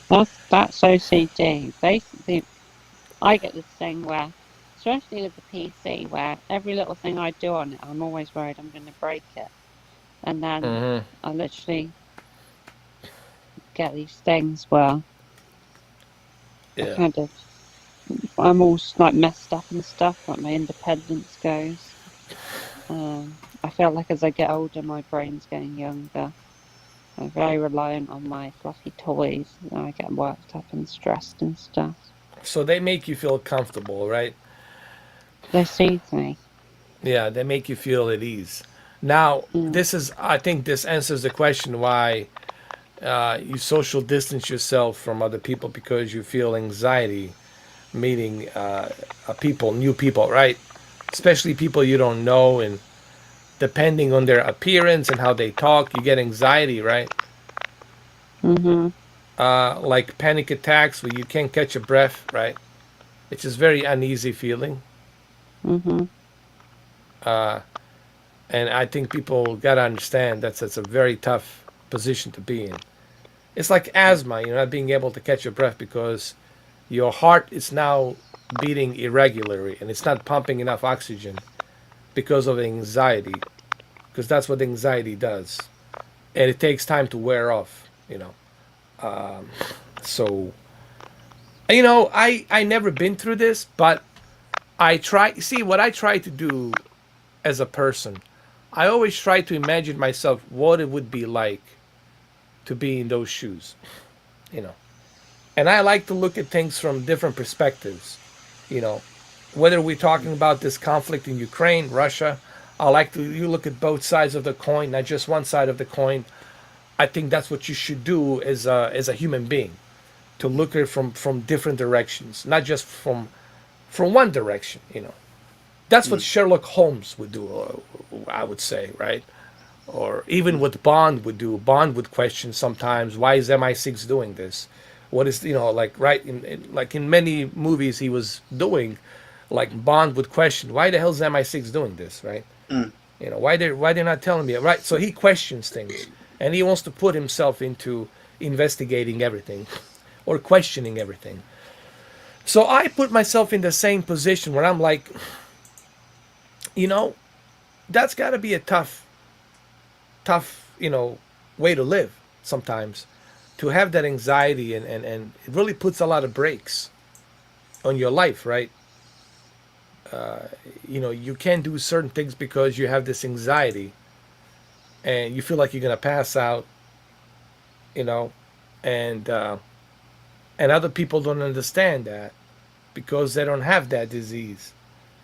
Is it okay I call it disease because it's what it is, right? Yeah.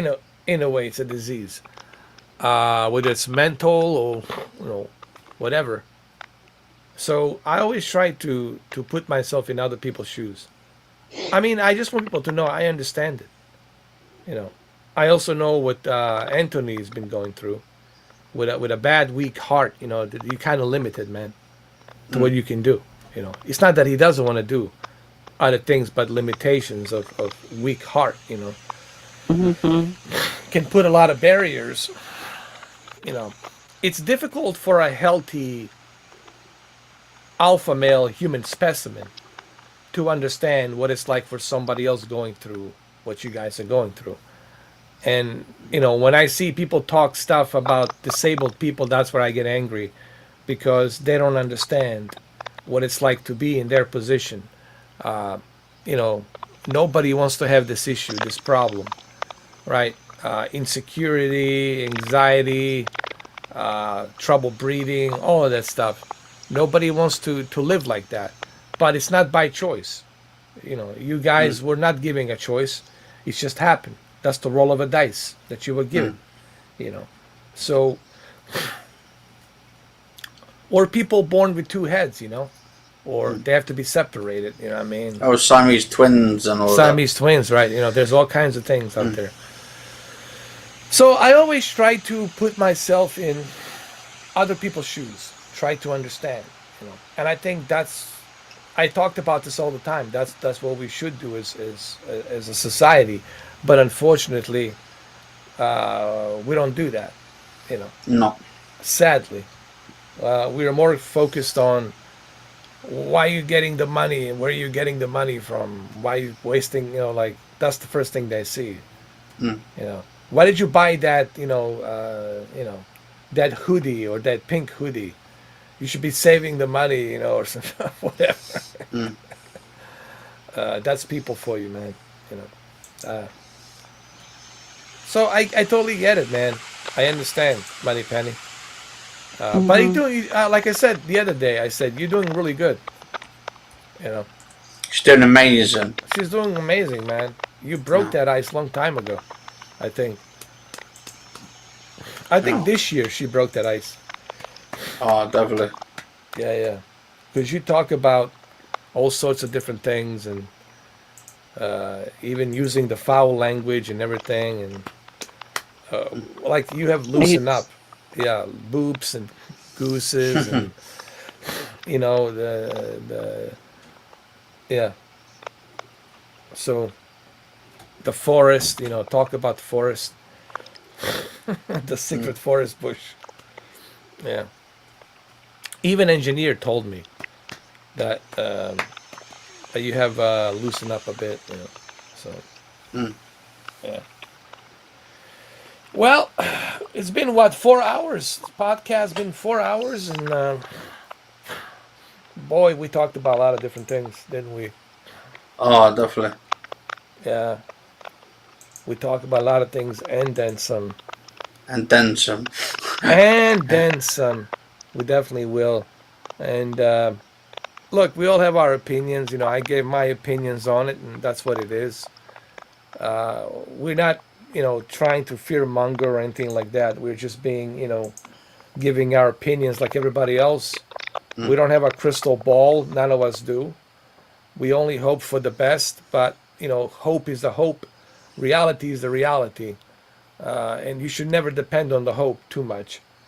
It's good to have it to keep you going, but at the end of the day, you got to be realistic, And just a message to Derek Watson as well, which I think he's kind of a bit of a cynical himself a little bit. He goes, because I got that new bike and stuff, and I did a video on it the other day, just showing two bikes close to each other, next to each other.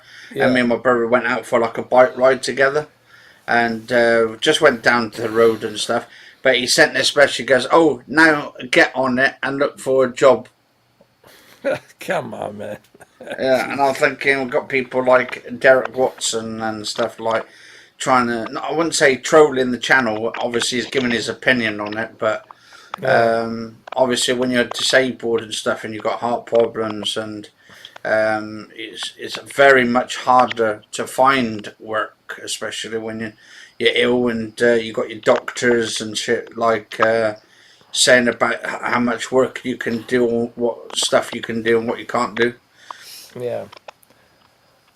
I mean, people like that, I wouldn't even address them, man. I would just ignore, because that's what they want. They want the attention. That's what they're looking for. And ignore. Yeah. Yeah. Because some guy I don't know on the internet's telling me something. He doesn't know me, doesn't know nothing about me. I'm supposed to give a shit, Yeah. That's like, what I used to do that for fun because it got me the views. It was good for, the traffic. At least you can admit that. Yeah, I admit it. It was good for the traffic. And I was like, all right, make me rich, bitches. And that's it, which they did. And then they figured out, oh, shit, this guy's making money off of us. I was like, yeah, of course I am. I'm not going to waste my time going back and forth with you assholes. So I guess you have to just ignore it. I just don't even. I don't even read the comments anymore. I just don't even give a shit, honestly. I mean, I don't care really. These people don't know me. They don't know anything about me. Like, well, why should I waste my oxygen on some yayo from God knows where on the planet? He doesn't know me. He doesn't know nothing about me. I'm supposed to waste my time replying to him. It's a. This is why you don't do that. This is why you just ignore. You know, of course, he's gonna say that to provoke you. That's the whole deal. What can I do to provoke? And if I cannot provoke you, then I'm gonna move on somebody else whom I can provoke. And as long as you take the bait, and I said to Brendan the same thing, as long as you take that bait, hook, line, and sinker, they're gonna keep on fishing. They're gonna keep on fishing, as long as you let them. But then I'll keep making the views and stuff. So in a way, it favours me. Oh, that's a different story. Oh yeah. If you're doing it for that reason, Yeah. then go ahead, man, for sure. Because a friend of mine was saying about it to me. He said, "Is that what you're doing? Is that your whole plan and stuff, just to put things out there, just to wind people up?" And I said, "Well, if you think about it, if they're actually stupid and gullible to actually fall for this thing in the first place and to actually bite the hook and all that, then that's all down to them at the end of the day."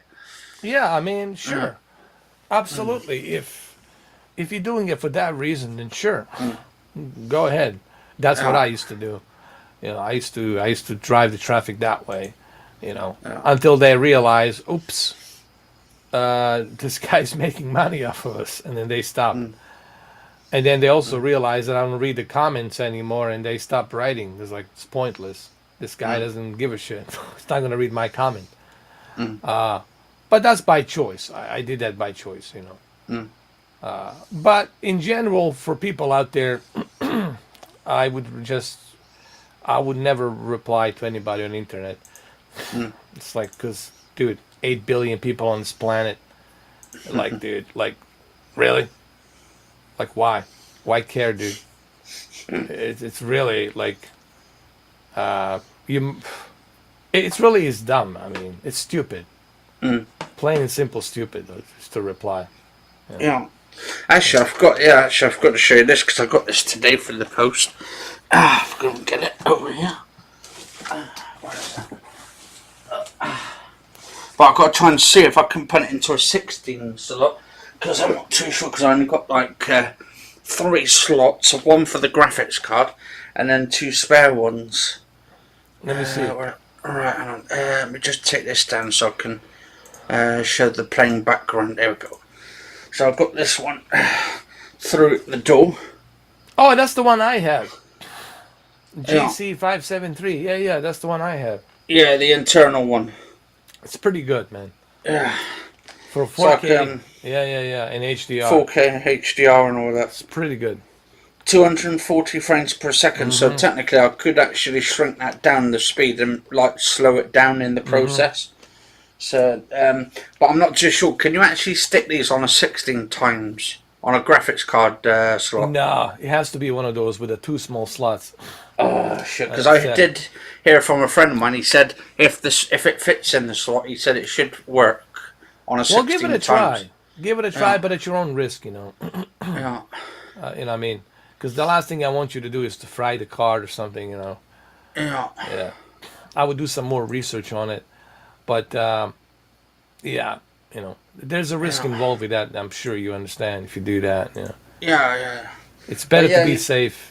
And it costs me. I mean, I've got a single one, but of this for a separate one, so I could put that on the one.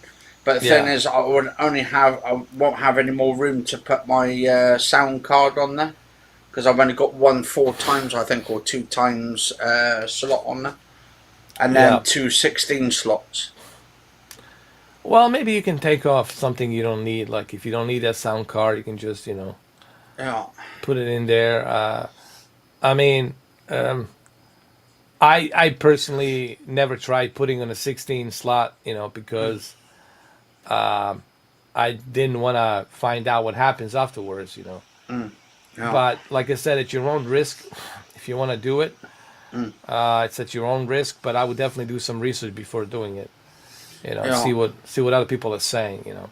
I mean, I've checked on a lot of forums today. They said, "Oh, you can put it on there," but they wouldn't recommend it. But they said it still works the same. Like it says, but it reduces it down to like a 4 times or 6 times slot.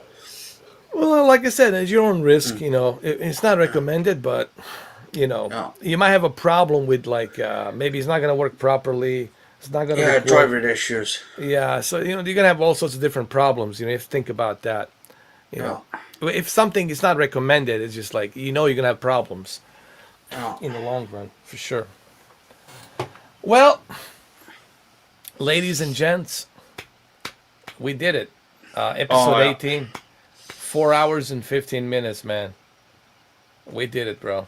And at 15 minutes, fantastic. You love. See, you love that 4 hours and 15 minutes.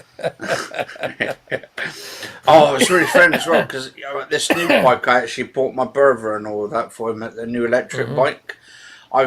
He actually hacked it earlier and he's got up to 72 kilometers an hour on it. Nice. So it's quite fast. You don't need a car, man. With that thing, you're good to go, bro. Yeah. 100%. You're good to go. Yeah. Yeah. Well, we did it, ladies and gentlemen. Episode 18. Episode 18. We finally did it, and it was great, man. Like I said, everybody gave their opinions, and look, keep in mind when you watch this, these are just our opinions. We all have different opinions, and it's not factual, or whether it's factual or not, it's irrelevant. Yeah. And remember, our opinions are not there for you to agree. They're there for you to disagree and make up your own opinions on it. But I just hope that you guys would respect everyone's opinion here. You don't have to agree on it, but you can respect it. Like I said, I don't know. We don't know what's going to happen. I don't have a crystal ball. He doesn't have a crystal ball. Moneypenny doesn't have it. Q doesn't have it. Electrical engineer doesn't have it. We don't have a crystal ball. We don't know what's going to happen. We're just trying to give our own, forecast, if you will. Insight. 50-50 chance or whatever. Look, I'm positive. I'm always looking at things positively. I'm not about the fear mongering. That's not what I do. But sometimes you have to be honest, with people, and that's what this was really about. Being honest and giving you a realistic approach on what could happen. There's many possibilities, many options. Which options he's going to take, which options they're going to take, that's anyone's guess. Let's just hope that they all choose a peaceful options. That's all we can hope for. But that's wishful thinking versus being realistic, And that's what this podcast was about. It was about being realistic about the situation that we're in. It's not about fear-mongering. It's about being realistic. I hope I'm wrong. I hope that Al Bielek was wrong. I hope nothing happens. I hope everything goes back to normal. But then again, that's wishful thinking. That's living in a some kind of like fairy tale land. Cuckoo land. That's not how the real world works. So, take it for what it is. All right. Well, I'm gonna see you guys soon. I'll see you tomorrow or maybe next day. Gran Turismo is just around the corner. Oh, definitely, man. Gran Turismo is just around the corner. Can't wait for the Gran Turismo. I'll probably get mine in the next couple of weeks and stuff when it's like not like on sale or anything, but when I move into my new place. Oh, that's good. That's good. I'm gonna use my G29 racing wheel, which I have. It's gonna work perfectly with it. Nice. Yeah. Thank you, Double Tap. Thank you, Electrical Engineer. Gran Turismo rematch between 007 and Moneypenny. Yes. And if I win, Moneypenny shows me the golden goose. Lord. Money Penny, you up for the championship race? Oh, Money Penny has turned off her microphone. Or the Mallory Championship, masturbation Turismo match. Money Penny right now. Money Penny right now. It's looking at Anthony's Kenneth Bishop old photos. She's putting them together and. Oh, like when I was younger and stuff. Yeah, and yeah, all yeah. That. That's why the microphone is turned off. Yeah, actually, I'm probably her, what do you call it, masturbation. That's it. 008 in Oh, disguise. boy. And also, thank you, Q, for being here. I know your laptop has shut off and all that. I hope you're doing well, man. I hope you, in the good spirits out there. And just take it easy, Q. And everybody else, stay safe, be good, and take care of yourselves. Watch your back, watch your six. This is some interesting times, strange times for sure. But that's part of life. It's just life. Oh. Good, the bad, the ugly, and all of the above. Let's just hope that it doesn't go above the ugly, and because got a massive spider at the top on the ceiling. Can you show it? Should be able to show them. I wouldn't say it's huge, but from the camera pointing up, hang on, see if I can get you. Oh bloody hell! Let me see. That's a big one. Oh, actually, I don't know if I can get any closer. Hang on, might be able to get closer.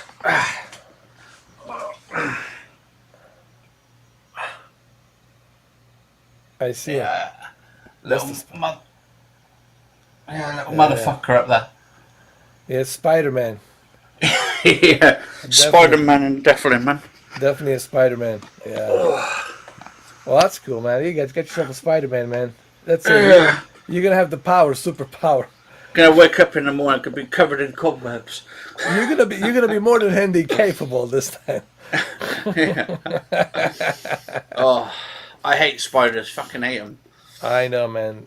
I hate passion. I hate cockroaches, man. They look like xenomorphs, Xenomorphs. Such a fucking ugly fucking things, man. So creepy they are, man, with those hairy legs.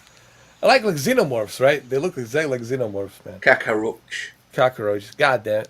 Yeah. They got that acid coming out of them and shit. Oh, do you ever watch that? Oh my god! I think it's them. Oh my gosh. The TV show?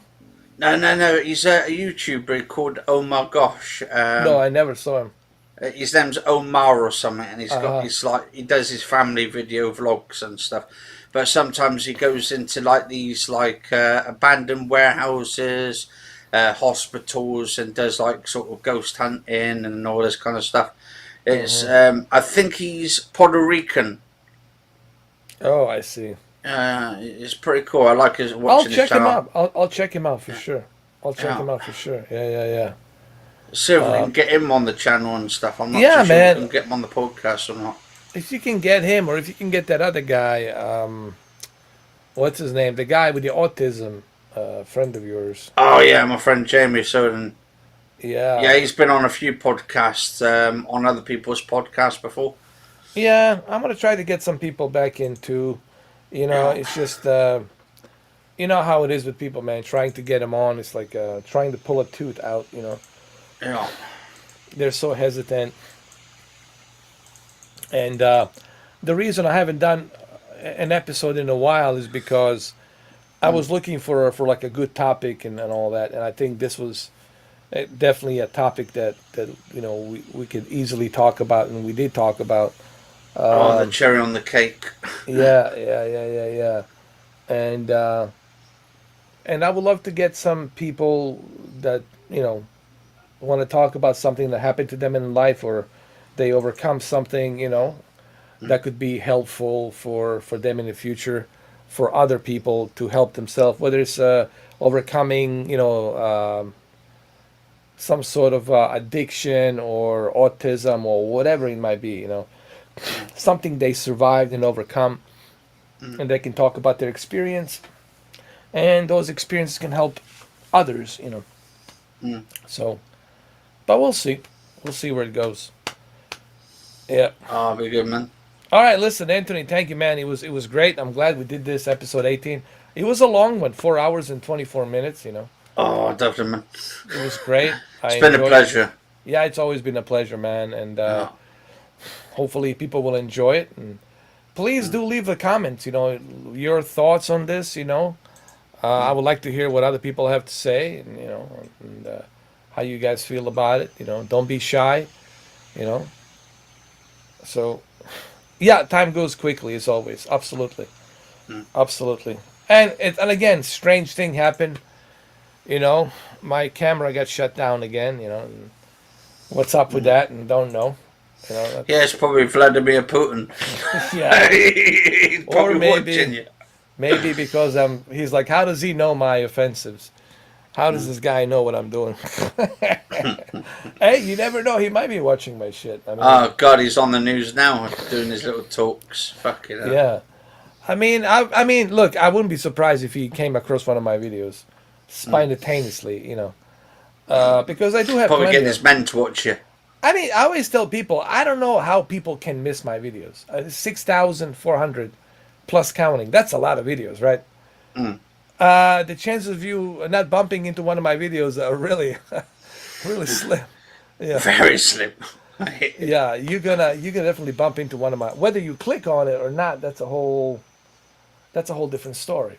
But you're definitely gonna pop in front of one of my videos. You're gonna see my videos pop one way or the other. There's no way you can avoid 6,400 plus videos that I have out there. All right, well, Tony, I'm gonna see you. I'll talk to you later. We'll see you tomorrow, and You too, man. we'll take it from there. See what happens tomorrow. Hopefully, we're all alive and well, and we Oh, I have to hope be, so. we don't have to be talking from the bunkers, See, Or underground. underground ham radios and shit like that. Hopefully. We don't have to Well, do I've that. already gave Moneypenny my sort of private number and all that. I'll send you my private number as Yeah, well. yeah, I and should all that. definitely do that. Just in case anything happens and shit, but you never Yeah, know. so we can keep in touch because you never Yeah. know, man. It's not like this guy is gonna let us know the time and date, and Oh, Yeah. definitely not. yeah, so we gotta be careful. And yeah, all right. Well, talk to you later, and I'll see you You too, tomorrow. man. And you guys stay safe, be good, and cheers. And catch you later as well, Moneypenny and Mr. 4K. You stay safe Yes, as sir. well. Cheers. Thank Have you. a good day, my friend. You too. And everybody else as well. Stay safe. Stay safe and stay positive. Cheers. Yeah. Yeah.